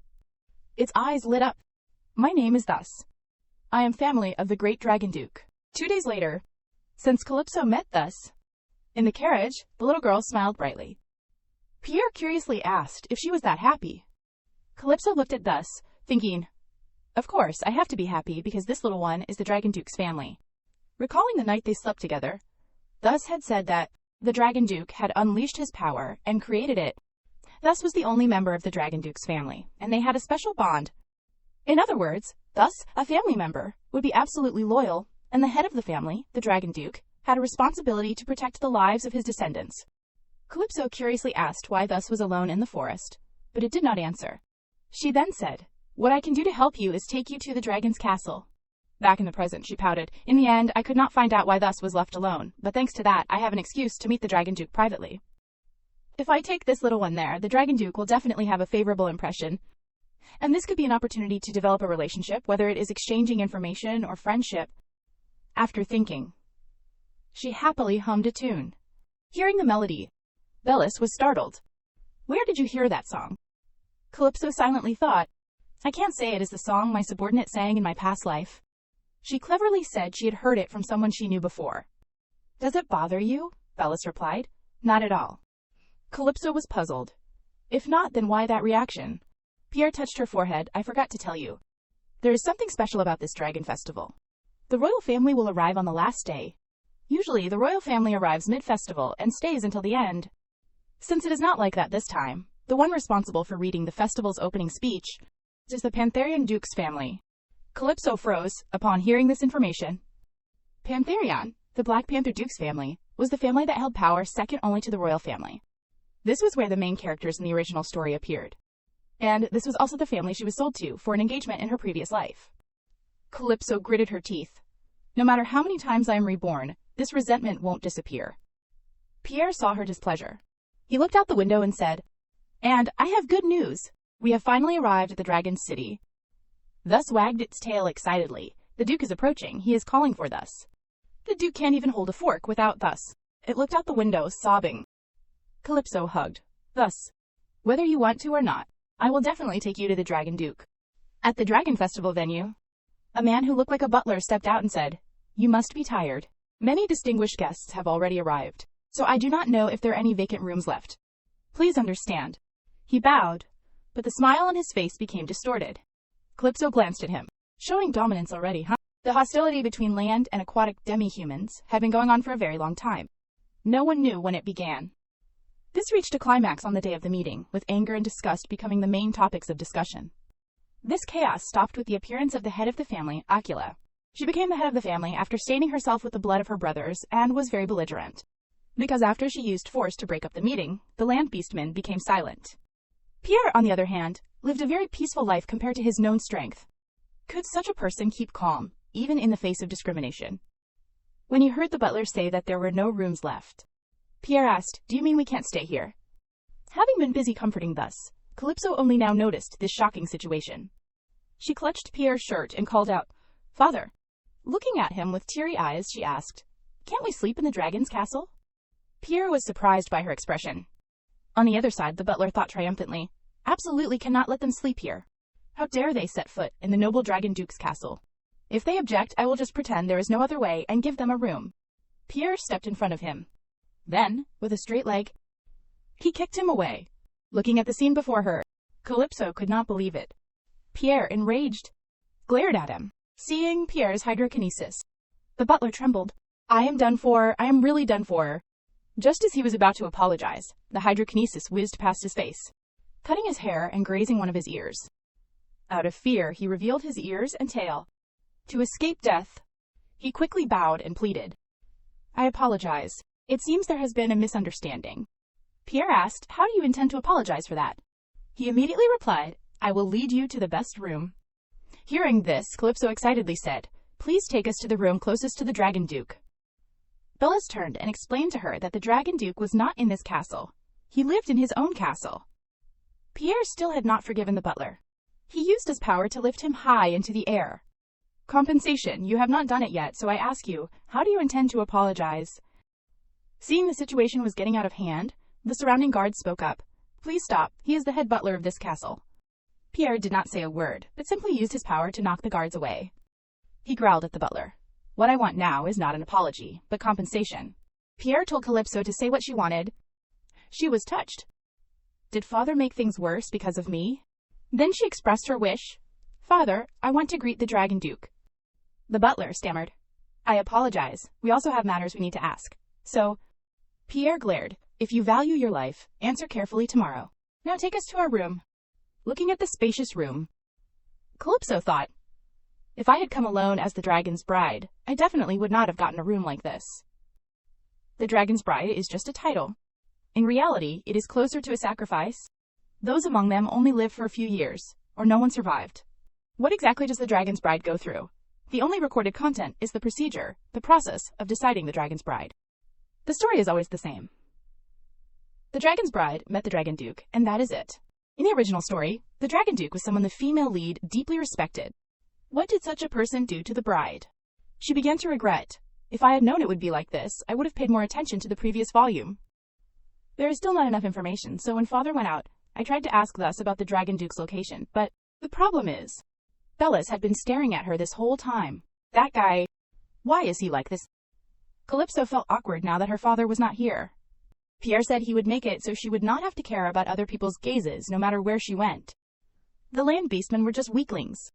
She turned and directly asked Bellis. Say what you want. I will listen. Bellis replied. I was just thinking. Even if I had not died in the forest that day, could I have handled you? Calypso said, unless you are stronger than father, there is no way out. But I have a question. Why are you following me? Bellis remembered when Ocula asked him why he wanted to join Calypso's trip. Bellis had said, because I want to get closer to my sister. Although he knew his answer did not sound reasonable at all, he felt it was the most accurate answer. So Bellis said, because I want to get closer to my sister. Seeing Bellis standing still without answering her, Calypso was a little annoyed. Suddenly, he spoke. I will try to think about the reason from now on. Something you can understand. Calypso was puzzled by Bellis's answer. Come to think of it, orcas. Emotions basically develop through fighting, enjoying the battle, feeling joy and happiness. When they lose, they experience outrage and resentment. Especially when facing an unbeatable opponent, they learn the feeling of despair and sadness. Moreover, they also realize loyalty and adoration for the strong. The problem is, the relationship between Calypso and Bellis did not belong to any of the above. She looked directly at Bellis and said, Don't mind me. You do not have to care about me. When the time is right, I will disappear. Normally, Bellis was very calm and rational, but they were excessively obsessed with the object of their interest. What Bellis should focus on in this life was the position of the powerful head of the family, not a family member like Calypso, because this time she would definitely leave this world and return to her own family. Bellis asked what she was talking about. Calypso replied, When the Dragon Festival is over, I won't be here anymore. Bellis wondered, what about the position of head of the family? She said she would not become the head of the family. Just do your own thing. The two stared at each other in silence. Suddenly the door opened. Pierre had returned. Seeing this, Bellis quickly left the room and slammed the door shut. Calypso watched the scene, thinking, is he angry because he can't do as he pleases? That guy is the most promising candidate for the head of the family. It might be difficult to ask him to take good care of Agenor, Luca, and Luba. Pierre announced that there was bad news. He would heard that the Dragon Festival might not be held. Calypso was startled by this rumor. She thought it might be because Pierre had hit the land beastman, but he said the talk about the Dragon Festival was just a rumor.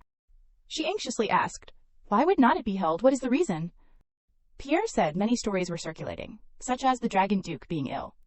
That since the royal family could not properly participate, the festival would not be held. That the Duke Pantherion family had opposed the festival, and many other rumors.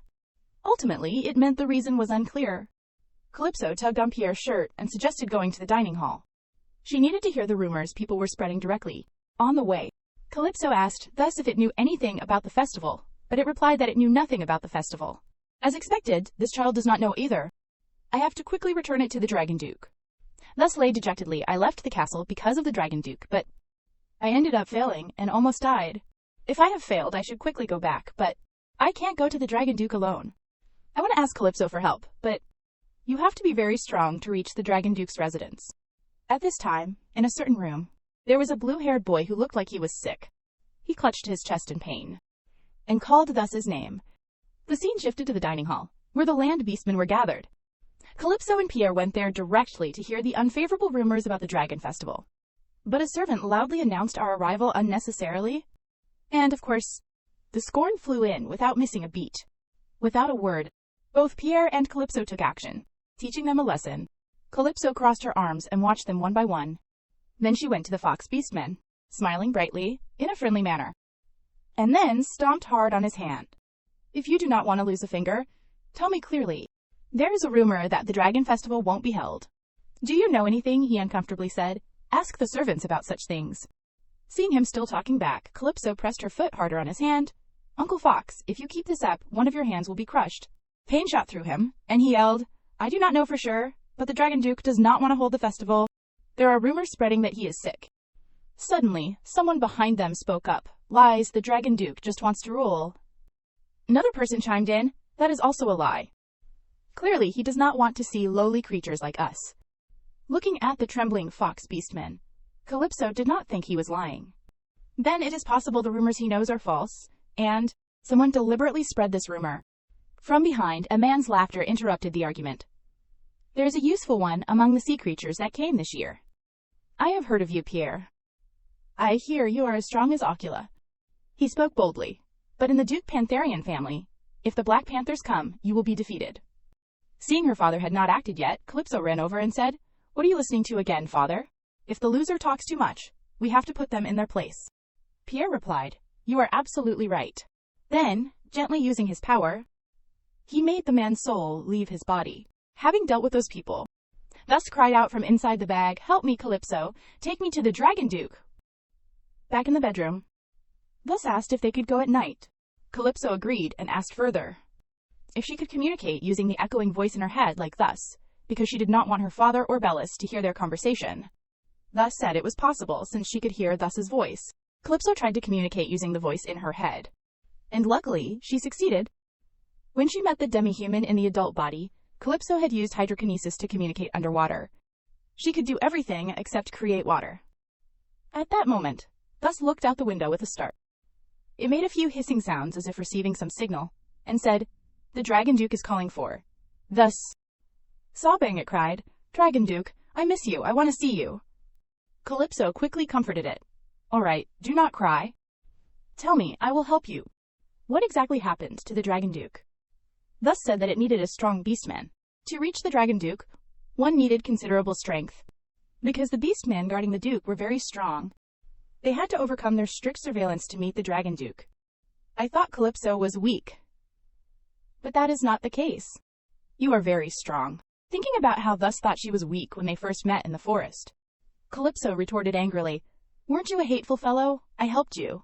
Then she asked a series of questions that she had been wondering about. Why is the Dragon Duke being monitored? If you love the Dragon Duke so much, why were you alone in the forest? Why did not the Dragon Duke come personally, even though you returned? Why did not you ask the people in this castle for help from the beginning? Thus, feeling dizzy, said, I can't say more here. Hearing this, Calypso did not ask any further questions. She thought, as expected, what Thus says and what those guys know are very different. Even if threatened by my master, in a place that discriminates against aquatic beastmen, I do not think the servants would be honest. It is true that I can only go myself. Calypso told Thus, Let us go to the Dragon Duke's place tonight. Thus rejoiced, nuzzling its head against Calypso's face. Great, thank you, I like Calypso a lot. She asked, Thus, if it knew the way. Then, jumping off the bed, she said, I have something important to tell father. I will be back, in a bit. Thus, lying on the bed, wagged its tail and told Calypso to be careful. She turned back, smiling gently at Thus. She went to Pierre's room. Just as she was about to knock, a voice came from inside. I did not lock the door. She opened the door and entered. Pierre was sitting on the bed as if lost in thought. Seeing Calypso enter, he looked over. Pierre, looking radiantly handsome, sat on the chair, glancing at his daughter. A gentle breeze blew on Calypso's side. At that moment, Pierre gently extended his hand, and powerful streams of water appeared. They quickly lifted Calypso's body, and along with Pierre's words, I have realized this after attending the family meetings for a long time. You are the prettiest. He pulled Calypso closer to him. Calypso replied in a low voice, I did not expect to hear that from Master. Pierre replied, I heard that fathers often dote on their daughters, so it is not surprising, is it? Calypso was slightly moved. Master is so thoughtful. I did not know you would try so hard to fulfill the role of a father. Are you usually the type to keep promises? Pierre honestly said, I am not sure. If I have to be more specific. This moment is very enjoyable. Hearing that, Calypso froze for a moment and thought, is that why you always seem indifferent, like someone who is ready to disappear at any moment? So she asked, wouldn't you also be able to feel that joy with Agenor? Pierre stroked his chin thoughtfully and replied, if the third child was as strong as you, with a personality and soul like yours, it would be possible. Calypso wondered, why are you being so roundabout about how it would not be possible if it were not me? What about Bellis? In terms of strength, he might be stronger than me. Pierre responded irritably, that guy, that brat is no good. He is too much like me. Don't talk about that brat anymore. Calypso laughed and replied, more than anything, I am surprised because the Dragon City is completely different from the Killer Whale territory. In Aqua Citadel, there are no buildings this tall besides our mansion. The Aqua Citadel mansion is not this tall either. At this point, she thought to herself, it is time to get to the main point. It is strange that I am being so indirect. Even so, She tightened her grip on her skirt to gather courage. Then she spoke. Master, I like this city, so please go back alone. Pierre paused for a moment after hearing that. Then he frowned, showing displeasure, and suddenly asked, do you mean you want to live with me here? I just found out that you like high places, but I did not expect it to be to this extent. If you live here, you will definitely need an escort to the village, or a private bodyguard. Mercenaries might not be bad either. Calypso hurriedly waved her hands and asked, no, did you hear wrong, Master? Pierre asked back, didn't you say you wanted to go alone? If you and I stay, Bellis will return alone. Calypso widened her eyes and silently lamented, no. Why would you understand it that way? She said, I did not mean it like that. Suddenly, the air around Pierre became cold. He asked coldly, could it be? You are not telling me to leave you here alone, are you? Telling me to leave you in this place full of land dwellers? Do you know what they can do? Calypso covered her mouth and silently lamented. This is the true power of father, comparable to grandmother. Pierre continued gloomily, don't say such unreasonable things. Calypso was a little surprised and wondered, what is this feeling? It is clearly a sense of competition, but it does not have the same sense of superiority as grandmother. This means father won't easily give up on me. It is a feeling of reassurance. Pierre said, you told me to become your father? You may have come here and said these words easily, but I am not like that. From now on, your job is to be protected and trained by me. You just need to grow up as you wish. Calypso bowed her head, thinking with emotion. It is truly a complicated feeling, but the problem is I do not hate it. Pierre asked worriedly. You look tired. Is it because of the trip? Calypso thought to herself. Do you know, Master, if you were the father who loved me from my first life, I would not let you die of illness. She obediently said, please take care of me, Master. Pierre nodded. All right. From now on, think about how to do better every day. Calypso blamed herself even more. I am sorry, Master. I wasted 60 years just because of that. Evening came quickly. A small shadow flew swiftly through the night. The person skillfully flipped once and landed, and it was Calypso. She asked, thus, who was on her shoulder? You said west, right? Thus nodded in confirmation. Yes, we need to run very far for a very long time. Calypso smiled slightly, then said to Thus, hold on tight. They arrived quickly.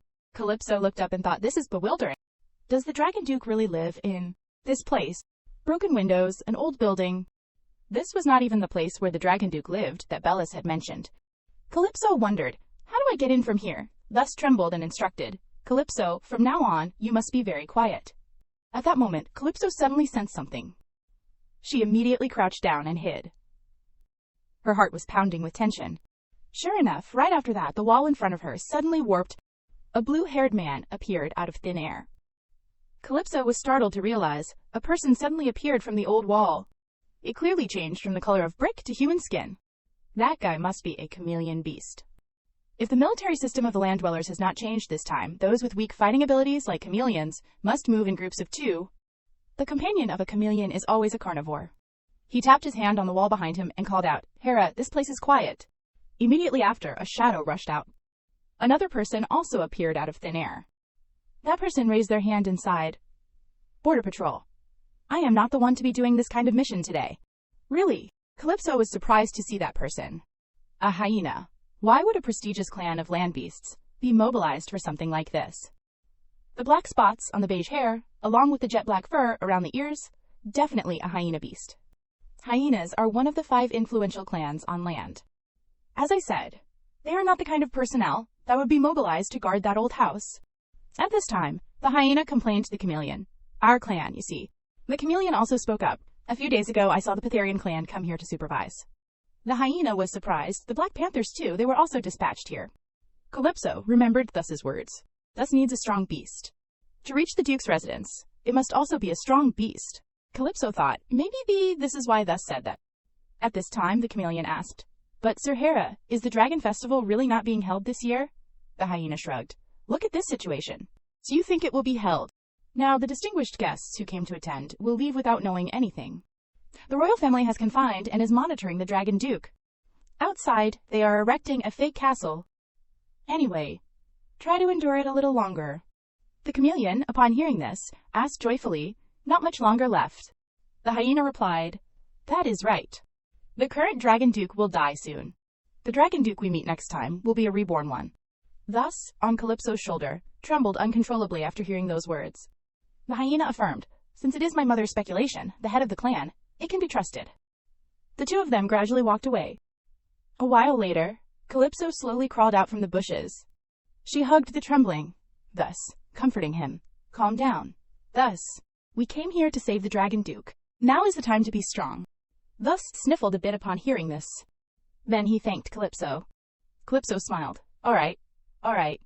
If you have calmed down, let us go. She quickly led Thus inside. She asked in a low voice, you said that once we crossed the outer boundary there would be no more guards, right? Thus nodded in confirmation. That is right. Once inside, there won't be anyone there. Calypso looked up and thought, although I do not know about the Pantherians, I can handle these guys from just now, but it is not a good option. Killing them is a problem, and not knowing about them is also a problem. If I kill the guards, everyone in the city will be suspected of being the culprit. In that case, we, who are being discriminated against, will be blamed. If I simply knock them out, then small people like me will be considered the perpetrators. It is more likely that I will be caught for sure. The best option is to avoid them and go inside. That is right, this is it. In front of her was a dog hole. After a while, the two successfully infiltrated inside. Thus cheered happily, Thus knows the way from here. Calypso chuckled inwardly. You have regained your spirit, have not you? Walking inside, Calypso cautiously looked around and realized, there is no one inside. It is natural for there to be a hole in the outer wall since no one is taking care of the castle. But with such superficial security on the outside, couldn't the Dragon Duke escape from somewhere inside? It is too lax. She asked Thus, what exactly happened to the Dragon Duke? Can't you tell me yet? Thus said, Thus was born not long ago, but they have been there since I was born, those wild beasts. Calypso asked, so you do not really know, do you? At that moment, a sudden clopping sound echoed behind them. Calypso peeked and spotted a maid moving on the other side. Strangely, her hands were trembling non-stop. Calypso wondered, why is she trembling like that? Thus reminded her, this is the way to the Duke's room. Follow me, Calypso. So Calypso stealthily followed the maid. Suddenly, upon reaching the door, the maid abruptly stopped. She reached out and lifted the curtain. Immediately, a strange force was released. Calypso covered her face in surprise. What? Isn't this like how Pierre uses hydrokinesis? Immediately following were the sounds of something breaking, and the maid's screams. Calypso frowned, realizing the royal family clearly ordered the surveillance and confinement of the Dragon Duke. Suppose the reason for that was a loss of control. She said, thus, I have a question. You must answer it. Is the Dragon Duke in a state of losing control? Thus affirmed, no, the Duke is completely normal. The door in Calypso's hand suddenly opened. She was immediately startled, looking at the enormous shadow that appeared before her. She thought, if the shadow is this big, how large must the actual body be? However, when she saw the boy in front of her, she realized he is not that big, is he? Is he angry because his food was spilled? Since he is young, it is possible.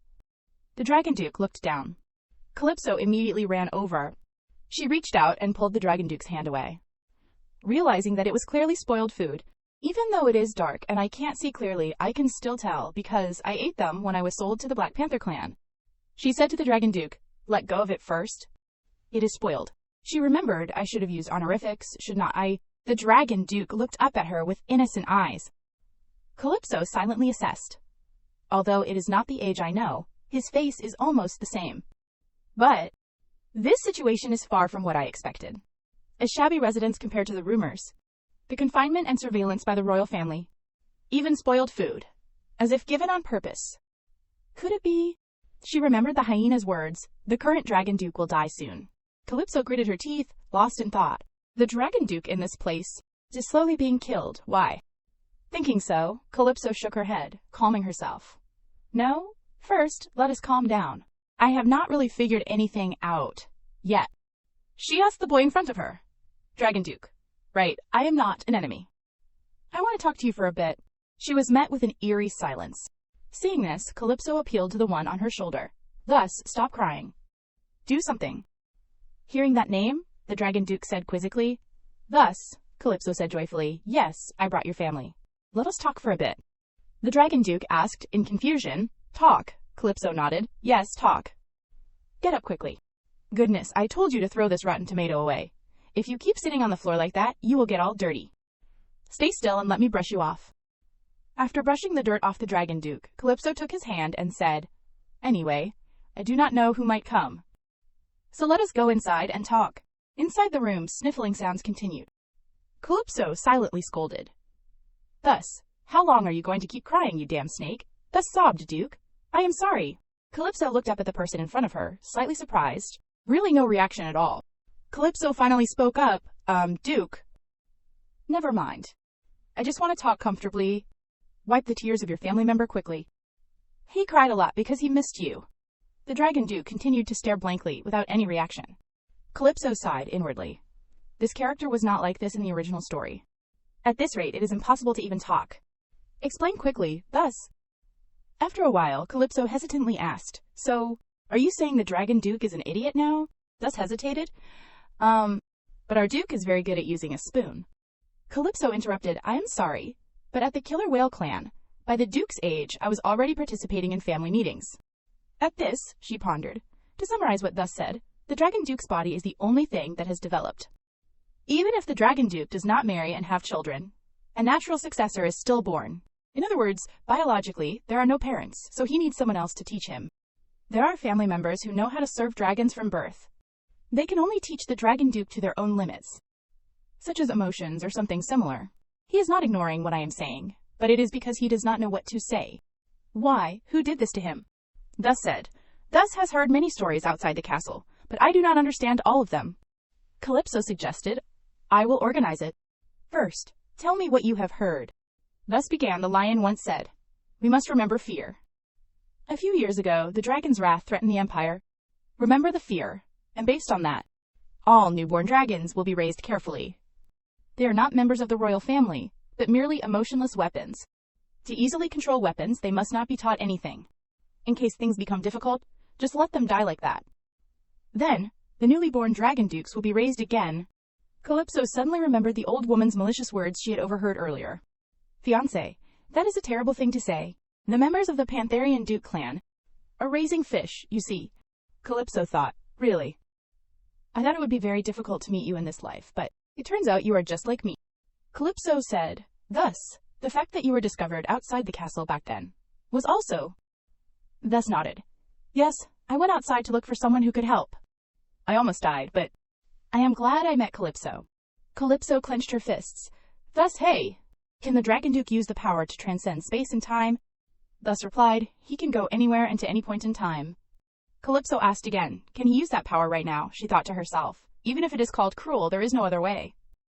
This feeling of pity, relying on vague things to help him, makes me constantly uneasy.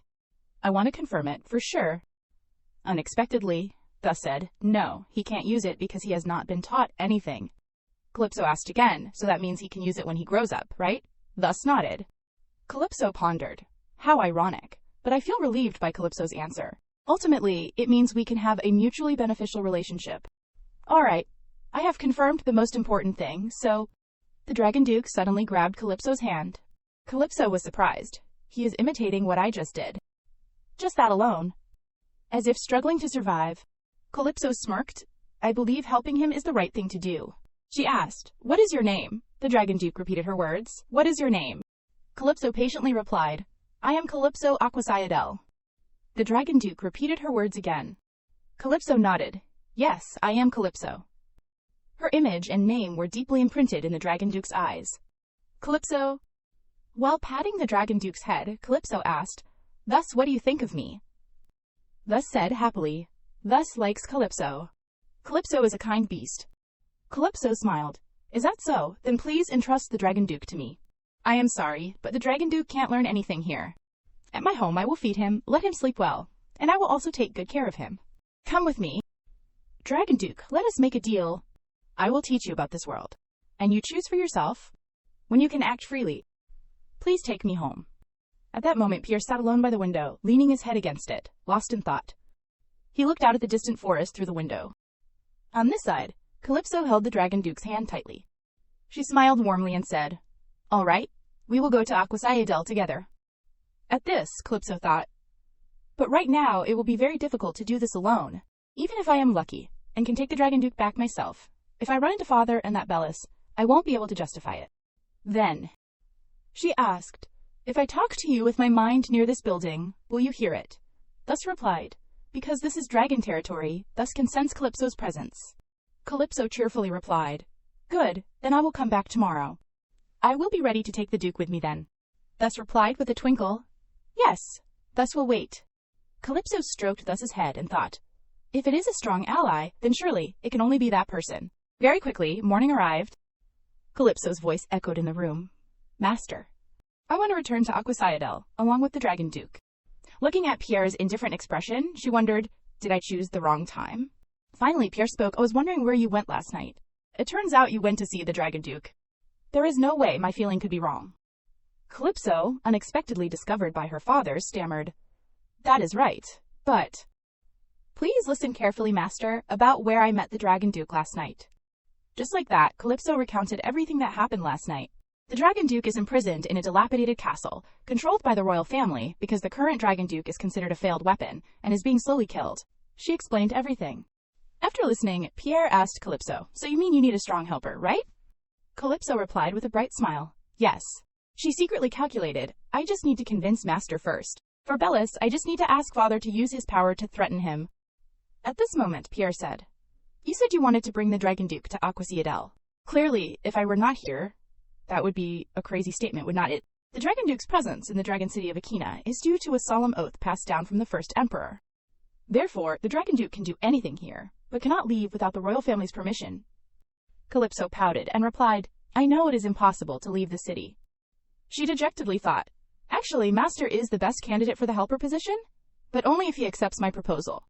Otherwise, it won't mean anything. It is okay. If Father does not want to, I can act on my own. I have run away and survived on my own before. If the worst happens, although I do not want to, there is no other way but to turn back time once again.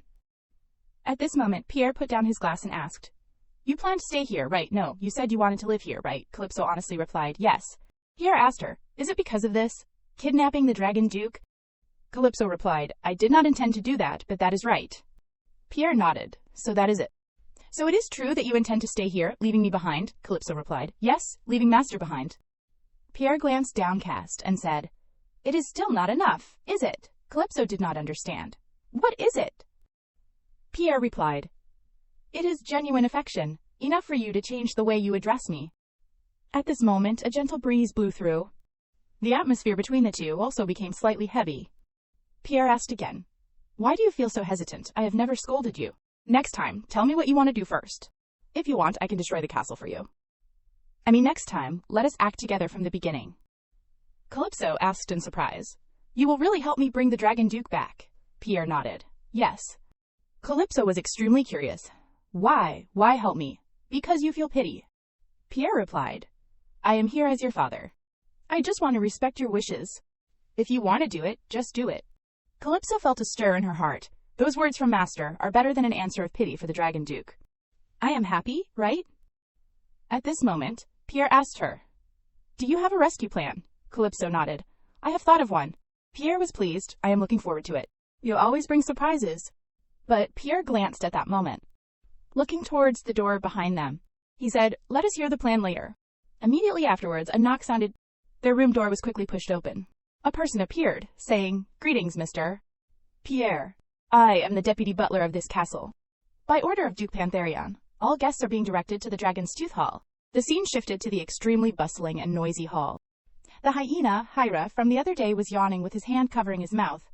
Calypso, not far away, recognized him and said to Pierre, Master, it is that hyena. That is the one I saw. At this moment, Bellis appeared behind her and asked, When did you see him? Calypso snorted and replied, You do not need to know. She inwardly exclaimed, That startled me, I almost answered. At this moment, the others started whispering about their family. Isn't that Pierre Aquaciadel of the killer whale family? I heard he is as difficult as the head of the family. Better not mess with him. How strong are aquatic creatures on land anyway? If they hear us, they will make a rude fuss. Calypso cursed inwardly. They have not received the news yet. Pierre, noticing her annoyed expression, said, If you are uncomfortable, I will deal with them. Calypso explained, No, I am fine. Pierre replied, I can destroy the whole house if you want. Calypso gave a wry smile. Master knows how to joke too. It is a joke, right? The little girl suddenly felt extremely uneasy. At this moment, there were more discussions. He is just like his grandmother in solving everything with force. Pierre coldly retorted, Bellis is the one who resembles my mother. Because he is loved and cared for specially, he naturally resembles her. As he spoke, he glared at the gossiping crowd, scaring them witless. Suddenly, at this moment, Calypso's expression turned serious. She looked at the person who was gradually approaching. Calypso thought to herself, The first time I have met him in this life, right? She remembered his harsh words at that time. You are Calypso Aquaciadel, the one engaged to my son, are not you? Remember this well. If your existence harms even a single hair of my family, I will make you pay with your life. At that time, Calypso had to live as if she were dead. That person was the Black Leopard, Duke Divana Pantherion. Calypso could absolutely not forget him. Pierre, being perceptive, asked his daughter, Why are you frowning? Calypso vaguely replied, I just do not like that uncle.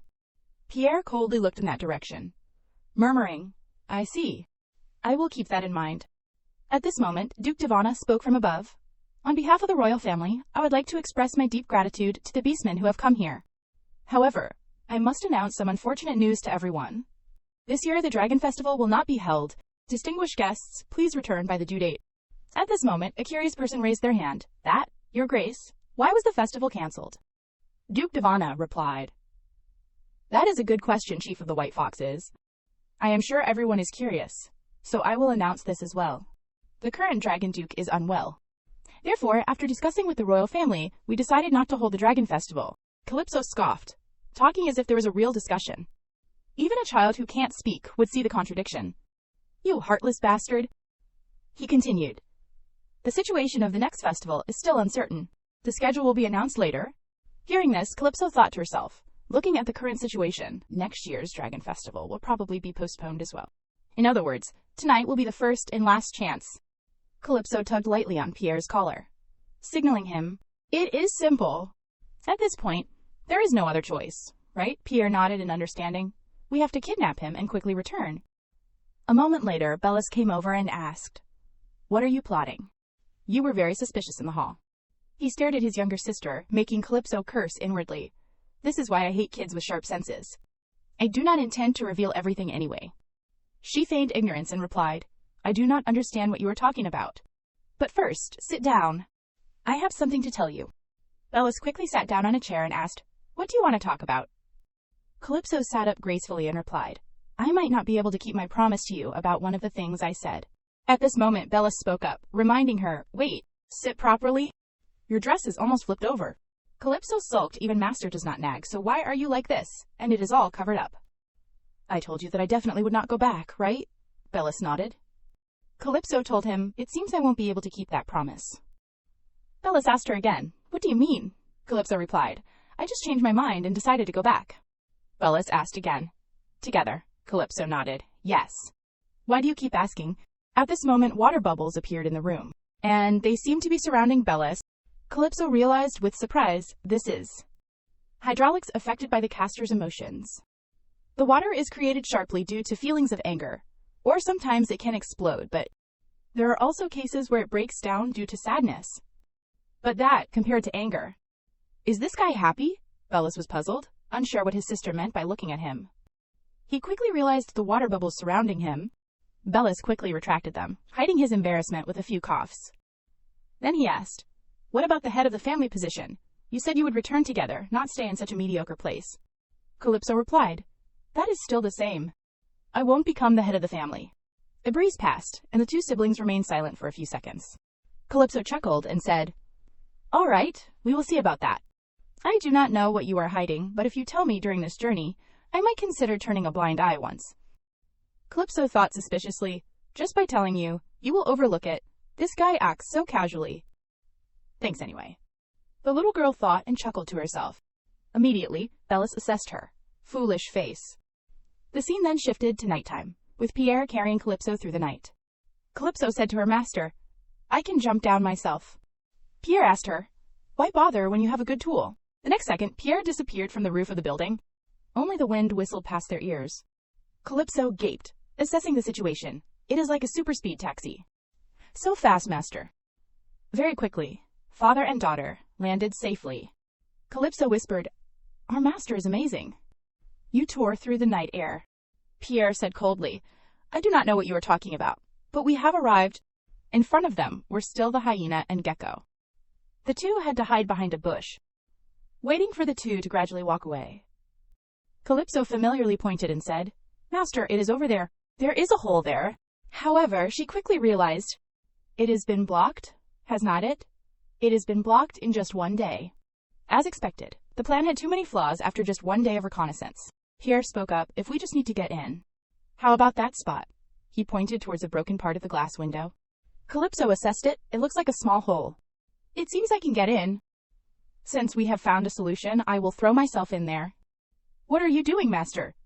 Pierre, taking off his coat, said, "You could be injured by sharp objects. If winning without injury is difficult for you, then I just need to protect you like a father."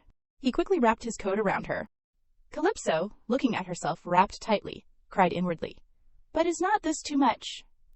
Pierre started to channel his magic, instructing her, "Well then, I wish you a safe return." He quickly launched his daughter towards the hole like an arrow. Calypso watched the hole, getting closer and closer in front of her, thinking to herself, "It will probably be fine, right?" Calypso, wearing her master's coat, went through. She did not disappoint her father, landing skillfully as well. But as a result, the cloak was torn, while her body was fine. She thought to herself, "I have to admit it. All the small things master gives me are his own form of love."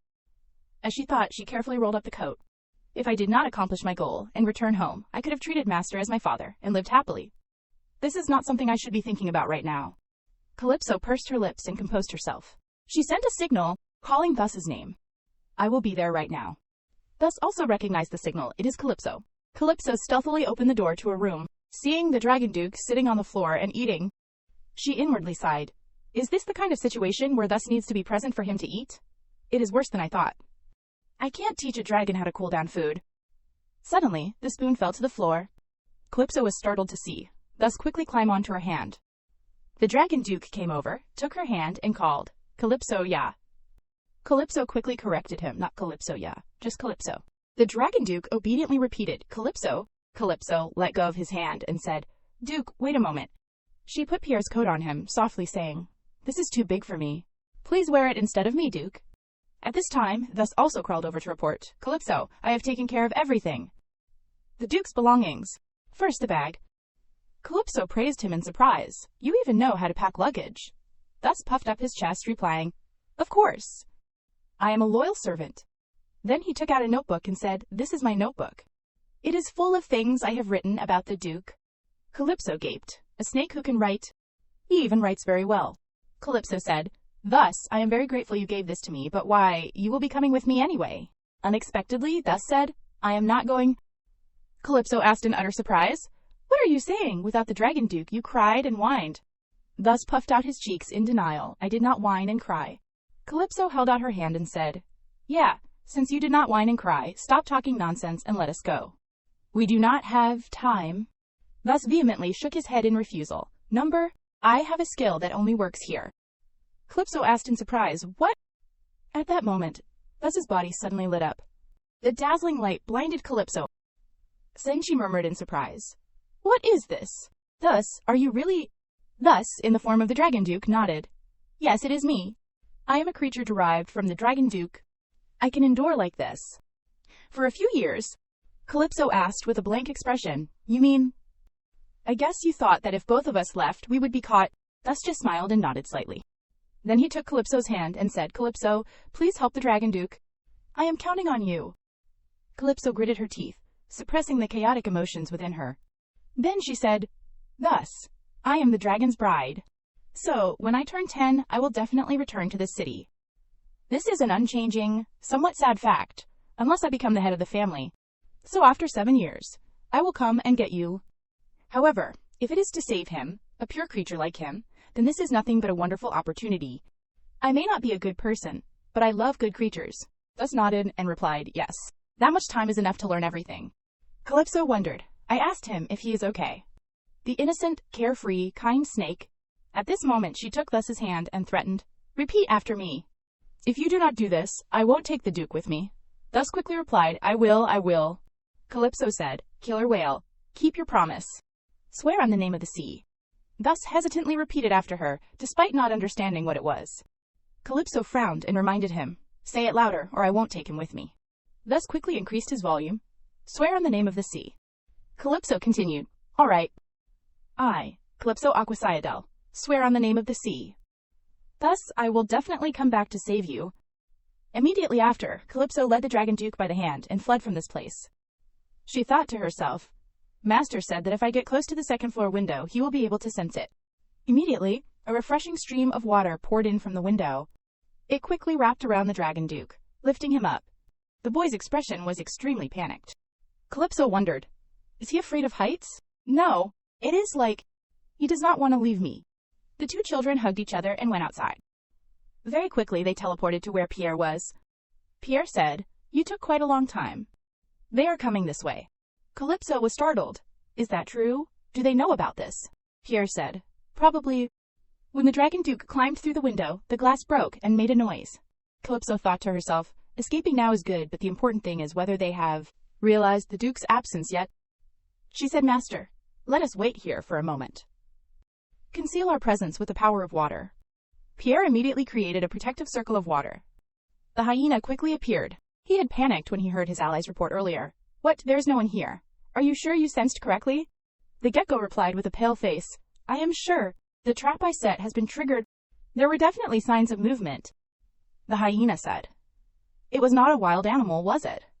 There is no way they would linger after smelling the scent of predators like us. After all, there is still no one around. It could also be that our trap was triggered by a strong gust of wind. The two of them just left the place, assuming it was a mistake. Calypso thought to herself, should I be glad that they are fools? The hyena still thinks it was a mishap, so it keeps grumbling. Forget it. While we are here, let us look around one more time. Seeing them leave, Calypso also spoke up, Master, let us go. She thought to herself, they are more careless than I thought. That is probably because they think that the Dragon Duke has no way of knowing the concept of escape. Anyway, even though it is dangerous, what is important is that we have confirmed it. They do not know that the Dragon Duke has escaped. Now the only thing left to do here is pick up Thus as soon as possible. The castle gradually faded into the distance. The Dragon Duke turned his eyes in that direction. The scene quickly shifted to a luxurious room. Two children were sitting together on the bed. Calypso asked Pierre, Father, where are you going, leaving us like this? Pierre replied, I have something to take care of. Calypso pouted sullenly. Why do you have to go and leave us like this? At this moment, she suddenly remembered that notebook, the Dragon Duke's report, written by Thus. Since she was free, she turned around and took it out to study. The report was written as follows. A newborn Dragon Duke needs to learn. Learning here includes the basic emotions that humans inherently have. Dragons mimic the emotions of the first person they bond with.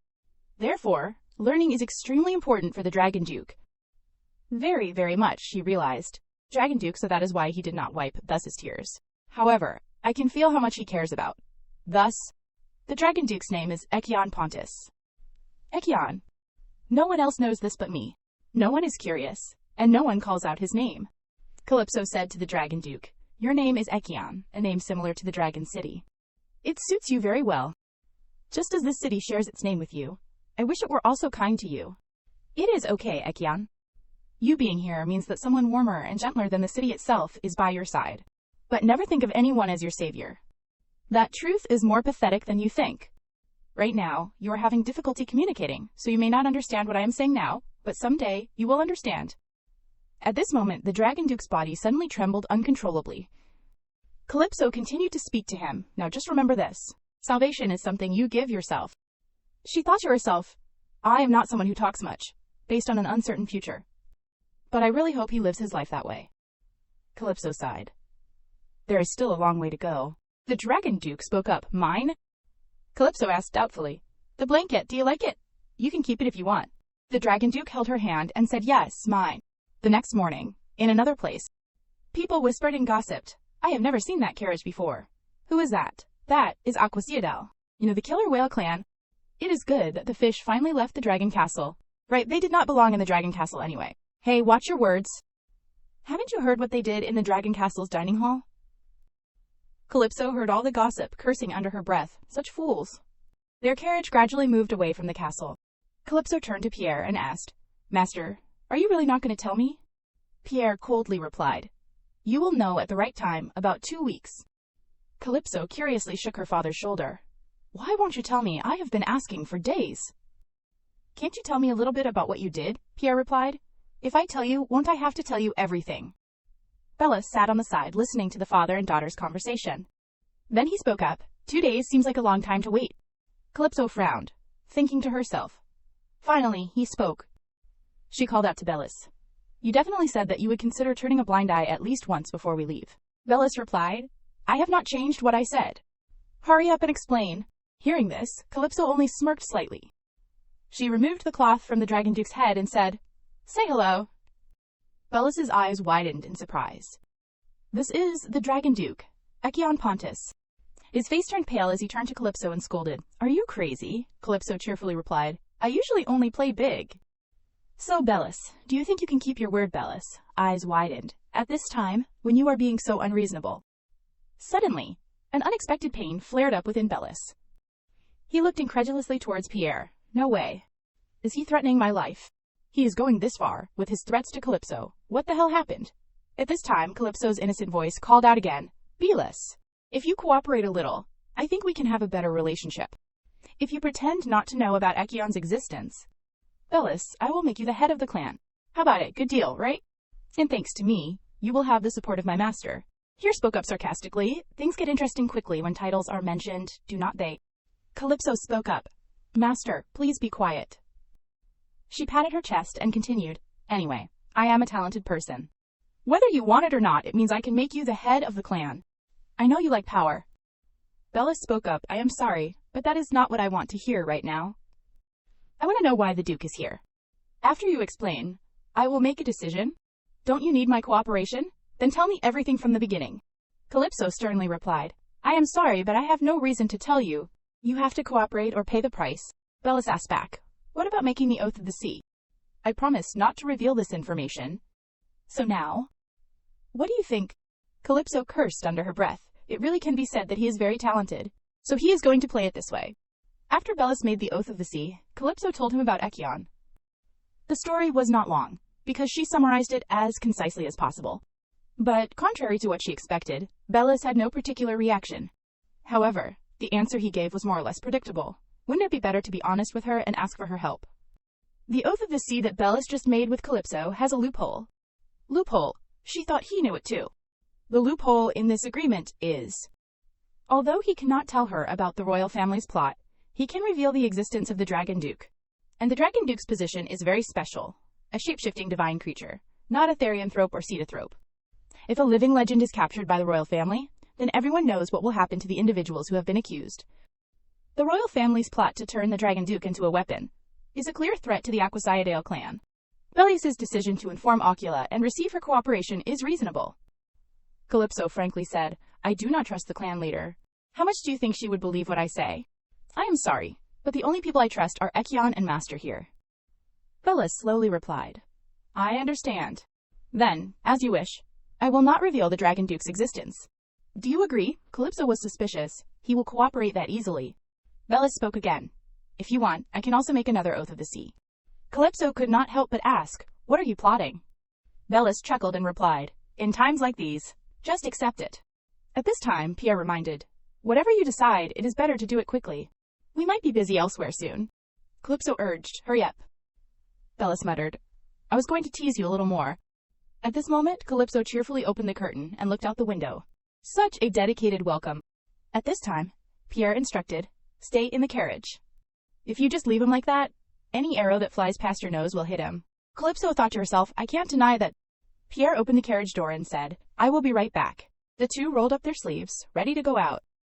The crowd outside immediately trembled. Pierre's eyes flashed with a dangerous glint. Then he stretched out a hand, and water immediately appeared. Immediately afterward, only the screams of the crowd could be heard.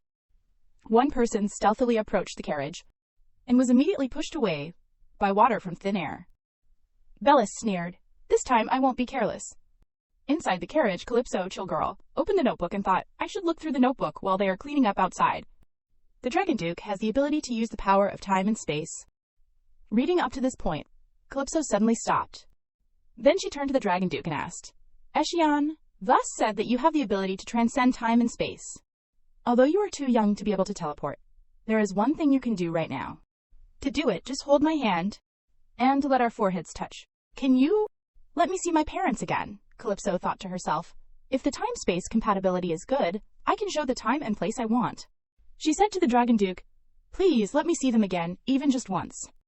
The Dragon Duke's eyes flashed. He said, "I will help you, Calypso." Very quickly afterward, Calypso saw an unfamiliar scene. She stretched out her hand, thinking to herself, "I think I am not really there. My body is transparent, and it is still the body of a 3-year-old orca. But these streets are so familiar. My house is very close. After passing this flower wall, if I go through this door..." The familiar house appeared before Calypso. She told herself, "Don't get your hopes up. If today is a workday, Mom and Dad might not be home." Who would have thought a familiar voice would reach her ears? "Honey, did we leave the window open? I feel like there is a draft." The mother shook her head. "No way. All the windows in the kitchen are closed. Come on, drink some tea to warm up." Calypso realized, it is Mom, Dad. Mom, Dad,